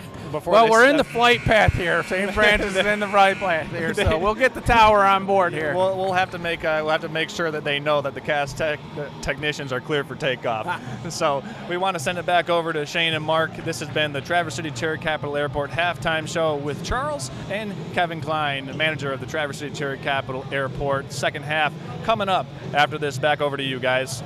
All right, thank you, Charles, very much for that. And Kevin Klein, an honor to have you here with us tonight. These technicians from Cass Tech have been nothing but technical on the floor so far, doing an absolute beautiful job of carving things up and really, a 32-18 start, very powerful for them. But, Mark, we want to get into this a little bit.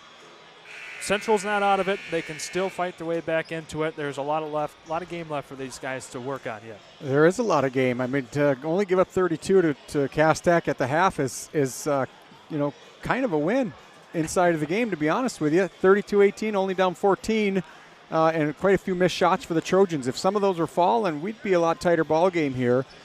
So look for them to keep putting the ball in the air, but hopefully some shots will start falling for their sake. But got to be able to control this guy right in front of us, Sadler, and slow him down. So Miller to Sadler to start the game here in the second half. As we are underway, 32-18. Reminder of the score in favor of the Technicians right now as they drive in and get the quick foul. And that'll send Derek Miller, number 3, on your screen there to the line.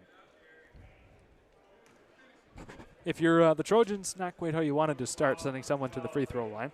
Yeah, right off the get-go, just 15 seconds in. And the guy who's the leading scorer for the Technicians with 11 currently, so want to try to keep him off the board as much as we can in the second half. I say we, like I'm a Central Trojan here. I just work there sometimes. Yeah, we're all with these teams here tonight. Yes, we are. Hell, I apologize. I've been up in the UP and Iron Mountain when Charlotte went to play up there, and I said we for all of us. I don't know. It's just a Northern Michigan thing, I think. I think it is. So there we go. Both of those free throws go in by Miller. 34-18 is now the score. A long pass up court here to number 12, Braden McCoon. Back around we go, under the basket. The ball is pretty much mugged away by Corey Sadler. And the pass right under the basket to, that was Miller from Stevie Hall. A great extra pass from Hall underneath the bucket to get to Miller. Miller puts it back up, and he's now got 15. Thank you for that. My eyes, I could not make out Miller's number for the life of me over there. Well, it can be tough to see with these dark green numbers on the black jerseys. So 36-18 is now the score. As we do have Anthony Ribel back in. He did get the wind knocked out of him pretty hard later on in the second quarter, so good to see him back out. Charging up the court, not able to get that one to fall in, fighting for his own rebound though. And there will be a jump ball scenario, and that will go in the favor of the Trojans. He tied that one up with Sadler. I'll tell you what, though. I mean, we've said Sadler's name a few times, but he is just on both ends of the floor. His hands are on the ball. He's seeing the floor, putting up shots, dishing it. He's a nice ball player. So we'll see what happens here. Anthony Ribel takes it once again, going for the 3 ball. Off the glass, no good. So back the other way with Derek Miller. And the shot falls in after a pass and put in by Corey Sadler. So he's got 7 points so far this evening and extends this back to the game-high 20-point lead, but not before we get an answer right back with Brendan Slack for 2. 38-20 is the score. Just about 2 minutes has gone by so far in the third quarter. Owen Ribel playing a little bit of takeaway there from number 0, Corey Sadler. But the ensuing shot draws a foul from the Trojans, and so that'll send number 15, Lee Harris, up to the line here. Yeah, number 5. That foul was on Potgeier, number 5. Yep, okay. His third. Yep, Potgeier it is. Okay.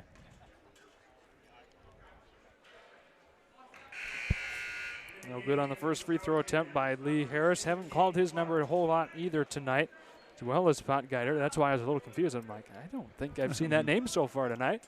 But newcomer in tonight's game, trying to get something drummed up here off the bench points for the Trojans. 6:11 to go here on the other side of this. And he does get his second free throw to fall in. Lee Harris does. So it's a 39-20 game. One Ribel to another. This time that one goes right past the fingertips of number 11, Brendan Slack, so they're not able to keep that possession. And as the ball rolls away in front of us here, that'll go back in the favor of the Technicians. Well, they had the momentum going toward the bucket and threw it behind Slack out of bounds. So should have just kept going toward the bucket, kept that momentum going, and see if they could get an easy layup. We've got Stevie Hall for the 3. Speaking of easy, that was nothing but net for him. So 42-20, the biggest lead that the Technicians have had so far tonight over the Trojans. As the Trojans work that one in. Pickpocketed again, but not before a shot was put up and a foul called from Brendan Slack there. That will go on number 25, Amari Johnson. His second foul, team's first this quarter. Great hustle by Braden McCoon, getting on the floor and getting after the ball. His football skills, his quarterback and linebacker skills showed on that loose ball right there to get Slack the ball and get him to the free throw line. So unfortunately missed the first free throw there. That's one thing that the Trojans have been struggling a bit with so far this evening is the free throw opportunities.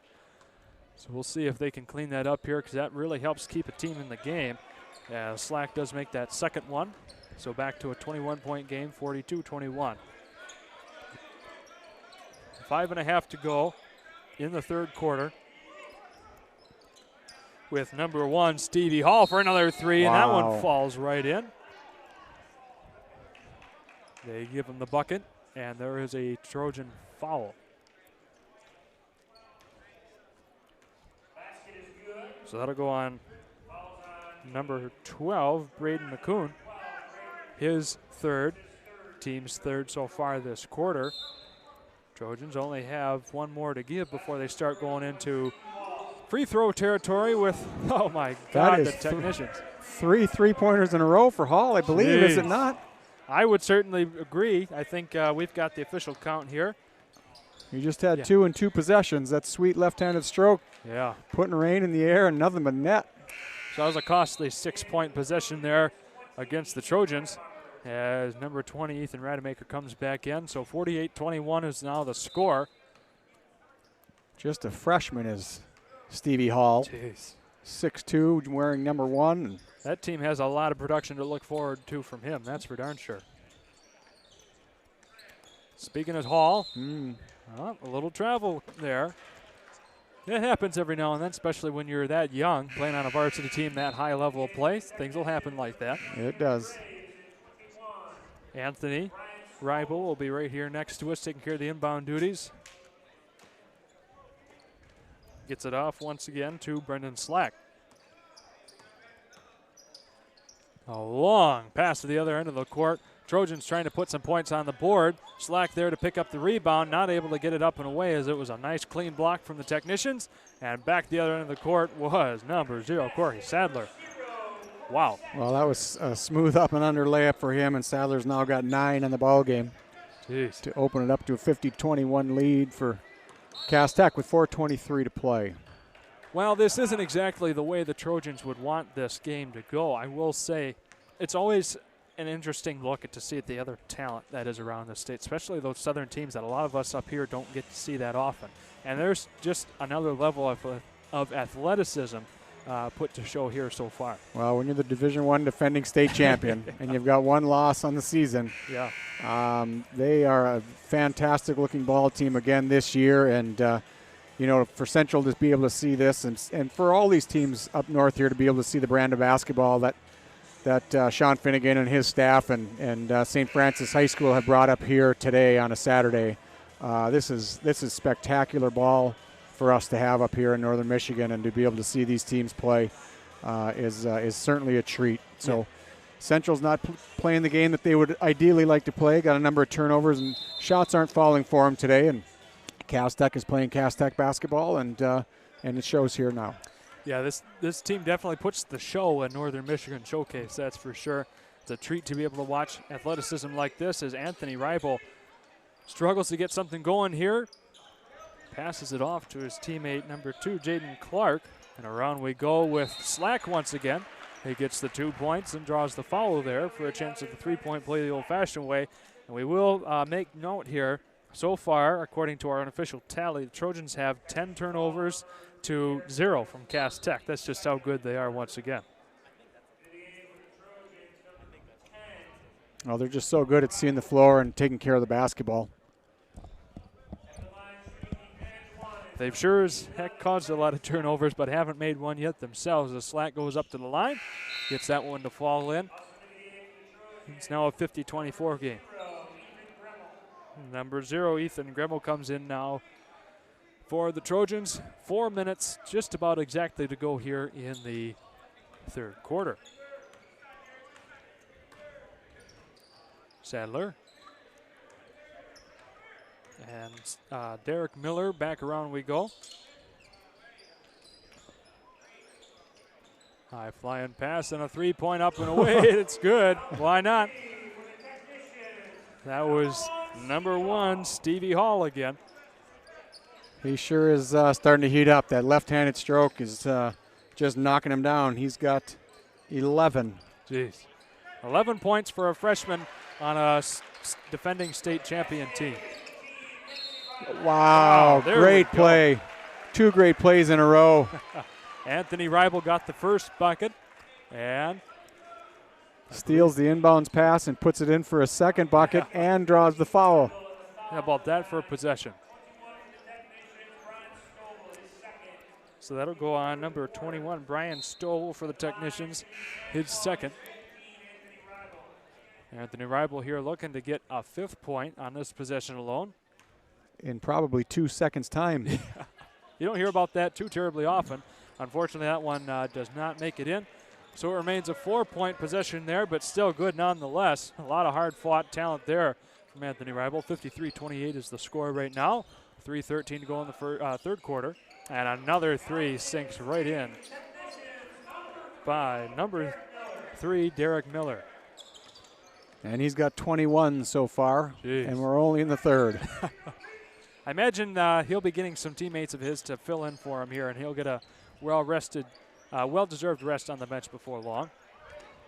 Keep him fresh for some other competition later on down the road. But in the meantime, that was Stevie Hall again with 13 points now in tonight's contest. Again, reminding you, he's only a freshman. Anthony Reibel with it here. Back over to Rademacher now.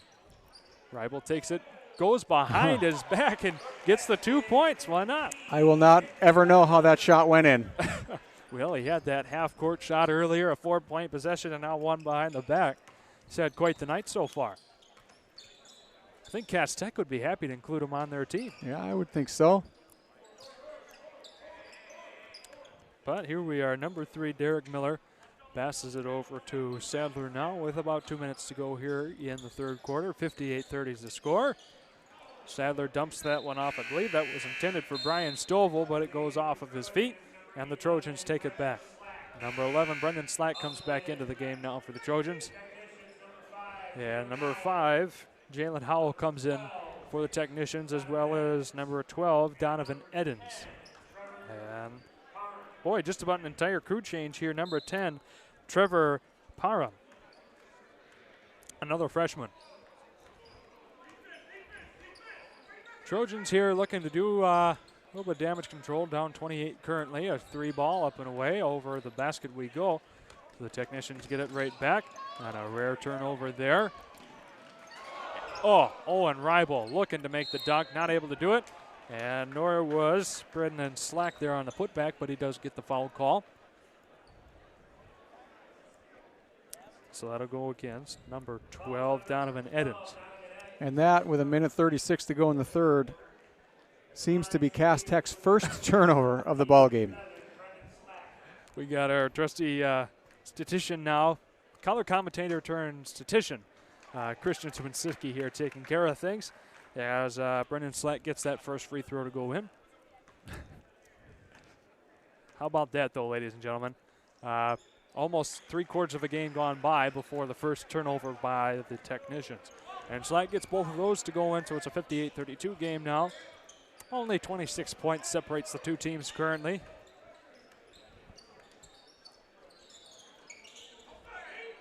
As we go inside the paint here once again, the floater, no good. Picked back up by number 12, Raiden McCoon. And Rademacher takes it back over here for the Trojans. 1:10 to go. Another 3 ball up and away. That one was just a smidge long by Owen Reibel. 60 seconds here in the third quarter. Technicians playing a little pass around onto the basket. And they'll draw the foul here. See what it's against for the Trojans. That'll go on number 20, Ethan Rademacher. Is it Rademacher or Macher? Right. Rademacher. Okay, all right. I heard that the PA announcer say something different. I didn't want to get it incorrect here, but it is Rademacher. And we've got another basket here for the technicians from number 20, Aaron Graves. And picking up the foul for the Trojans is number 11, Braden Slack. Man, sheer muscle to get that ball up in the air and get it in the bucket. So no good there on the free throw opportunity. Jump ball scenario ensues with the technicians getting the arrow in their favor. 28-point game now, 60-32 is the score with still 3/4 of a minute to go here in the third quarter. As Aaron Graves flies up to catch that one, gets stuffed there under the basket, and we'll get the foul call from the Trojans. That'll go on 12. Braden McCoon picking up his fourth now. So that'll be the team's sixth this quarter as number 21, Brian Stovall, goes up to the line here, I believe looking for his first points of the game.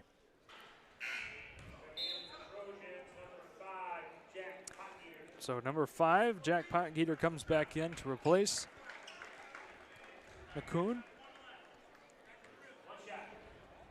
With 44 seconds here to go before this quarter comes to an end on the other side of this free throw. That one goes in, so that gives Stovall his first point of the game. The gym is starting to fill up even more as we wait for that nightcap game between the Gladiators and the Lakers of St. Francis and Glen Lake. Number 12, Donovan Edens gets 2 points to his tally now. 63-32 is the game.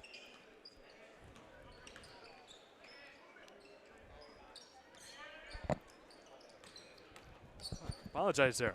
Getting late in the day, had a bit of a yawn. The shot up and away, Owen, no good there, Owen Reibel. So back the other way for the technicians now, 6 seconds before the end of the quarter. One last shot up and away, no good. The putback gets in though, just before the buzzer by Brian Stovall. Ladies and gentlemen, that'll be end of 3/4 of action, 65-32 is the score here. The technicians over the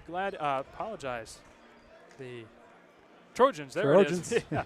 Yeah. Ladies and gentlemen, we have a break here, and we'll come back on the other side of this. Welcome to Hudson's, where we strive to be more than a dealer, and we work hard to pair you with the right equipment.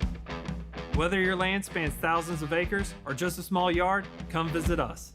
At Hudson, we provide the service and expertise to get the job done right.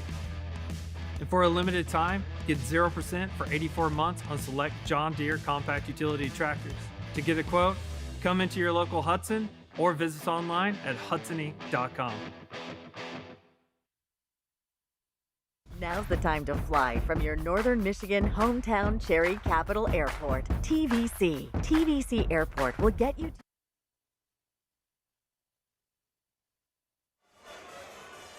All right, here we go, ladies and gentlemen. Your final 8 minutes of this game just about to begin here.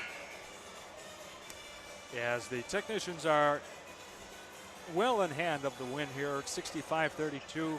Now, obviously, it doesn't look like the Trojans are going to come away with this one, Mark, but what would you be looking to tell them here to just try and power through the last few minutes of this game? Win the quarter. If they can win the quarter, especially Central's been playing some younger players. They ended that quarter without a senior on the floor, so if they can get some of this youth playing, maybe get their seniors and their starters a few extra minutes, but just try to win this quarter, I think would be a nice lift for Central today. Brennan Slack did just get a couple of points there just a moment ago, and Anthony Reibel certainly isn't done yet. Another behind-the-head shot brings them back within 30 points this time around. 65-36 is now the score. 29-point differential between the two off a quick 4-0 spurt to begin this quarter from the Trojans. Up and away is a three, no good. Picked up by Potgieter, and the Trojans looking to fight back a little bit more here. Anthony to Owen Reibel now. He'll go for the floater, and that one goes in. 6 straight now for the Trojans. And they're looking to take a timeout here to kind of talk about and keep up this momentum. They're taking a full timeout. So while they do that, we want to thank all of our friends that have sponsored tonight's game. TVC, Cherry Capital Airport, Pop Excavating, Collar Clinic, M32 Enterprises, Traverse City Glass Company, Finnegan Insurance, SSF Contracting, Next Level Sandbag, and Hudson John Deere Incorporated. Thank you for being able to allow us to bring this game not only to you at home through YouTube, but also on 104.5 Bob FM, who's been simulcasting this game with our live stream all day long, and we'll continue into the final game here between the Gladiators and the Glen Lake Lakers here shortly. Well, I love the way the Trojans came out to start that fourth quarter right there. Scored a few quick buckets with some nice intensity to start the quarter. I'm sure that's what Coach Fisher's talked about in the huddle at the end of the third quarter. They came out aggressively and put up, I think, maybe 4 or 6 points on the board immediately, forced Cass Tech to call a timeout. And I think that just kind of lends itself toward win the quarter, right? Don't stop playing. This gym is starting to fill up, like you mentioned, and for them to lay down would not bode well for the program and for the day for the Trojans. So credit to them for coming out aggressively in the fourth quarter, and hopefully they can keep that up for 7 more minutes. That's exactly right. 65-38 is the score here as the technicians get the ball to start on the other side of that Trojan timeout.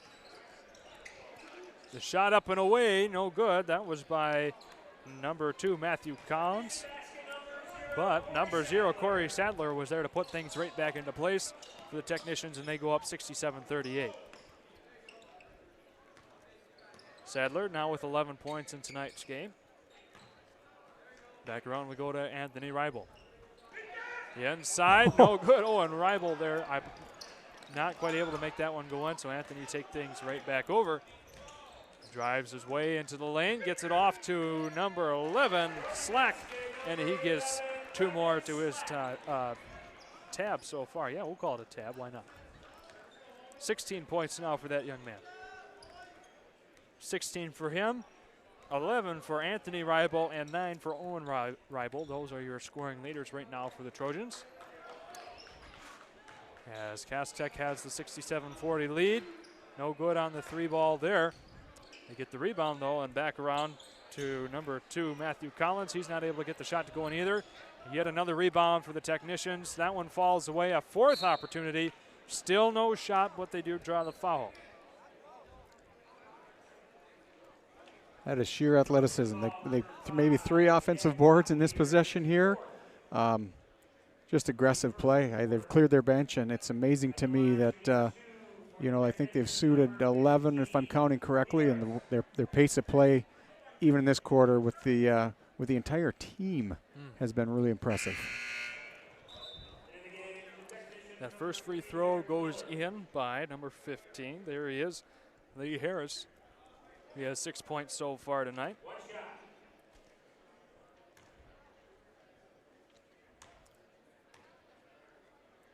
Starting to be a bit of a quiet din here in the gymnasium as Harris puts up his 7th point. 69-40 is the score with 5:40 to go. Anthony Reibel to Slack now in the corner. He works his way along the baseline, puts up the floater, and gets 2 more. Hey, why not? They're not out of this game quite yet. There's still 5.5 minutes of game time left to go. Traverse City's not looking to be done. We got another 3 this time from number 0, Corey Sadler. He's up to 14 points now. And another timeout ensues.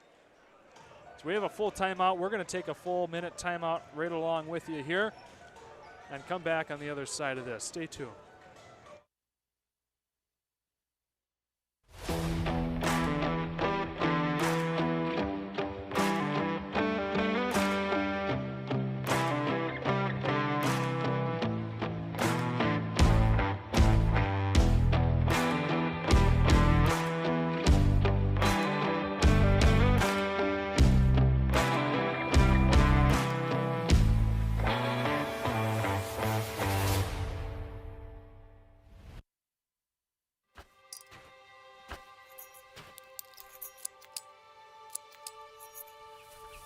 Collar Clinic, providing peace of mind and local customer service with the latest GPS collars, ARC collars, e-collars, beeper collars, accessories, and replacement parts, protecting your dog's safety and giving you the confidence that you'll be hunting with your dog, not for them. Collar Clinic, your e-collar specialist in Northern Michigan for over 35 years. And here we are, ladies and gentlemen.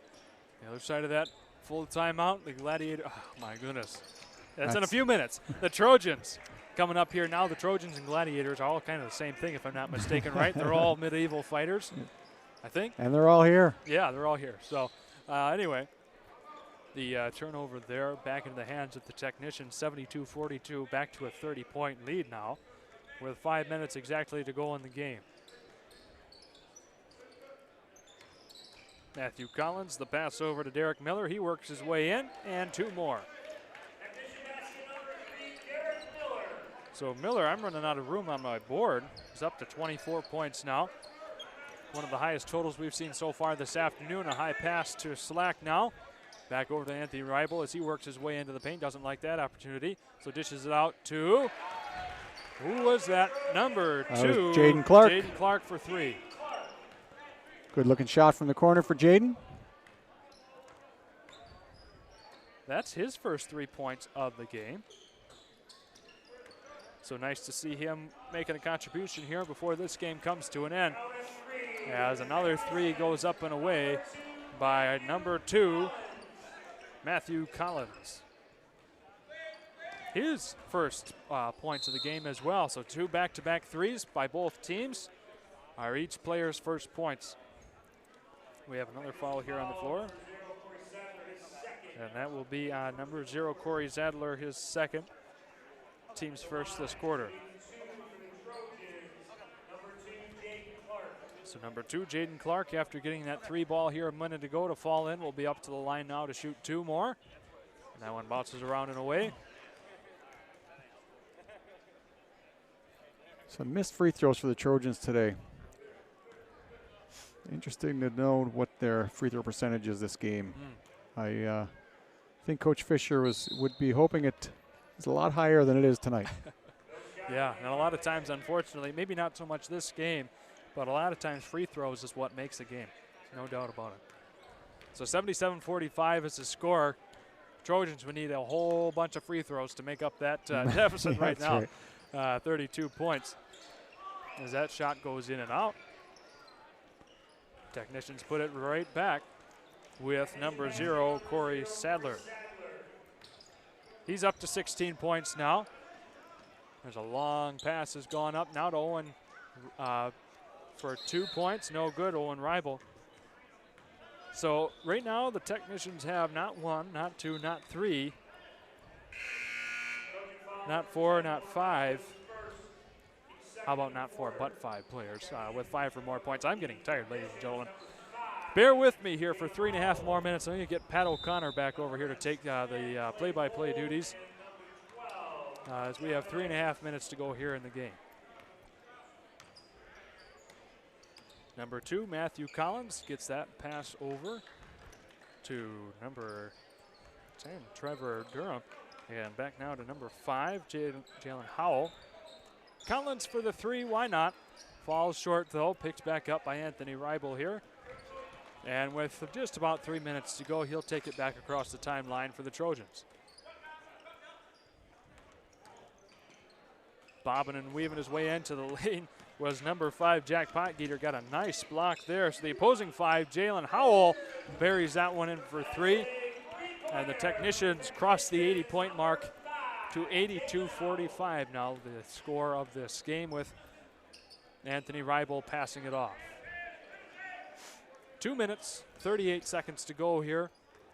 Trojans just trying to get out of this one with some more points on the board, trying to get to 50 here.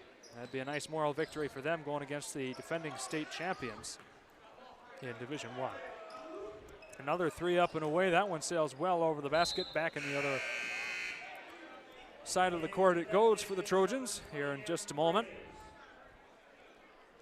with number 5, Potgieter, getting it off to his teammate, Anthony Reibel. While the scoring leader for the Technicians may have 24 points, Brendan Slack is the scoring leader for the Trojans, and he has 18 points in his own right. Has played a very good game against this talented bunch.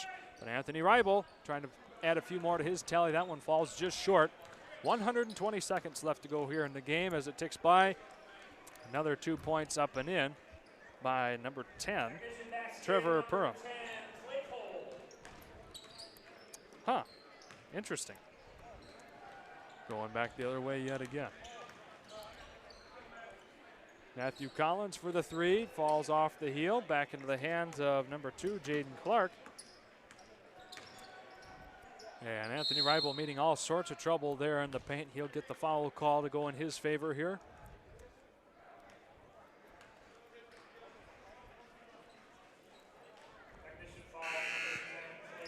Well, Brendan Slack has just bent over and tugged on his shorts a minute. It looks like he's going to get a breather here, but I've been watching him play and keeping my eyes on him. That 6'4" sophomore for the Trojans has got a future. I like the way he plays. Looks like he's got 18 points today, but he just plays both ends of the floor well, sees it, rebounds well. I like the way Slack plays. Yeah, there's no doubt that this Trojan team has plenty of talent coming up through the ranks. It's just a matter of getting some skill building in. Like you said, a lot of these guys are sophomores and juniors, so they still have time to put some more skill and practice together amongst the rest of them. And I mean, you can't expect a whole lot more with a young team like this when you're going against the defending state champions. So. Well, and they're going to make a deep run again, or at least they should make a deep run again, because they are solid. Like we mentioned earlier, currently the number 2 team in Division I in the state, behind Orchard Lake St. Mary's. So certainly they're looking to make a run for that number 1 spot and go back to back. But nonetheless, great competition for Central to be able to play and to get a team like Cass Tech and all these teams that made the travel north to play today is just exciting, and it's a nice challenge for each one of our northern teams. That's right. Great experience here, experience building for, who knows, maybe some of them will get a long postseason run in their own right and be able to meet a team like this again. They'll know what this is all about from Southern Michigan. Indeed. So a shot off the mark there from Jaden Clark. 50 seconds to go here in the game. No good there on that shot. The putback also misses, and there will be a foul against the Trojans here with an 84-45 score. Number 2, Jaden Clark, picks up his third. Team's third this quarter. Number 20, Aaron Graves up to the line now for 2. That one falls just off the front. Looking to make it an even keel 40-point lead here to go into the final 45 seconds.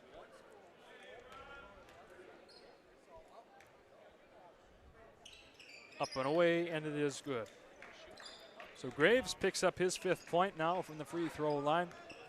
Becomes the 6th Cass Tech player to cross that mark, 5 points or more. As another fast break ensues by number 5, Jalen Howell.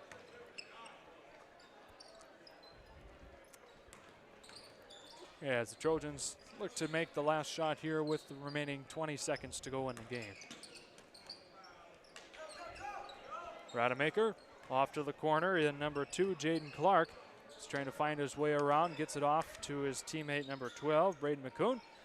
Came back in after getting 4 fouls earlier in the game. And a 3 falls right in from number 0, Ethan Grimmel. So he gets the last shot of the game, ladies and gentlemen, to make this an 87-48 final here. Mark, it's been a pleasure calling this game with you, being able to meet you. I really appreciate you coming here and helping us out tonight. Obviously, you've got a lot of experience and knowledge here with this Central team, so it's great having you. It was my honor to be here. Thank you. It's just a good day of basketball, and to be on the headset and be able to call one is absolutely my pleasure. So thanks to you guys. All right, well, ladies and gentlemen, that'll take care of it for us, too. We've got Patrick O'Connor here taking over the reins for the play-by-play commentator. I don't know who will be color, but you've got a great crew in hand here for the final game tonight.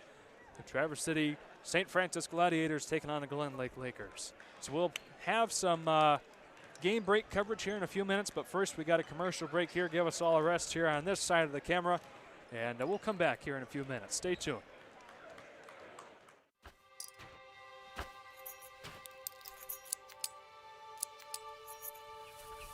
Collar Clinic, providing peace of mind and local customer service with the latest GPS collars, bark collars, e-collars, beeper collars, accessories, and replacement parts, protecting your dog's safety and giving you the confidence that you'll be hunting with your dog, not for them.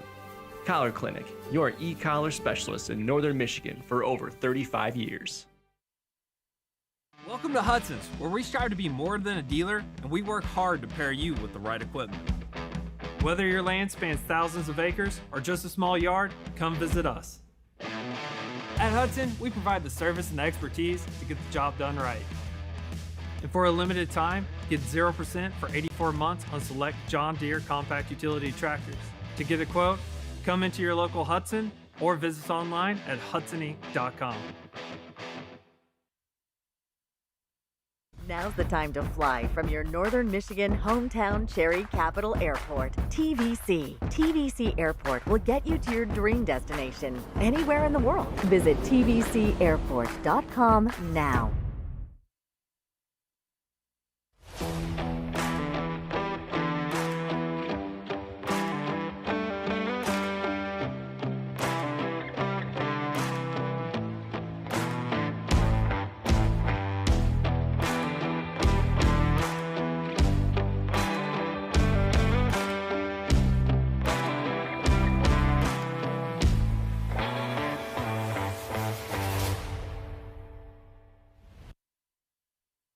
Welcome to Hudson's, where we strive to be more than a dealer, and we work hard to pair you with the right equipment.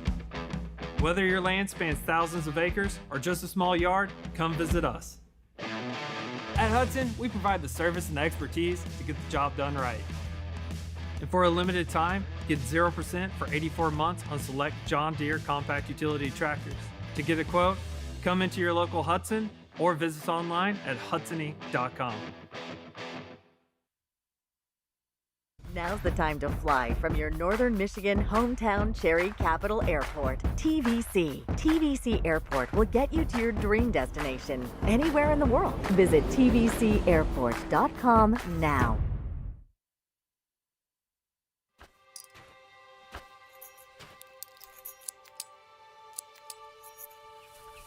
Collar Clinic, providing peace of mind and local customer service with the latest GPS collars, bark collars, e-collars, beeper collars, accessories, and replacement parts, protecting your dog's safety and giving you the confidence that you'll be hunting with your dog, not for them.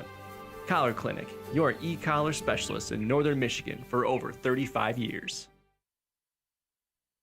Now's the time to fly from your northern Michigan hometown Cherry Capital Airport, TVC. TVC Airport will get you to your dream destination anywhere in the world. Visit tvcairport.com now.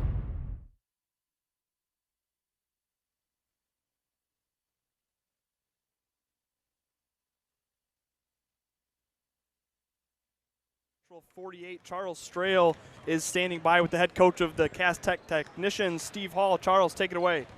Thank you, Patrick. I'm Charles. I'm here with Steve of the Detroit Cast Tech Technicians. And Steve, I know you played last night, correct? Correct.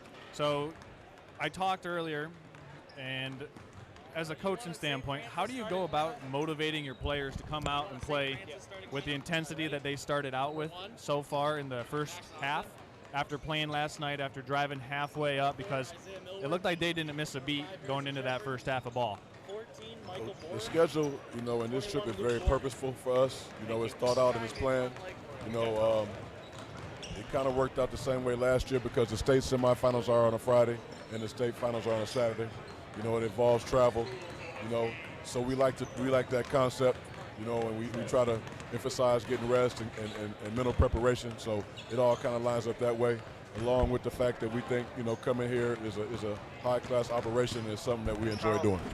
I mean, certainly, and that's one of the things, and you just talk about the mastermind scheduling and planning that goes into trying to defend your state championship. Right. Being that you got to get these guys, I mean, you practice about playing basketball, but sometimes you don't practice the timing of when you're playing games, and this is a really good way of allowing the boys to get acclimated to having to play a game, having to compartmentalize the results. Correct. And then fire it up again and get ready to play another 32 minutes.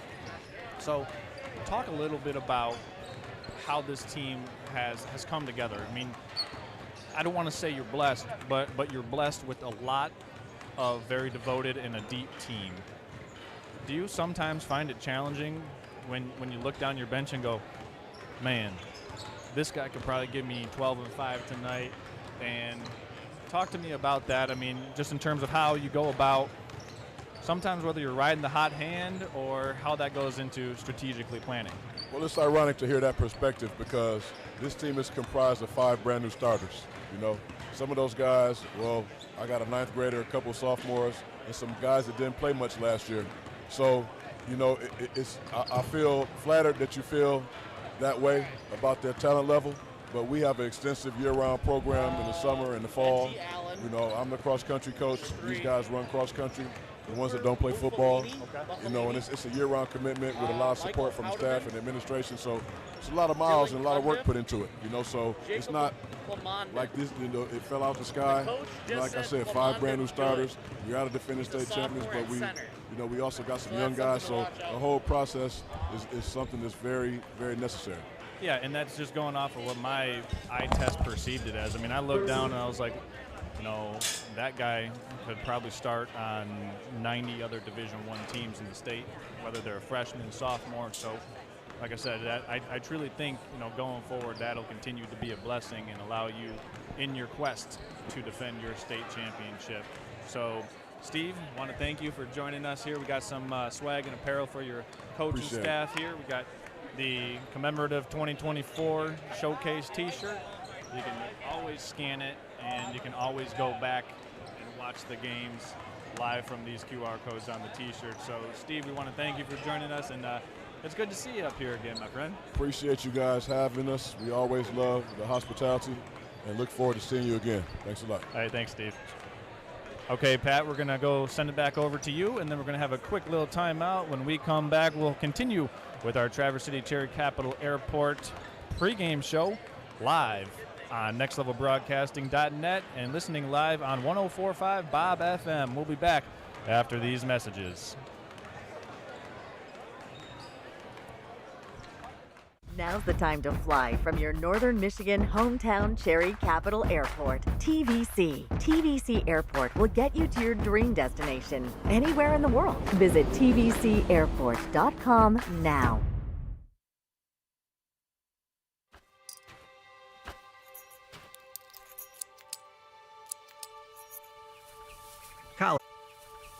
Collar Clinic, providing peace of mind and local customer service with the latest GPS collars, ARC collars, e-collars, beeper collars, accessories, and replacement parts, protecting your dog's safety and giving you the confidence that you'll be hunting with your dog, not for them. Collar Clinic, your e-collar specialist in northern Michigan for over 35 years. Now's the time to fly from your northern Michigan hometown Cherry Capital Airport, TVC. TVC Airport will get you to your dream destination anywhere in the world. Visit tvcairport.com now. Welcome to Hudson's, where we strive to be more than a dealer, and we work hard to pair you with the right equipment. Whether your land spans thousands of acres or just a small yard, come visit us. At Hudson, we provide the service and expertise to get the job done right. And for a limited time, get 0% for 84 months on select John Deere compact utility tractors. To get a quote, come into your local Hudson or visit us online at hudsony.com.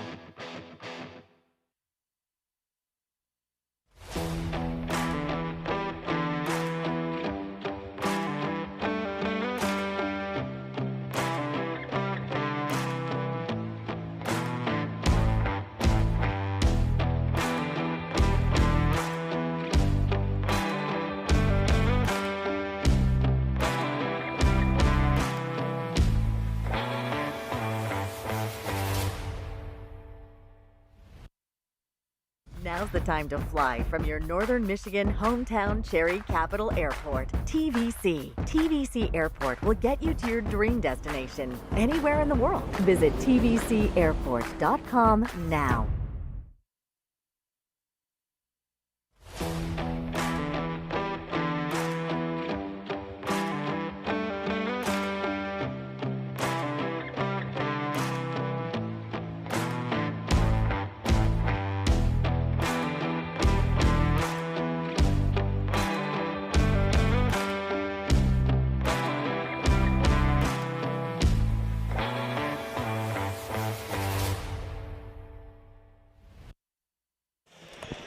Okay, welcome in live. We're about 12 minutes away from the Traverse City St. Francis Gladiators taking on the Glen Lake Lakers here in the nightcap, the final game of 4 in the Northern Michigan Boys Varsity Basketball Showcase.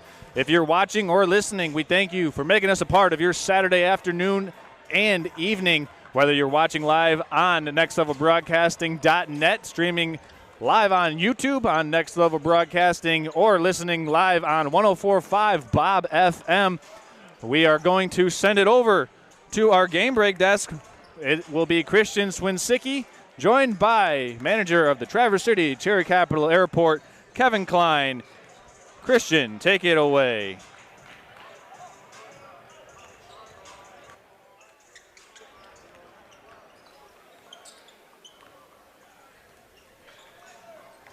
And we're having a little audio connectivity issue there. We're going to try again to get back to Christian and Kevin.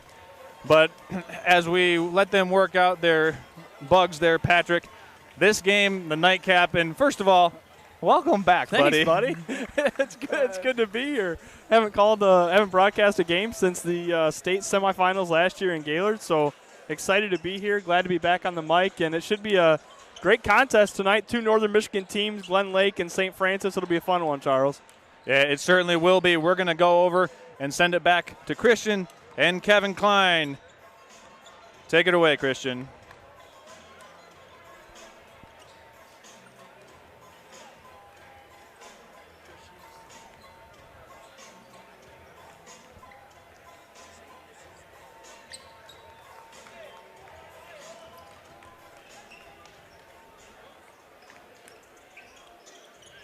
Okay, Patrick, you and I are going to. 0 for 2. we're 0 for 2 there, trying to go to the game break desk. We will work to get those bugs out of the system there. About 10 minutes here before tip between the Gladiators and the Lakers, as you're looking live once again, simulcast on the networks of nextlevelbroadcasting.net and streaming live on 104.5 Bob FM. While we have an opportunity, we want to thank all of our sponsors that have made this game possible today. That is the Collar Clinic, M32 Bobcat, Traverse City Cherry Capital Airport, Pop Excavating, Hudson John Deere, Grand Traverse Glass Company, Next Level Sandbag, and Finnegan Agency Insurance. We've got stuff up and running with Christian and Kevin. All right, we're going to send it over to Christian and Kevin once again. Here we go.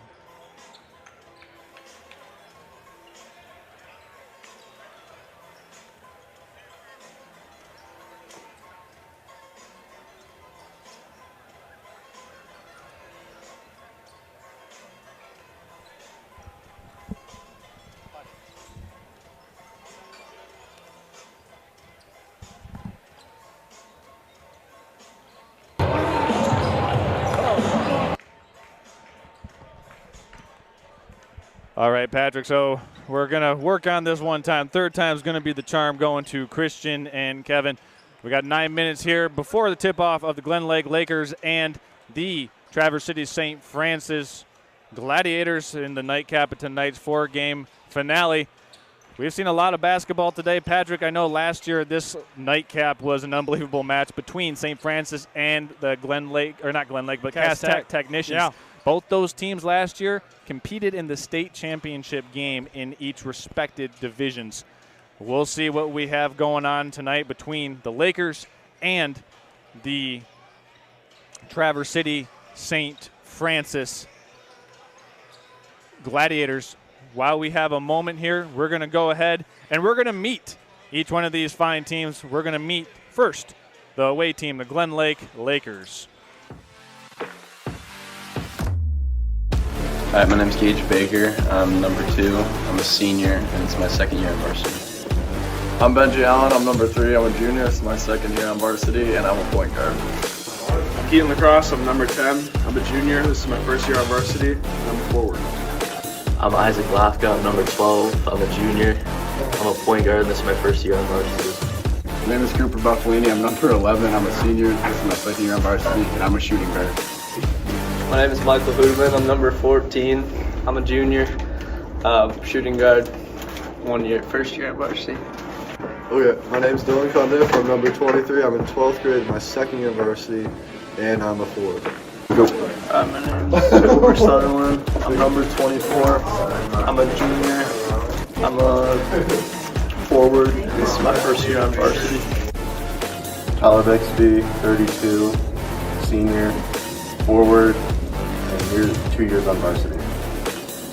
I'm Jacob London, a sophomore, number 35, center. This is my first year on varsity. My name is Jamie Blondia. I'm number 42. I'm in 12th grade. I'm a shooting guard, and this is my first year on varsity.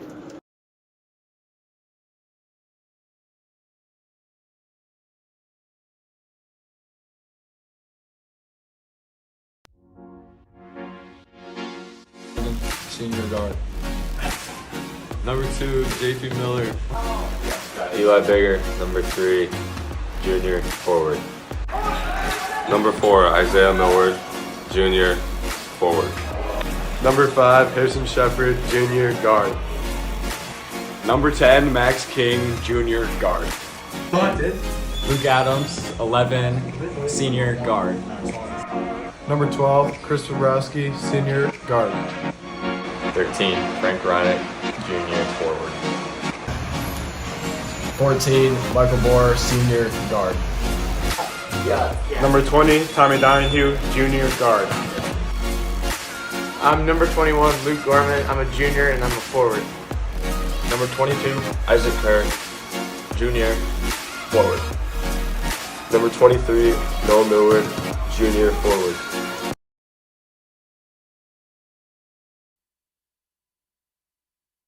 And here we are. We're back in live just about 6 minutes before tip-off between the Glen Lake Lakers and the Traverse City St. Francis Gladiators. We're going to send it back down. Last time, before we get going here, to the Traverse City Cherry Capital Airport game break desk, Christian Swinsicki along with Kevin Klein. Christian, take it away. Fourth time's the charm, Charles. Here we are, Christian Swinsicki here with Kevin Klein. I'm not seeing you shake your head over there, so you must be hearing me. Here we go. Kevin, glad to have you here with us again. I know you talked to Charles earlier. We're here to talk some more travel. I mean, what are you anticipating here from St.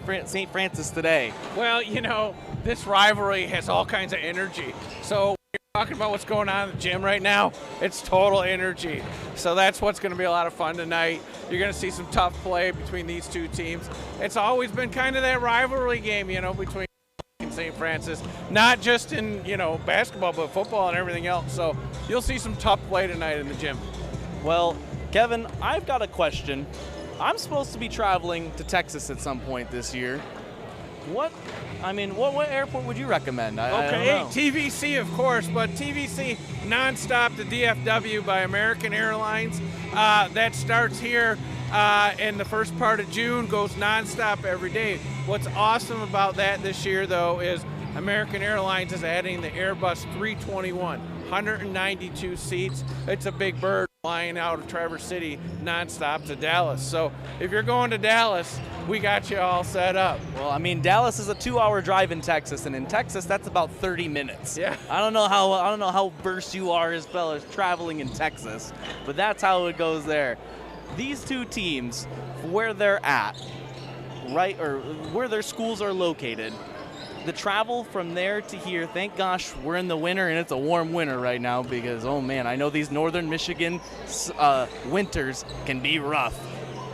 What would you recommend for anyone this winter right now in terms of traveling? Well, you know, if you're looking for easy out, nonstop flights, Allegiant has great destinations in Florida. You got Punta Gorda down by Fort Myers, Tampa St. Pete, and Orlando Sanford. Nonstop, get you down there in a couple hours.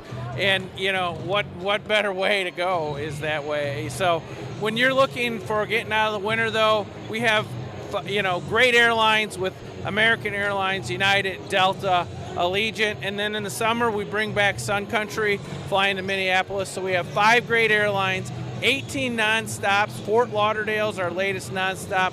We're working on number 19, and yeah, we're just great opportunities to fly out of Cherry Capital Airport to anywhere in the world.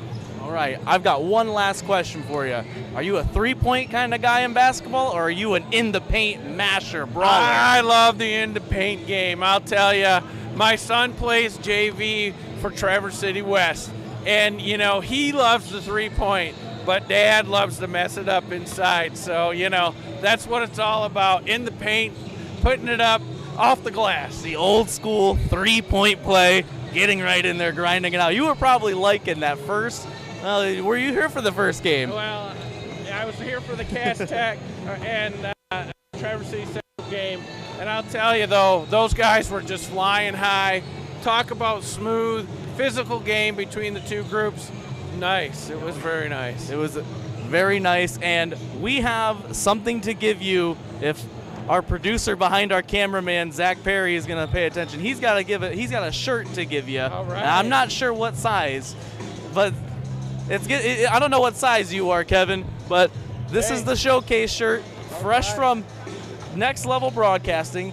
It's got all of the teams that's played today, and then on the backside, we have a beautiful Scantron that is going to lead you straight to all the memories that is this game. This is the shirt that's exclusive here at St. Francis High School from Next Level Broadcasting, and this is, it's something we have for sale Thank you here. very much. I love to be here, and thank you, Northern Michigan, for making Cherry Capital Airport, TVC, your hometown airport. Awesome. Thank you, Kevin. Appreciate you. Charles, back to you. Thank you, Christian, and thank you, Kevin, and thank you, Traverse City TVC, for being our primary sponsor for this Northern Michigan Boys Basketball Showcase, the second annual edition of this excellent event. One more time, our sponsors this afternoon: Traverse City Cherry Capital Airport, Hudson John Deere, Pop Excavating, M32 Bobcat, Collar Clinic, and Grand Traverse Glass Company. Also with Next Level Sandbag and Finnegan Insurance Agency, getting together to allow everyone, wherever you're watching from, an opportunity to watch this game outside. And it certainly has been great. And we are just getting ready now. And, well, Patrick, I'm going to turn it over to you. I'm going to take a little back seat here and enjoy this one. Well, we heard it here first, right? Kevin Klein from the airport, he goes hard in the paint. That was direct quote from him. So Waka. Are we staying here for the anthem, Charles, or are we gonna? We will stay here for the anthem, Patrick. So it's a very special anthem. We've had a lot of different tributes here, and this is certainly going to be, as we get close, 10 seconds away, should be a great game.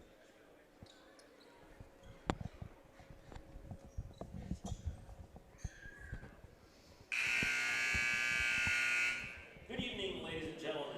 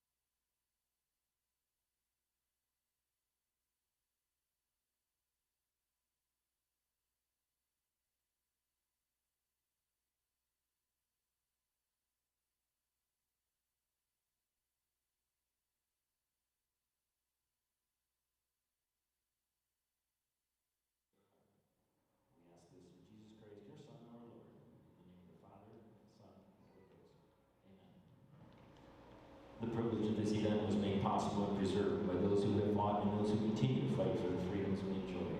Let us now honor and respect their efforts and sacrifices.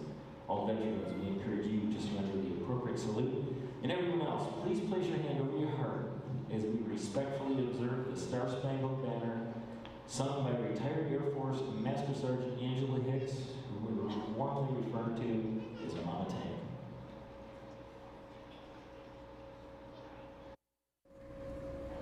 Oh, say, can you see by the dawn's early light what so proudly we hailed at the twilight's last whose broad stripes and bright stars through the perilous fight, o'er the ramparts we watched were so gallantly streaming, and the rockets regular, the bombs bursting in air, gave proof through the night that our flag was still there.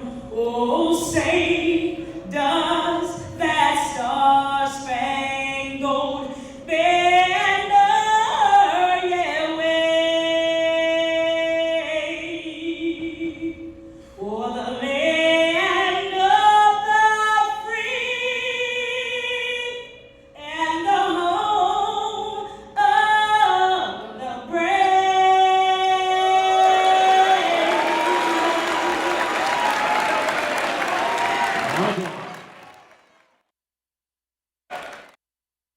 Out set for tip-off, Charles. I'll start with the visiting Glen Lake Laters, the starting five. First, number 3, Benji Allen, the 6'3 junior. Number 11, Cooper Buffalini. Number 14, Michael Houdeman. Number 23, Dylan Cundiff. And number 35, Jacob Lamondon. Charles Strail, the Traverse City St. Francis Gladiators, starting five. Starting for the Gladiators, it'll be a typical starting five for St. Francis. Max Ogden, Isaiah Millward, Harrison Shepard, Michael Bohr, and Luke Gorman rounding out the starting five for the Gladiators. And Patrick, this game, these two teams usually see each other in Class C districts. But this year, Glen Lake going to Division, or I should say Class D.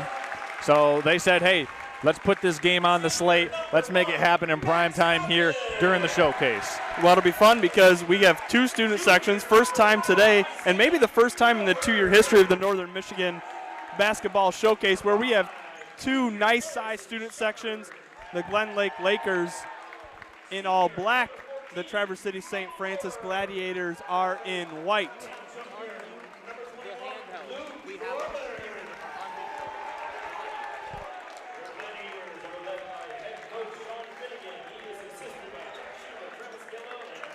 All right, we are just about set to go. The Gladiators will take their final huddle in their own paint. Lining up in the circle for the Lakers, 35, Jacob Lamondon.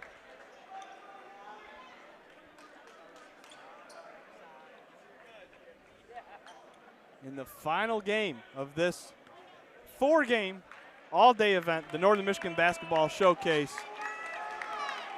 And the host Gladiators will enjoy the nightcap. Across from Plamondon in the circle. Millward. Millward, he wins the tip.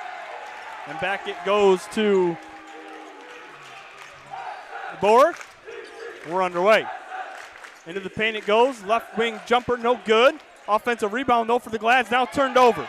Allen going the other way. Benji Allen, little contact, no call. Offensive board for the Lakers, and the putback is good, and Plamondon makes his 6'5" presence known early. It's 2-0 Lakers. 25 gone in the first quarter. We're underway from Traverse City St. Francis High School. Gladiators, Lakers. Glad's looking to answer the early bucket from Glen Lake. And the Lakers going with a little man-to-man, courtesy of Bill Raftery. Gotta love it.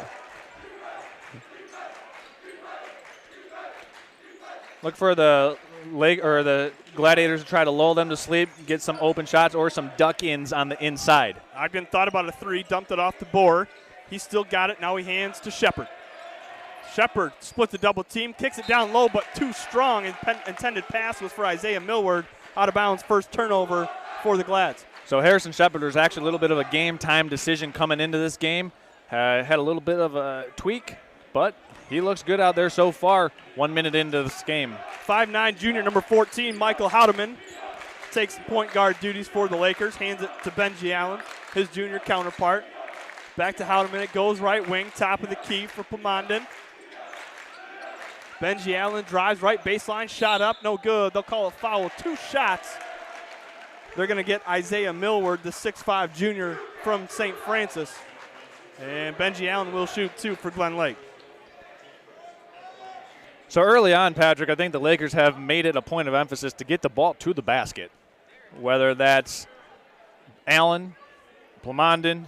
I mean, they want to get and establish their presence inside as Allen misses that first of 2 free throws. But there's no joke here that the Lakers want to get the ball to the rim. These guys are going to be a tough out in Class D. I mean, you can already tell that. They have some length. You know, for Class D basketball in Northern Michigan, that's going to be a tough out for sure. Second free throw was good for Allen. St. Francis down 3-0. Shepard for St. Francis. Swings it all the way around, near side left corner. Nice bounce pass in, up in, no good. Trying to get his offensive rebound was Isaiah Millward. Instead, that's going to be a foul 95 feet away from the defending rim on 14, Michael Bohr. That's a tough one to take. Coaches hate that foul, Charles, after the defensive rebound, and then you go in there and you get a silly reach-in foul. Yeah, that's a 92-foot foul, they like to call that.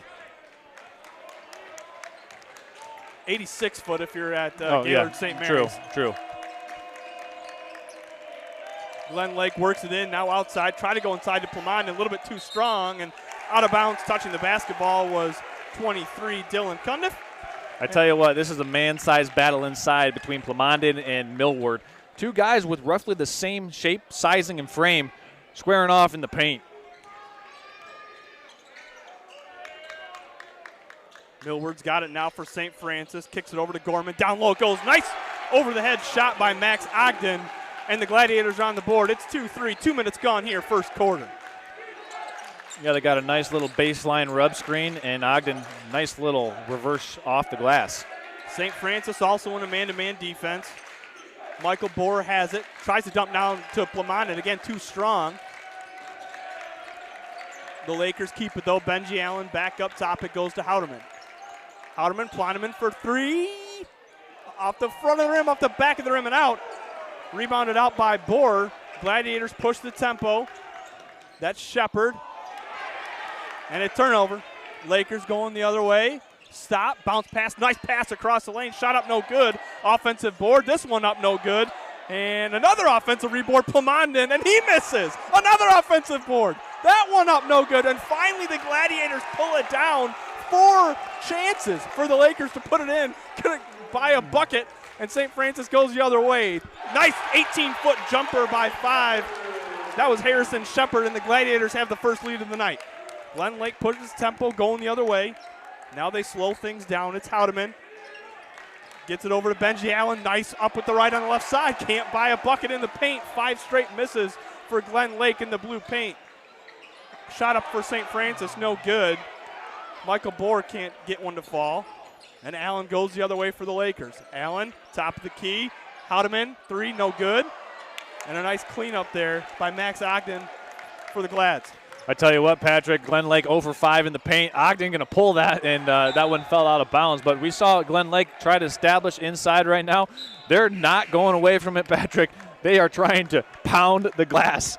And unfortunately right now, they're just missing. So, yeah, as St. Francis checks in a fresh 3 players, they're going to have to do a better job cleaning up those defensive boards because there's not going to be many possessions where Glen Lake misses 4 straight bunnies. Yeah, checking in for the Gladiators is Isaac Kerr, Max King, and Chris Bobrowski.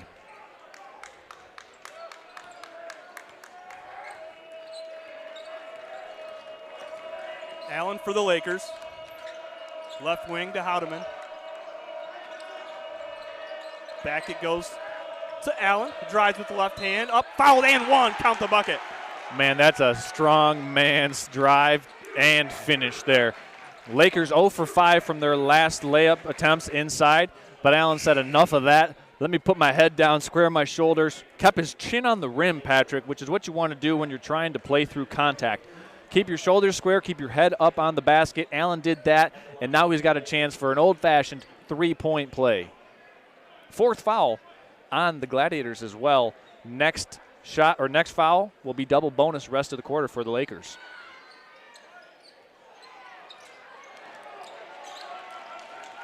Foul shot, no good. Rebound, Glads. Right up the gut. Nice dump pass. Lays up, no good. Oh, it was a beautiful play, but Max King not able to finish for St. Francis. Allen has it going the other way, gets a screen from Plamond, and he's going to get called for an offensive foul. Yeah, just trying to use that screen a little bit too angstily and didn't really let the screen by Plamondon develop. So that's going to be the first team foul against the Lakers, and the Gladiators catching a break here defensively. High intensity, 1-point game, low scoring. 4.5 gone here in the first quarter. St. Francis and Glen Lake.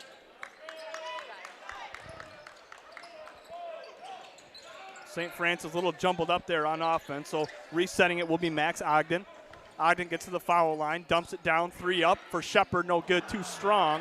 Long rebound, though, picked up by the Glads, and they'll be able to reset their offense. Shepard has it back. Good work there by Chris Bobrowski, the senior, going over to get that offensive board for Traverse City. They swing it around, long 3. Ogden, no good. It was halfway down and out. Rebound taken away by the Lakers. Tyler Bixby off the bench. And Glen Lake will go the other way. Allen has it. He crosses the timeline. 2:50 to go, first quarter. Glen Lake with the slim 1-point lead. Allen gets a screen from Plamond, and he slips it, spins, shot up and good. What a move. He put him in the spin cycle right there, Patrick. Put the detergent in and finished it with a kiss off the glass. Great body control not to get the charge. The Gladiator defender was set, and just a nice spin off the glass, and the Lakers lead is back up to 3. Long 2 here for the Glads, no good, too strong. Defensive rebound cleaned up by Bixby, and that's a travel. Yeah, that one was clear as day. I know that officiating is a hard thing to do, but that was an easy call to make. I think I could even made that call. I'm not a great referee.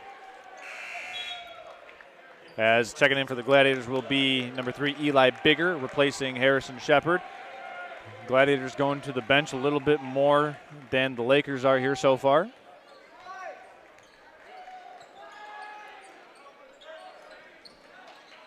Turnover, St. Francis. Tried to force a pass in to Bobrowski. Picked up by Glen Lake, and Benji Allen will slow it down. Allen with 3, Plamondon with 4 for the Lakers. Allen gets to the foul line. Nice cut by Plamondon. Fake shot. Now it's up and good. Good timing there for Jacob Plamondon. He's got a smile on his face. That was too easy. Yeah, he's got the last 4 for Glen Lake, and they're starting to make him down low inside. You don't want this game to turn into a 2-man game with Allen and Plamondon if you're St. Francis. Nice cut here. Just couldn't get the finish to go was Max King. And here comes Glen Lake the other way. Allen over to Plamondon in the left corner. Jacob left wing, back to the corner, shot up, partially blocked. No, it went in. Holy cow. Benji Allen hits the triple, and it's 12-4. They're on a 9-0 run. And Traverse City needs a bucket here before the end of the quarter. They try pick and roll. Nice job to find it there. Shot up and a foul.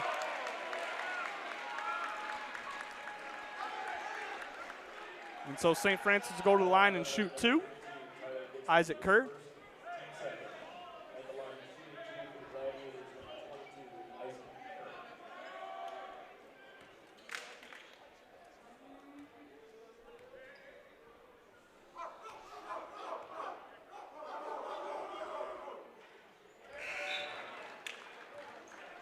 Kerr's first, no good.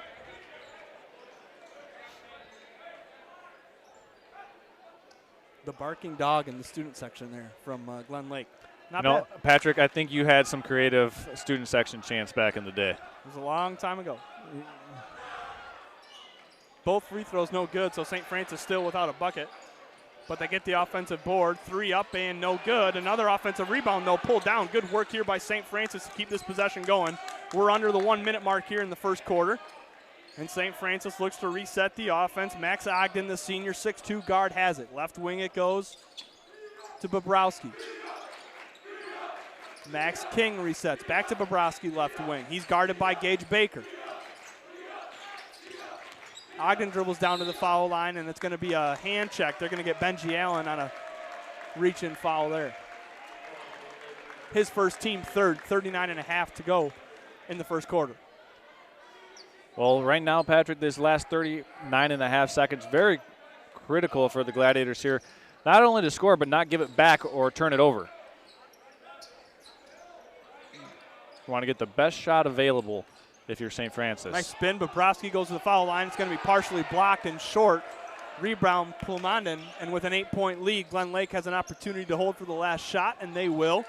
Benji Allen has it. We'll see if he gets the ball screen from Plumondon. Oh, it's going to come from the right wing instead. Down to the corner it goes. They look inside. Long pass. Turnover. St. Francis basketball. 13.9 to go first quarter, so they have a chance to cut into this Glen Lake lead. And that was a big stop for the Gladiators there to get that steal or just turnover. Ogden has it for St. Francis with 9, now 8. Ogden works against Allen with 6. Ogden, fadeaway jumper, no good.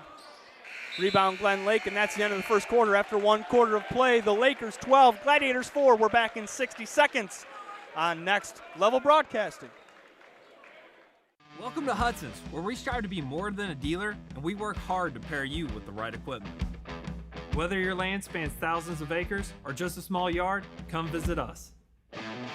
At Hudson, we provide the service and expertise to get the job done right. And for a limited time, get 0% for 84 months on select John Deere compact utility tractors. To get a quote, come into your local Hudson or visit us online at hudsony.com.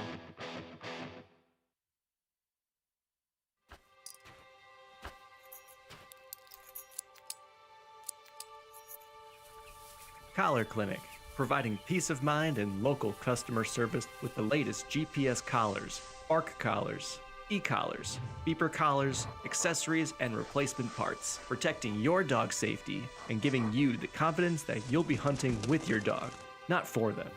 Collar Clinic, your e-collar specialist in Northern Michigan for over 35 years. Back second quarter action here from Traverse City St. Francis. I'm Pat O'Connor alongside Charles Strail in the nightcap of the Northern Michigan Basketball Showcase from St. Francis High School. Glen Lake 12, Traverse City St. Francis 4. And the second quarter is underway. Leading all scorers is Plumondon with 6. Allen's got 6 as well. Plumondon's got it inside, shot up and good. Give him 8.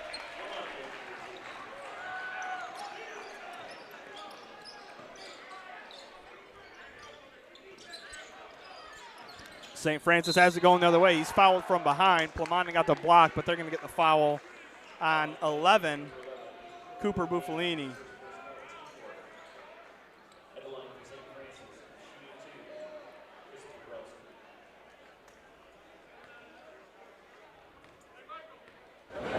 Browski will shoot 2. His first is up and good.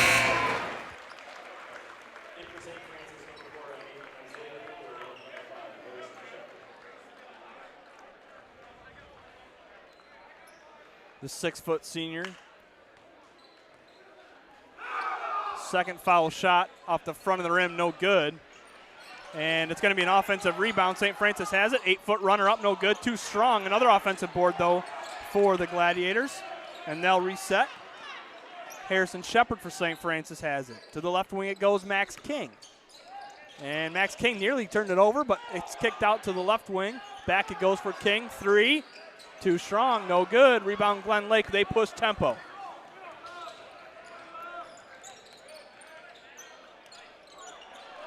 Turnover. St. Francis gets it. Going the other way. Shot up again, no good. St. Francis can't get a field goal here.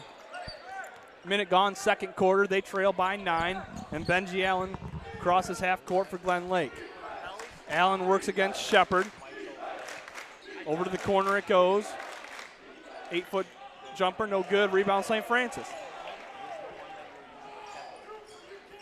I know. I just put it down. I'm trying to figure out which one. Max King hands to Harrison Shepard. Shepard back top of the key to Bobrovsky. Now to the left wing for Beggar.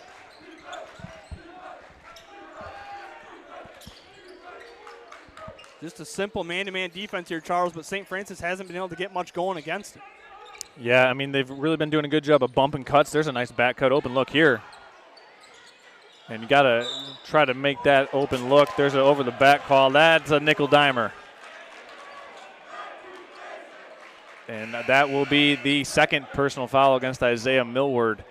So we'll see what head coach Sean Finnegan wants to do here as his big man picks up. Well, he's earned more fouls. I'll say that. But fair. We'll leave it at that. That's a tough one. 2 minutes gone, second quarter. Ottoman gets it back. One dribble. Inside it goes to Plamondon. Now he kicks out. Baker, 10-foot runner. Too short.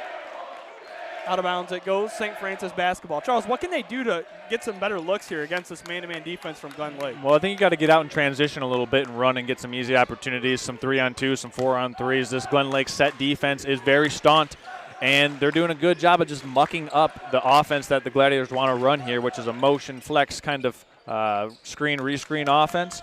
And if they can get some defensive rebounds and then get some leak-outs and run-outs, that would do wonders for the Gladiator offense. Just a simple motion, really, for St. Francis. Pass and cut, and he walked. Yeah, that left foot was the pivot foot, and Harrison Shepard picked it up and put it down one too many times.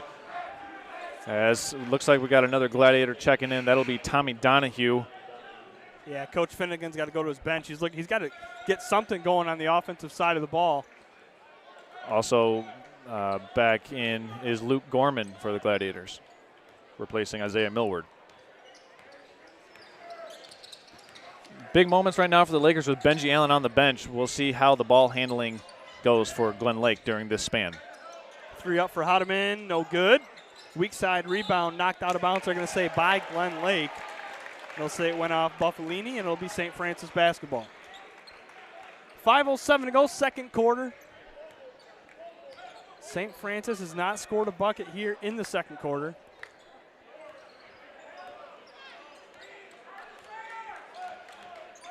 Harrison Shepard dribbles it off his foot. It's on the floor, picked up by Glen Lake. And away goes Buffalini. Now it goes into Plamondon. He gets his own miss, puts it up and in. He wanted a foul. I think that's 10. Yeah, he's just been a man inside. Attempted pass knocked out of bounds, so St. Francis will have an out of bounds under with 4.5 to go, second quarter.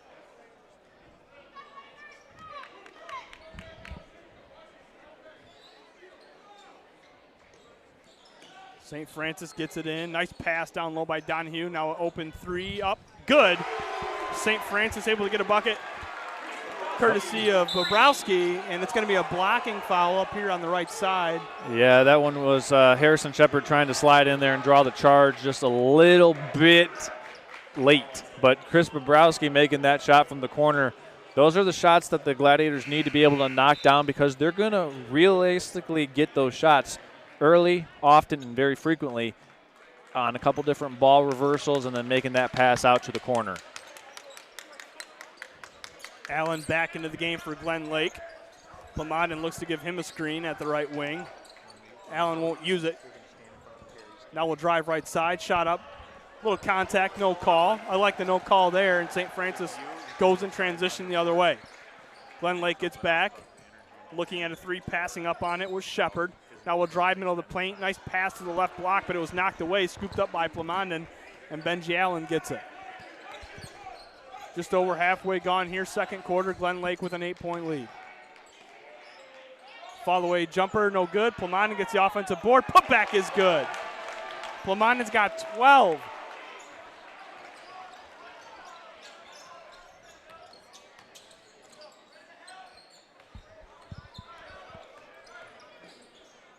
Nice stop.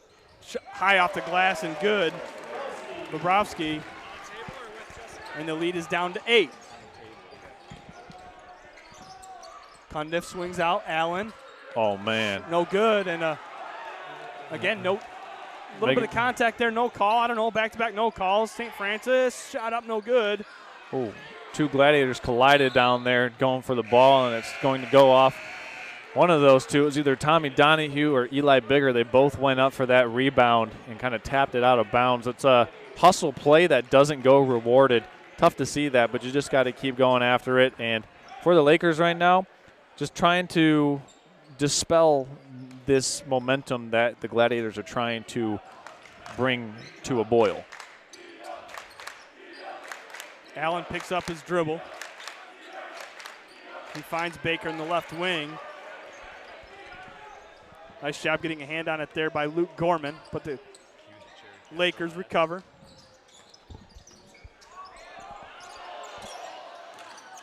Plamondon into the paint, gets it to go. That's 14 now for Plamondon. He's been a problem. We'll say that. Lead back up to 10 for Glen Lake. 2.5 to go in the first half. Driving with it, stripped away. Good hands there for Bixby. And Bixby walked. So Gladiators catching a break there with the Laker turnover. Let's see if the Glads can turn that into points. Laker defense, though, man, it's been stingent. Nothing fancy about it. No, they're just saying, hey, we're going to man up, make sure that we're clean on cuts. There's a nice overplay, but they got a deflection. Good hands there by Plamondon. They're long, too. I mean, let's give credit where credit's due for Glen Lake. They have some length, so it's not like it's that simple for St. Francis to go to work against the man. Well, Pat will say this, too. As a 16-year-old kid, I wouldn't want to step in front of Benji Allen. No. As guess who? Jeez, oh, Pete. He's got to have, like, 16? Well, yeah, and also 12 of the last 12, I think, for Glen Lake. I think Plamondon is probably going to be close to having a double-double at halftime here, Patrick. St. Francis needs an answer quick. 95 seconds to go, first half. Down 12. Nice pass inside, blocked away. Plamondon says, don't bring that Kool-Aid to a grown man's party. Glen Lake, 12-point lead. Shout out the old Stuart Scott. Plamondon from longer range. Oh, I'm sorry. Wow. Dylan Cundiff for Glen Lake. My apologies. I got used to calling the number of number 35. St. Francis needs a timeout. Oh, we got a technical foul.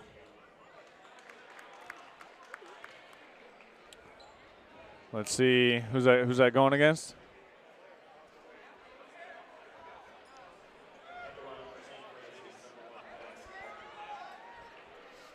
I didn't see who they got.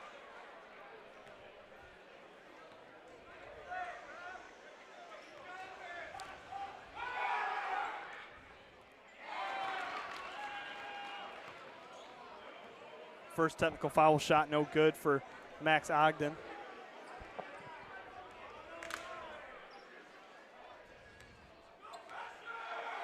His second is up, and that one's no good too.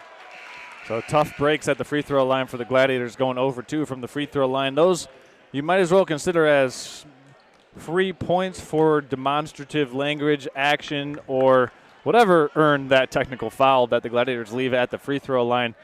So they'll have their work cut out for them here with 1 minute 14 remaining in the first half. And they're going to take a 30-second timeout, and when they take a 30-second timeout, we're going to go ahead and we're going to take a quick timeout and be back after this. Welcome to Hudson's, where we strive to be more than a dealer, and we work hard to pair you with the right equipment. Whether your land spans thousands of acres or just a small yard, come.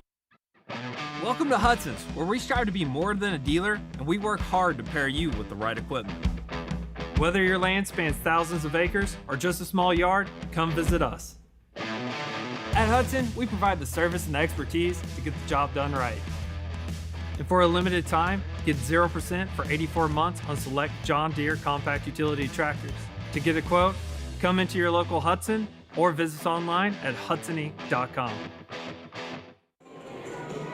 And we're back live. Christian Swinsicki with a quick update from the sideline.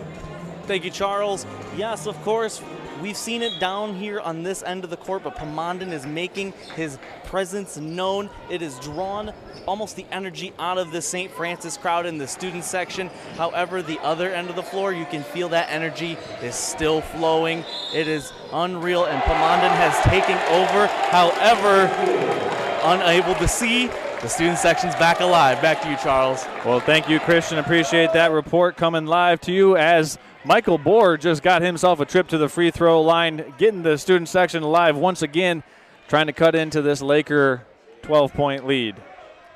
Looking for the three-point play the old-fashioned way. Bohr's foul shot, again, no good. St. Francis really struggling from the charity stripe. We've hit the 1 minute mark here in the first half. Traverse City down 12. Houdeman has it for Glen Lake. Left wing to Baker. Baker back to Houdeman, one-handed pass to the foul line. Nice bounce pass inside. Not a lot of room for a shot for Glen Lake, and they turn it over. St. Francis basketball with 35. We'll see if they push tempo or try to hold. Driving to the foul line. Now he kicks it around. Boer slow things down for St. Francis. Three, Boer, no good.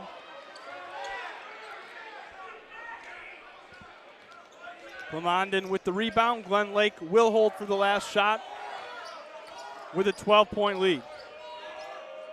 Houdeman dribbles around. Ball's on the floor, picked up by St. Francis.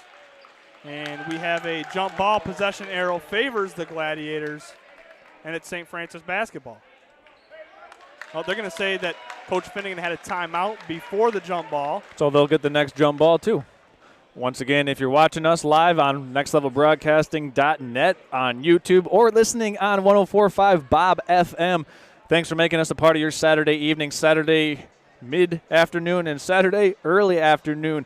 9 hours of high school basketball coverage here, courtesy of Next Level Broadcasting. And we just want to thank all of our crew members that go into making this game possible. For myself, Charles Strail, Patrick O'Connor, Austin Mong, Shane Smith, Christian Swinsicki, Zach Perry, Derek Steele, and Ryan Bentley, Bert Aubrey, and everyone else that goes into making this broadcast successful. And we just want to thank you for hanging out with us on a Saturday night. Final 10 of the first half. St. Francis looking to make this a 10-point game. Driving left side, up with the left hand, up and good. Ogden for two, and they nearly stole the inbound and had another chance. So that might give the Gladiators a little pep going into the halftime break after 2 quarters of play from St. Francis. The visiting Glen Lake Lakers 24. The Gladiators of St. Francis High School 14. This is high school basketball on Next Level Broadcasting and simulcast live on nextlevelbroadcasting.net and streaming on 101.45 Bob FM. Welcome to Hudson's, where we strive to be more than a dealer, and we work hard to pair you with the right equipment. Whether your land spans thousands of acres or just a small yard, come visit us. At Hudson, we provide the service and expertise to get the job done right. And for a limited time, get 0% for 84 months on select John Deere compact utility tractors. To get a quote, come into your local Hudson or visit us online at hudsony.com.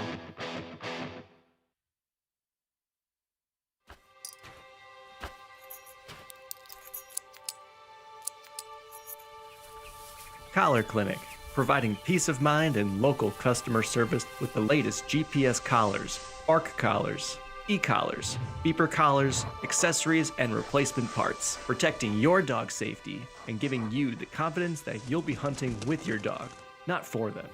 Collar Clinic, your e-collar specialist in Northern Michigan for over 35 years. Welcome to Hudson's, where we strive to be more than a dealer, and we work hard to pair you with the right equipment. Whether your land spans thousands of acres or just a small yard, come visit us. At Hudson, we provide the service and expertise to get the job done right. And for a limited time, get 0% for 84 months on select John Deere compact utility tractors. To get a quote, come into your local Hudson or visit us online at hudsony.com.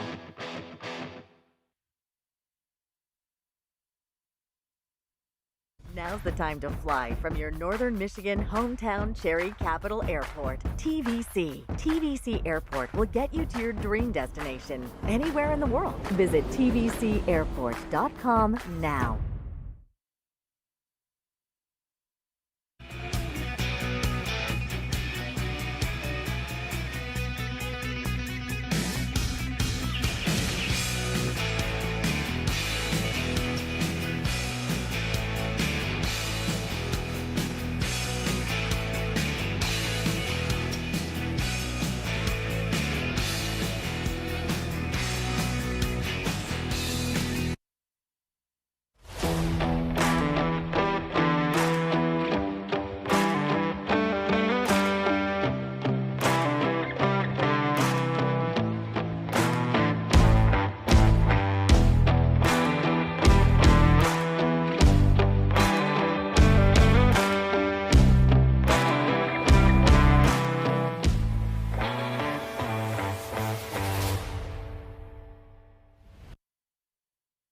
Welcome to Hudson's, where we strive to be more than a dealer, and we work hard to pair you with the right equipment.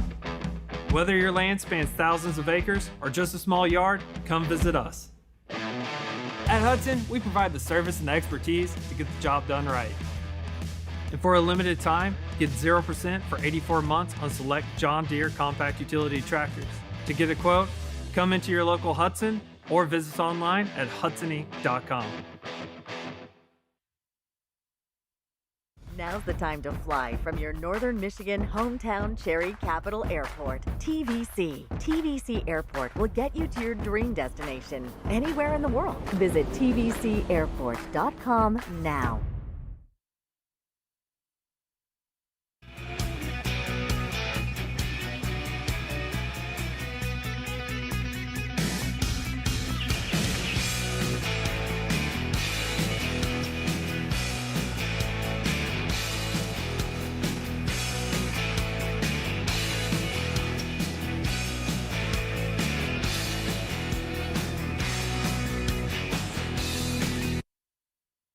Now's the time to fly from your northern Michigan hometown Cherry Capital Airport, TVC. TVC Airport will get you to your dream destination anywhere in the world. Visit tvcairport.com now.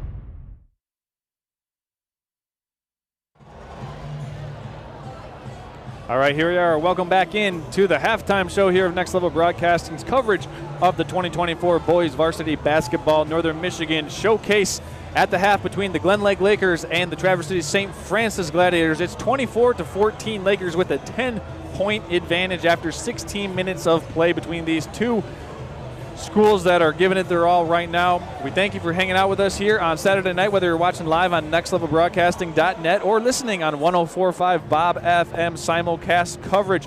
We're going to send it over to the game break desk with Shane Smith, Christian Swinsicki, and Nick Wenzel. Shane, Nick, and Christian, take it away, fellas.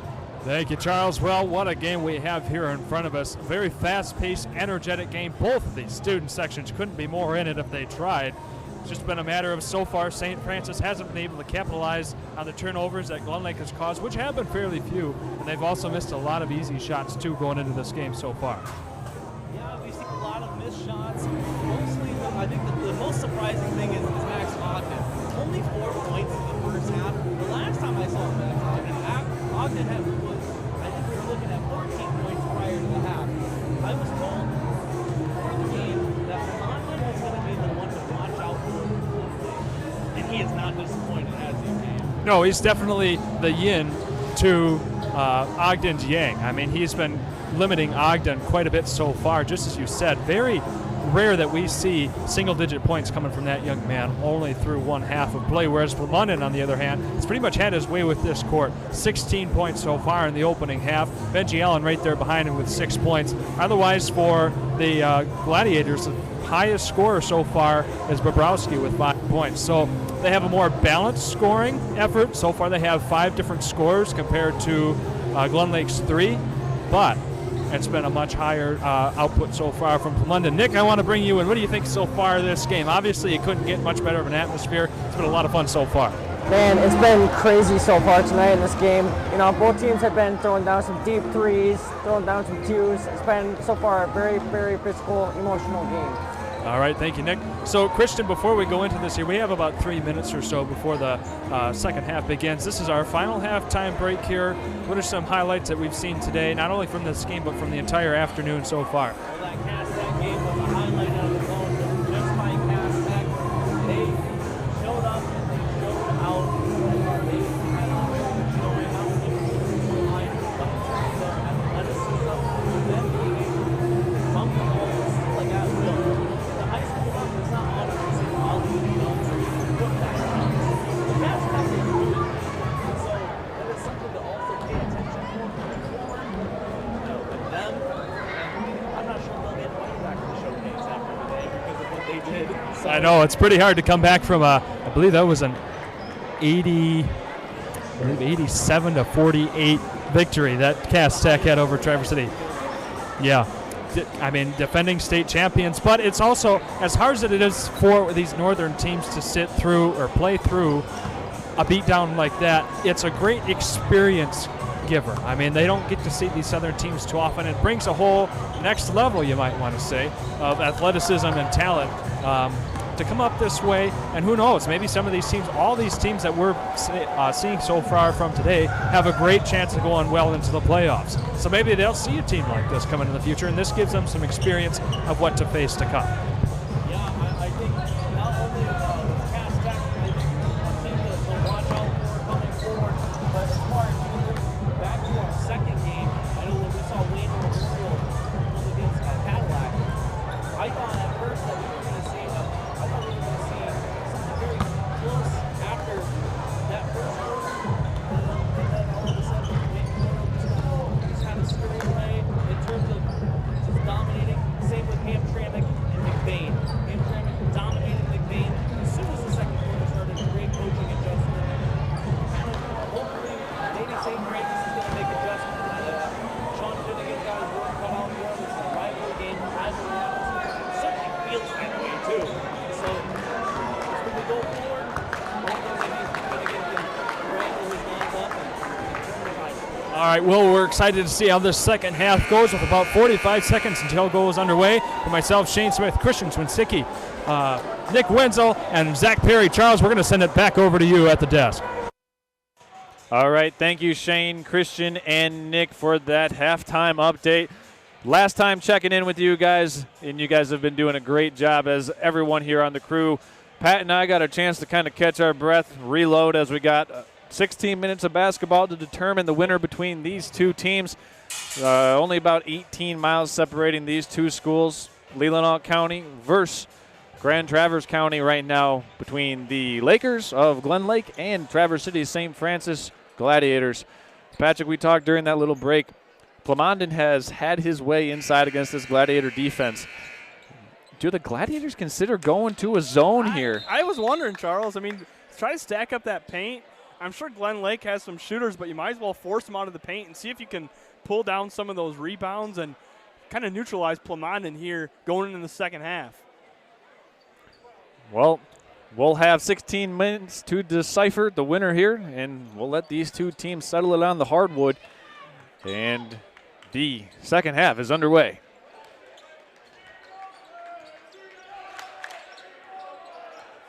Same man-to-man defense here for the Lakers to start.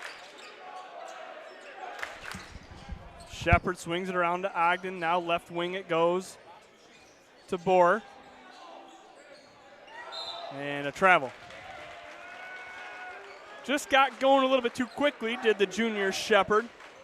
And Glen Lake will take over after a turnover 19 seconds into the second half.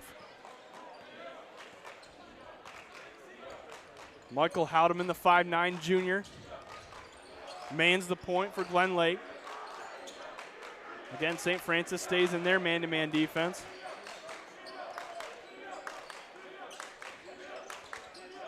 Inside, they look to Allen, but it was stolen away. They tried to put Allen on the block and post him up. Good defense there for Shepard. He goes the length of the court. Now he horseshoes out and resets the offense. He finds his guard, Michael Bohr, the 6'2 senior, looking for a screen. He gets it. Now he'll use it. Glen Lake switches, and they switch back. Ogden looks to drive up to the right, blocked away. Plamondon able to grab it, but he was standing on the baseline. So St. Francis will retain possession. They'll have an out-of-bounds under. 59 seconds gone, third quarter. Hey, I know it's not Halloween, but I got something scary for every basketball team in Northern Michigan. Jacob Plamondon is a sophomore. Yikes. Three up here for St. Francis is good. And they break the seal on the scoring here in the second half. Max Ogden with a triple. Shout out to Shane Smith, was talking about Mr. Ogden in that halftime break. So good to see his name on the score sheet as we start the third quarter. St. Francis basketball now down by 7. Ogden has it right wing.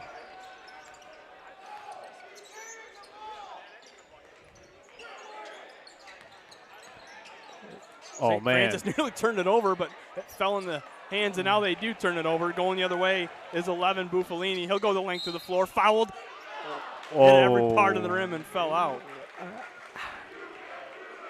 I tell you what, Buffalini put his head down. You knew he was going to attack the rim. I mean, that's par for the course for this Laker team. When they get an opportunity to put their head down and get to the basket, they're going. And there's no second guessing when these guys attack the basket, Patrick. Buffalini's first is good.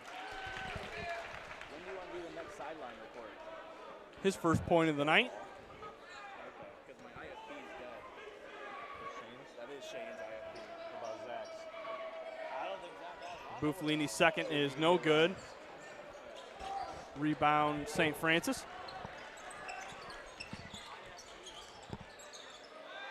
Shepard has it for the Glads. Driving up with the right and fouled was Luke Gorman. Yeah, that was a nice aggressive take by Luke Gorman. He's a righty, but he was going left there and drew some contact, got the shot up, and we'll see if the Gladiators can solve their woes at the free throw line so far. Patrick, not a good performance at the charity stripe. You know, they came out of the halftime break with about 2 minutes left on the halftime clock. I'm a little surprised that they didn't come out with 9 minutes left and just shoot free throws for that halftime break.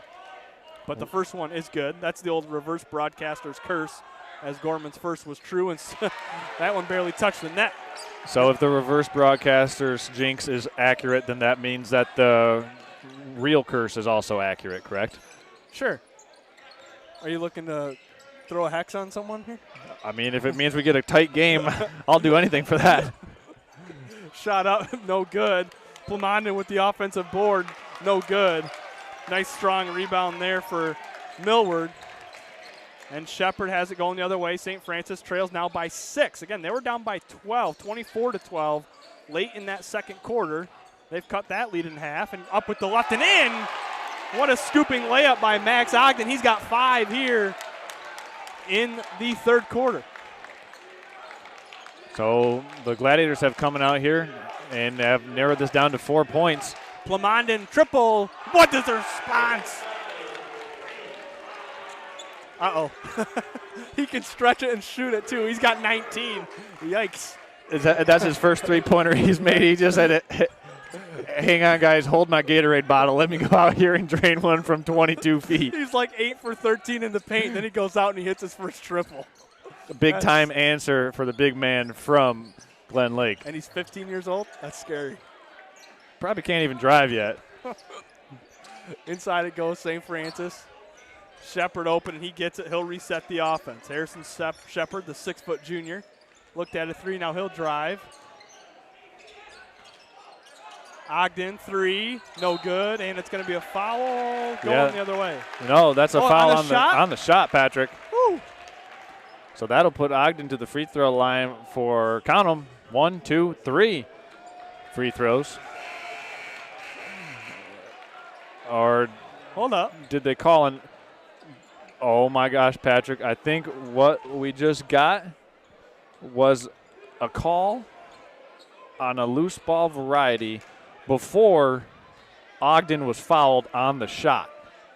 So it was in between the moment of time that Max Ogden was fouled in that time frame when the ball was in the air that a loose ball foul was called before Ogden was contacted coming down. Well, I thought I saw the official under the Lakers basket point the opposite direction, like the ball was going the other way. But, yeah, we saw Ogden fall on that three-point shot as well. It was a nice little empty side ball screen, and Benji Allen was able to clean it up, and the Lakers have a little 5-0 spurt here to edge this back to a 9-point lead. Charles, were you nervous at all about your backboard camera as that shot went up after the whistle from behind the backboard? No, it's not. That iPhone 2 could have come falling off the or is that an iPhone 3? I don't know. I have to check the serial number. 4:15 to go, third quarter. Whatever it is, it was an iPhone when they're still made in the U.S. Ogden 3, got it. He's ready to take this game over. He's got 8 in the first 4 minutes of the second half. Give him 12 on the night. He leads his team in scoring. Plamondon has it, left block, slams it home. Yeah, we're going to get that one queued on a replay for Plamondon dropping in his 21st point. Nice drive. Oh, and he gets the block on the other end. The kid is feeling it.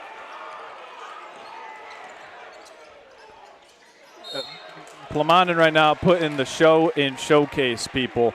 Wherever you're tuning in, if you're watching couch side, there's no way you're sitting down. after you just saw that exchange by Plamondon with the two-handed jam and then the one-handed rejection. He's so beat. Putting on a mixtape.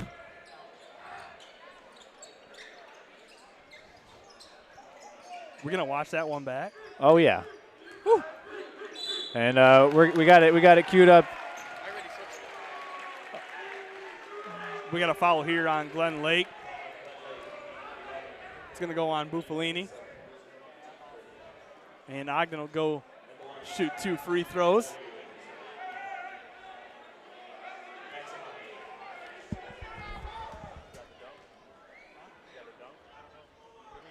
First is good for Ogden.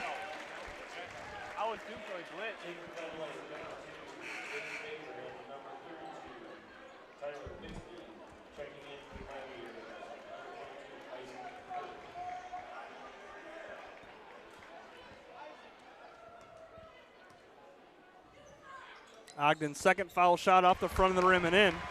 He's 4 for 4 from the charity stripe here in the third quarter. Lead down to 6 again for Glen Lake. Traverse City changes up their offense. He traveled with it. No call. And now a reach-in foul.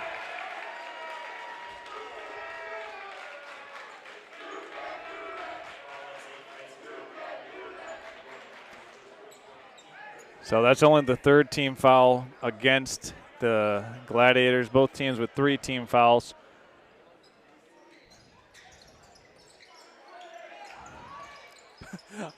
Plamondon somehow got open on the inbounds play, and then he was fouled. And Patrick Wire, he's going to the free throw line. We're going to cue up that Plamondon two-handed jam, courtesy of our producer, Austin Mong, doing his thing.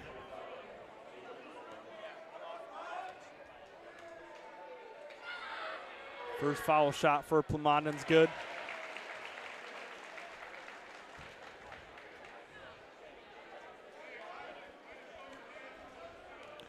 And here you're looking at that replay. Glen Lake running baseline.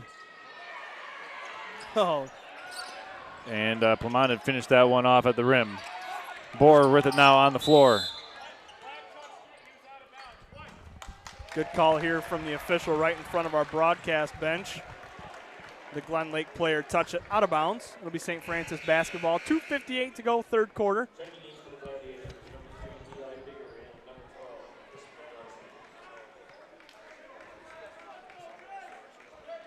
Grabowski will inbound it for the Glads, who trail by 7, and it goes to Harrison Shepard.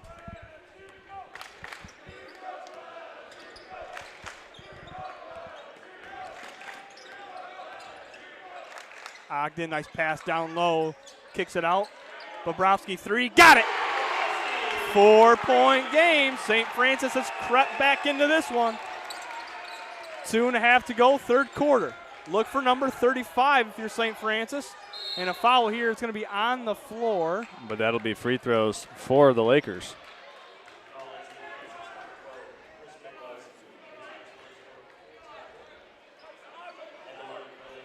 So explain to me the new foul bonus rule here in high school basketball. Yeah, so after 5 team fouls, it's double bonus the rest of the way. And For it the makes quarter. For the quarter. And what it does is it really puts an emphasis on being able to guard without fouling, because it makes fouling a much larger penalty when your other opposing team will be going to the line for 2 free throws instead of the 1 and 1.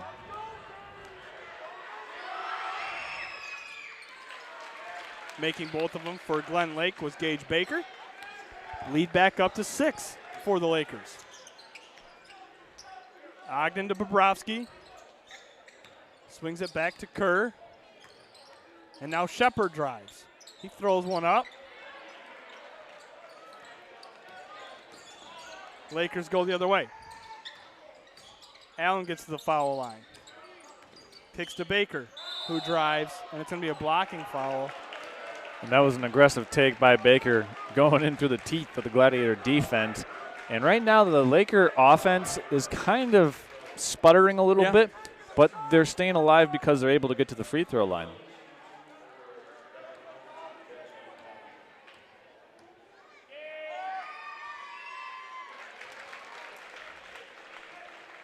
It is a penalty when you're able to make them like this too, Charles. Lead back up to 7 for Glen Lake.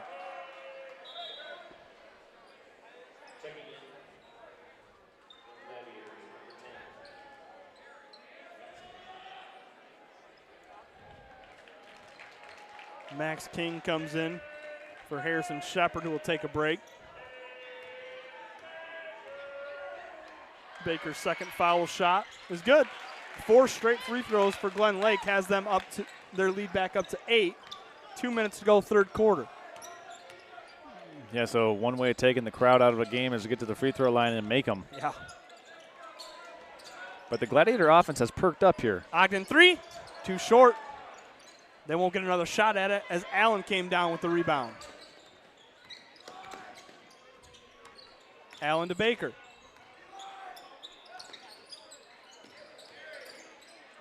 Baker to Bixby. He still, nope, Plamonden's going to get called with a charge. Yeah, Isaac Kerr drew that offensive foul, so kudos to him for stepping in there. Really, maybe the only thing Plamondon has done wrong offensively in this game. 90 seconds to go, third quarter. St. Francis down 8. Max King has it. Ogden 3, long one, short. Nice save, though. But Glen Lake came up with it. And gathering it there for the Lakers was Cundiff. And Cundiff finds Baker, who slows things down for the Lakers. Allen, good defense, guarded there by Bobrovsky. Allen drives another charge. Yep. That time it was Eli Bigger who stood in there and took it right through the chest. And that's 2 consecutive stops via the offensive foul. So the Gladiators now have been a step quicker sliding over into defensive help position. And that's, I think, the adjustment that they've made, really trying to thwart Glen Lake's ability to penetrate and get to the rim. 1 minute mark, third quarter. St. Francis working on the perimeter of this man-to-man defense. Max King to the foul line. Left wing to Bigger. They go inside, shot up, and no good. It was affected slightly by Jacob Plamondon. And with 40 seconds left, Benji Allen crosses half court. He's guarded by Shepard. We'll see if Glen Lake wants to hold for the final shot. No, Allen's going to drive, now kick. Plamondon left corner. Couple of dribbles, shot up, and good. Count it. That's just a grown man's move, man. As he comes up a little hobbled, I don't know if he took a knee to the shin or, you know what? If I was able to do that kind of move, Patrick, I'd take a knee to the shin too. I think he's going to be fine.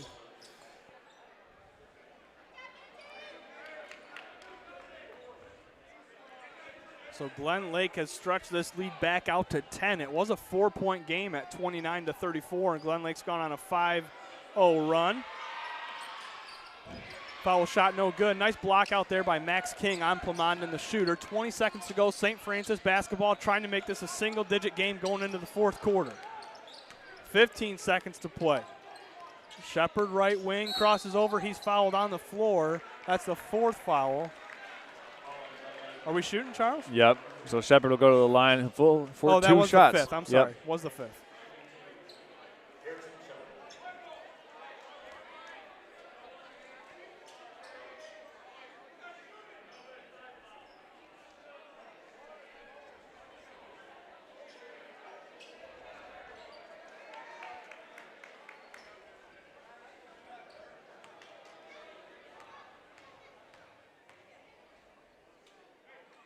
Shepard's first, no good.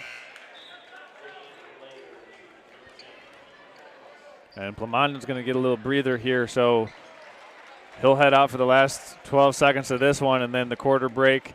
Smart coaching by the Lakers. Don't want him to pick up his 3rd foul either on something silly down there in the paint. Second foul shot is good, so it's a 9-point game. Glen Lake has 11.5 to play with. And it's going to be 2-on-1 going the other way as St. Francis went to a pressure defense. 6 now. Glen Lake shot up, no good. Defensive rebound now with 2. Shot up, half court, no good. We saw half court in the last game. We did see that from Traverse City Central. All right, we have a 60-second break as we head to the fourth quarter. This is high school basketball on Next Level Broadcasting and simulcasted live on nextlevelbroadcasting.net and picked up via stream by 101.45 The Bob FM. Now's the time to fly from your northern Michigan hometown Cherry Capital Airport. TVC. TVC Airport will get you to your dream destination anywhere in the world. Visit tvcairport.com now.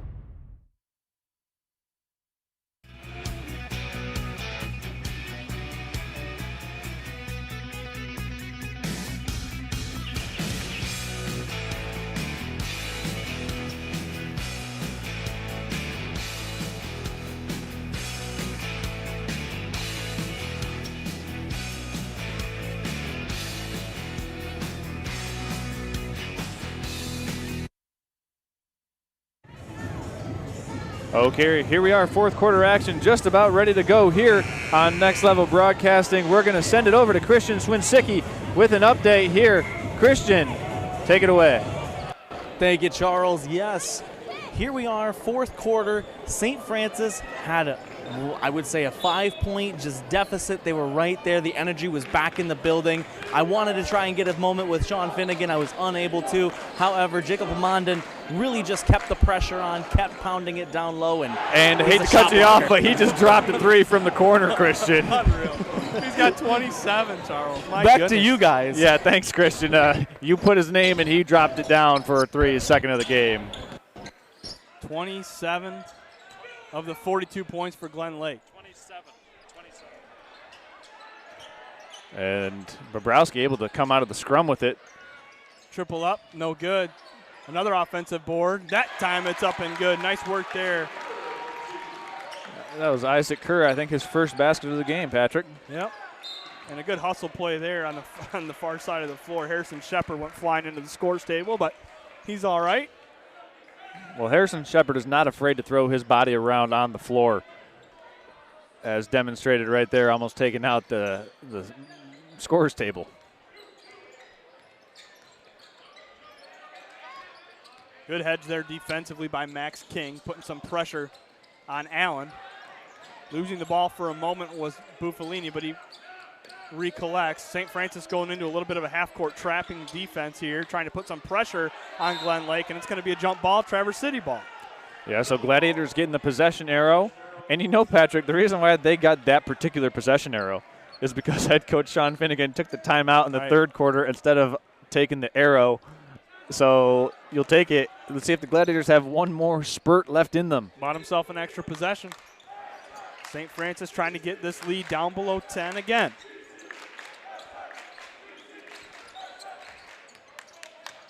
They were able to cut the lead to 4 in the third quarter thanks to the hot hand of Max Ogden. Trap comes here and stolen away by Plamondon, but now it's back on the floor and a timeout is called.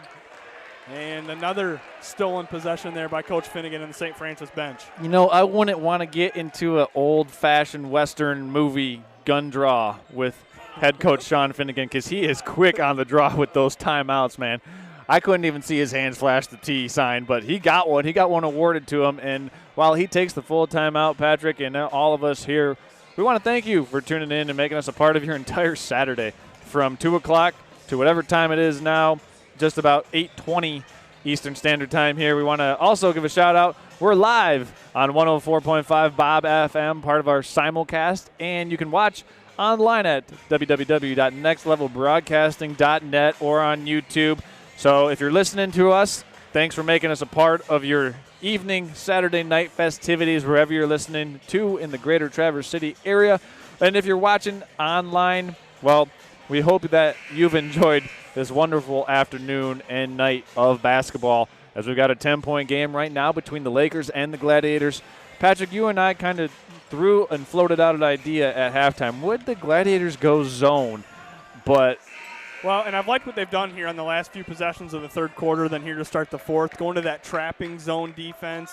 Well, it's a man-to-man, really. Then they bring the trap late on the guards at the top of the key. So we'll see if that can give them some turnovers here to try to get their way back into the game. And what do we have here? We got an offensive foul, yeah. That's called against Isaac Kerr.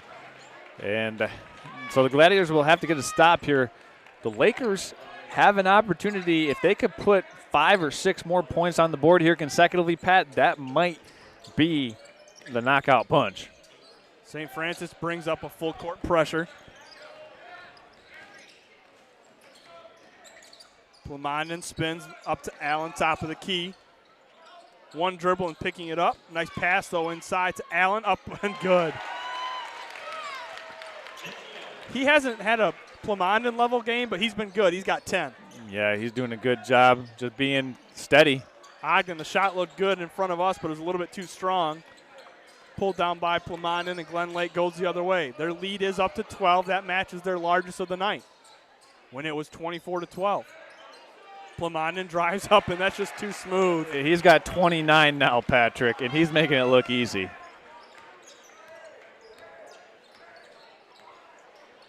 I mean, do the Gladiators have one more spurt in them?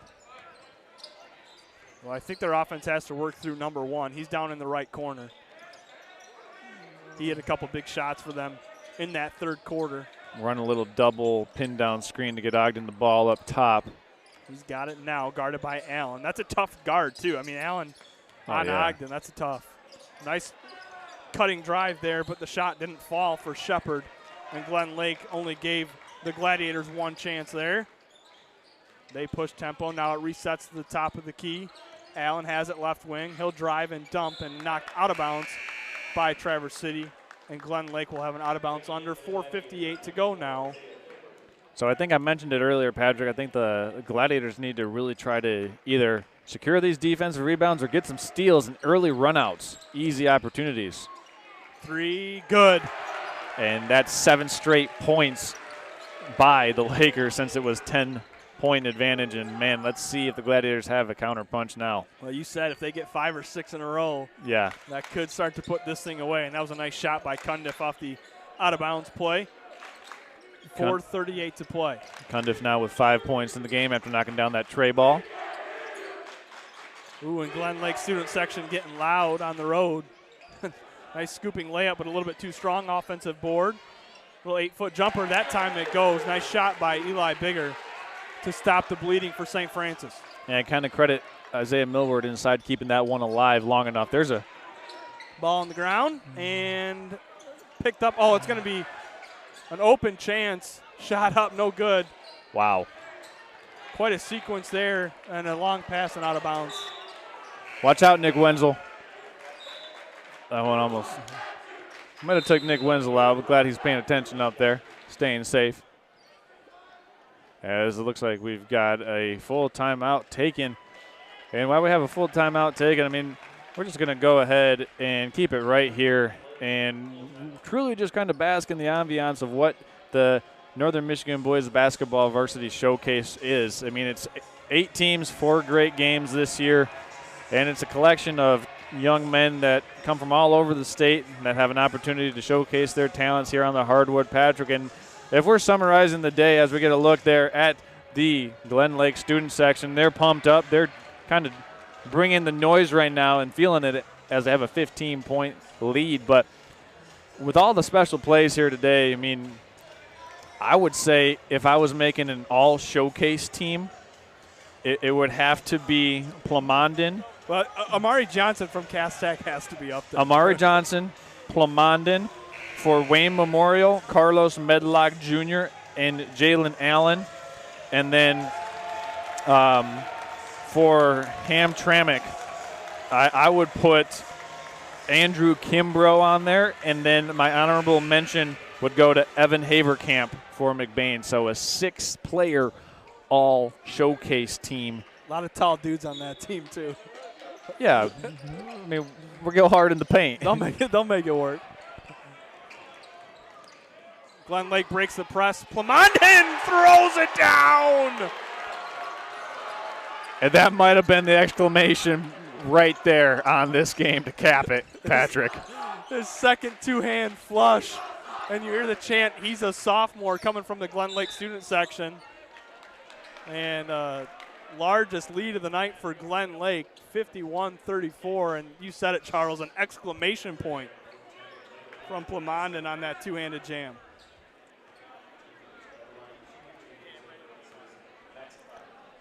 And yeah, here's the replay right there on that Plamondon exclamation mark. You're gonna see the replay here. Bang! Wow. Putting some emphasis on it. He's got 31 now. Not bad. Just all in a day's work. As Ogden trying to get 2 at the free throw line here. He's had a good second half at the free throw line. He's 6 of 6 from the charity stripe. Lead down to 15. St. Francis needs points quickly. It needs to start with a turnover in this full court pressure. Here it comes. And they get the turnover quickly. Hi, Gage Baker. Thanks for not taking us out.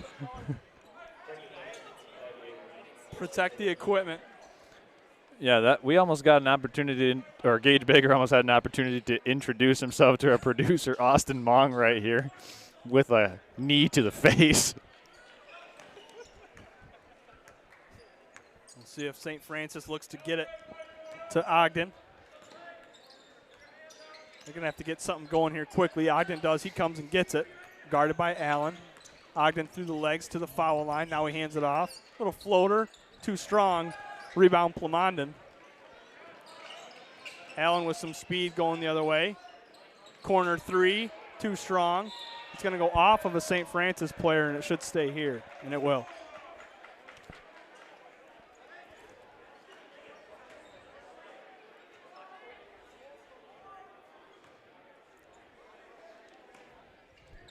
So, Pat, do you agree with Ben or Plamondon being on my all showcase team? Yes, I would put him on the team. Yep. Okay.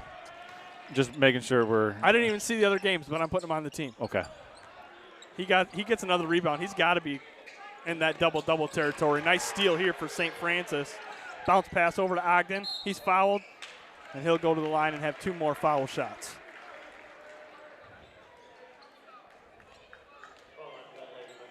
Points when the clock is stopped. That's what you want when you're down 15 in the late stages.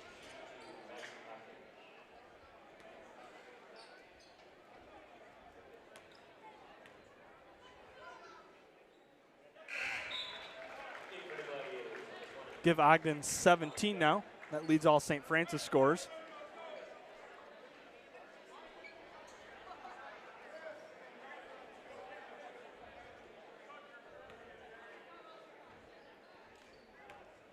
Remember, this was a 4-point game midway through the third quarter. Going to be a foul here on Traverse City. And then Jacob Plamondon just took it over.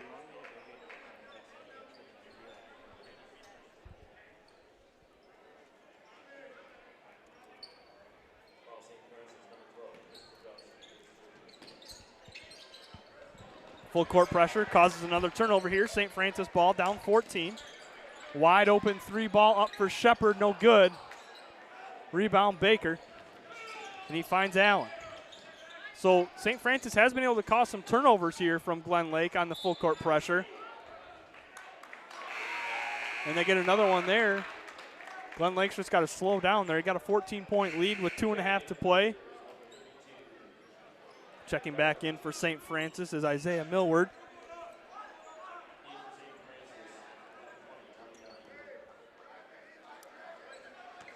St. Francis will look for a quick bucket. Harrison Shepard, the junior, gets a screen, gets to the left elbow. Floater up, a little bit too strong, no good. Rebound Plamondon. He outlets it to Baker. Baker turns it over. Shot up, fouled, no good.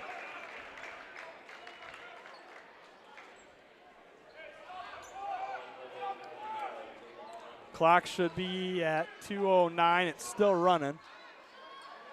Let's see if those officials reset that. I think they will. I think the official here at center court saw it. Not 2:11. We got it at 2:09 here. Our producer, Austin Mong, doesn't miss a beat. They didn't come over and ask us for it. But they got it right. Austin must have phoned in. Again, the foul shot woes continue for St. Francis. Max Ogden, the only one with any success at the free throw line, as Harrison Shepard missed his first.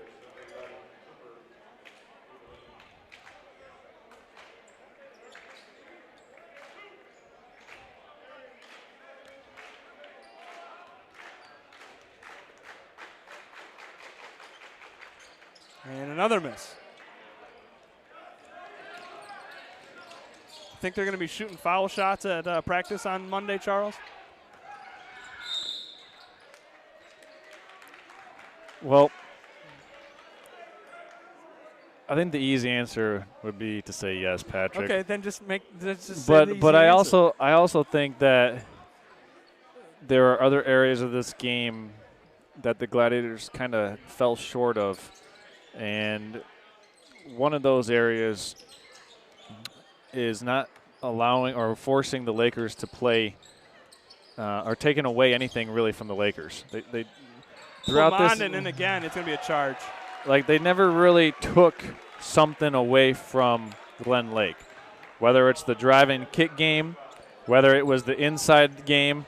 Once the inside game got going, the Gladiators, then they had a problem because they couldn't stop the inside game, and then Plumondon started stepping out and hitting threes because they had to respect his game inside, and the other Lakers started hitting from the perimeter. And so I think just figuring out your defensive schematics and being able to make sure that you can communicate them efficiently and effectively among all 10 sets of ears and eyes on the floor, that will greatly improve this Gladiator team. Nice up and under move there for Allen. Lead stretch to 16 under the 90-second mark here in this contest. Ogden's got it.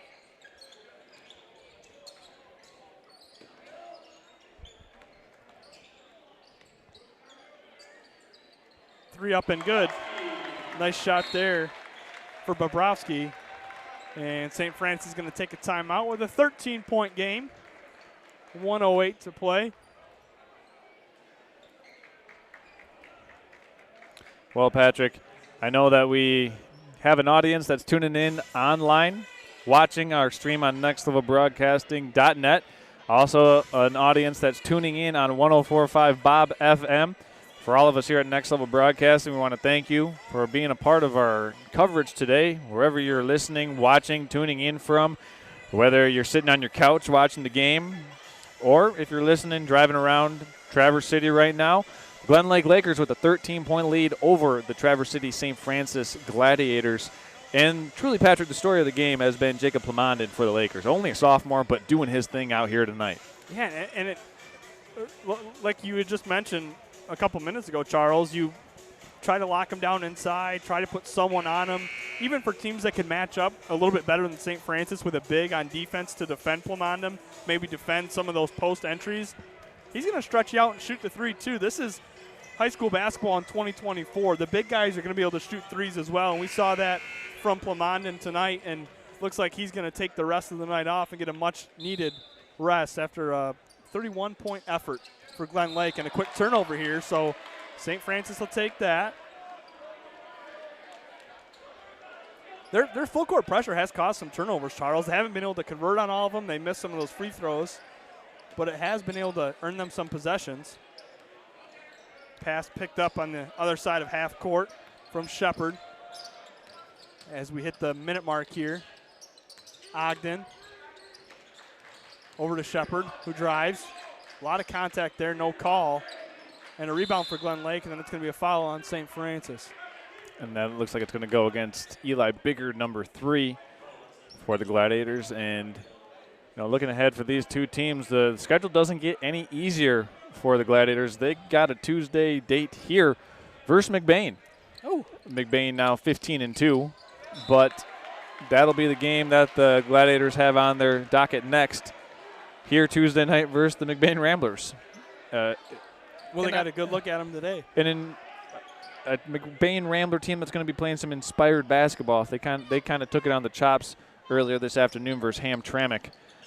So the Gladiators will have to lick their wounds here quickly because they've got a huge game coming up on Tuesday.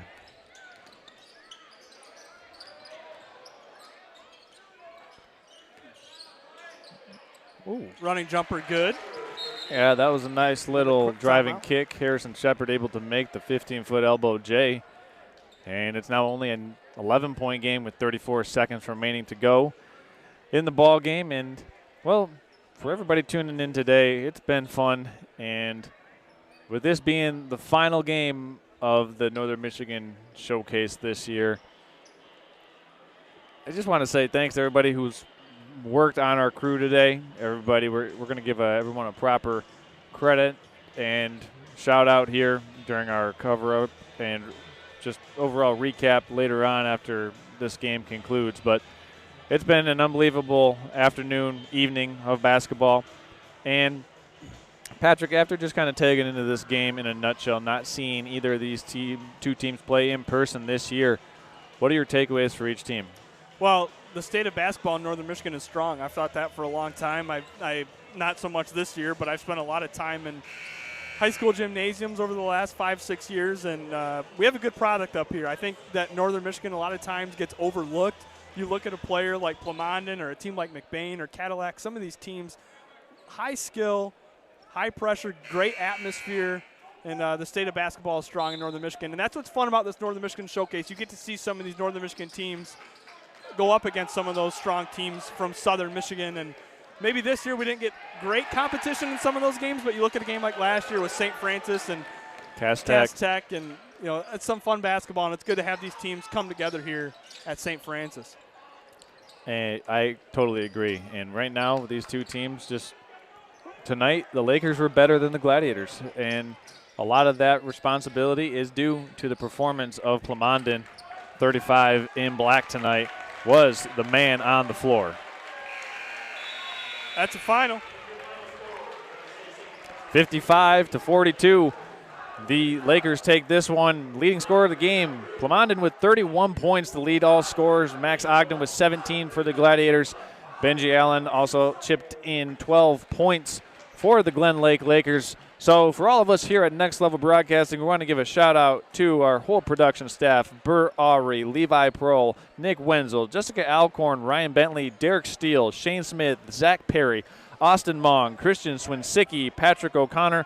I am Charles Strail, and I'm also going to give a shout out to all of our corporate sponsors that have allowed this game to be possible, including Pop Excavating, M32 Enterprises, TVC Cherry Capital Airport, Hudson John Deere, Grand Traverse Glass Company, Finnegan Insurance, and Next Level Sandbag for making this live broadcast possible and our simulcast broadcast possible on and over the airways of nextlevelbroadcasting.net and on 104.5 Bob FM. Patrick, the final word to you, sir. Well, before you say goodnight, Charles, I want to say something to you because you won't say it on behalf of yourself. You have taken Next Level Broadcasting from the small offices in Gaylord discussing this idea to truly the next level. When you bring a crew of 10 guys into a Northern Michigan gymnasium. And one girl. And a girl, I'm sorry. And you call 4 great high school basketball games. I just want to congratulate you on the success of what you've done with Next Level. Very proud of you. And I'm excited to see what next level you take Next Level to in the future. Well, hey, Patrick, I appreciate that. It's definitely very heartfelt, and I can tell that it means a lot coming from you because you were there when we drew this thing up on a napkin. So that's always what makes things fun, to see the growth and progression and just to continue taking things to the next level and pushing things forward and moving the ball up the hill. So once again, Charles Strail here with Next Level Broadcasting, simulcast coverage on 104.5 Bob FM and nextlevelbroadcasting.net, saying good night from Traverse City St. Francis High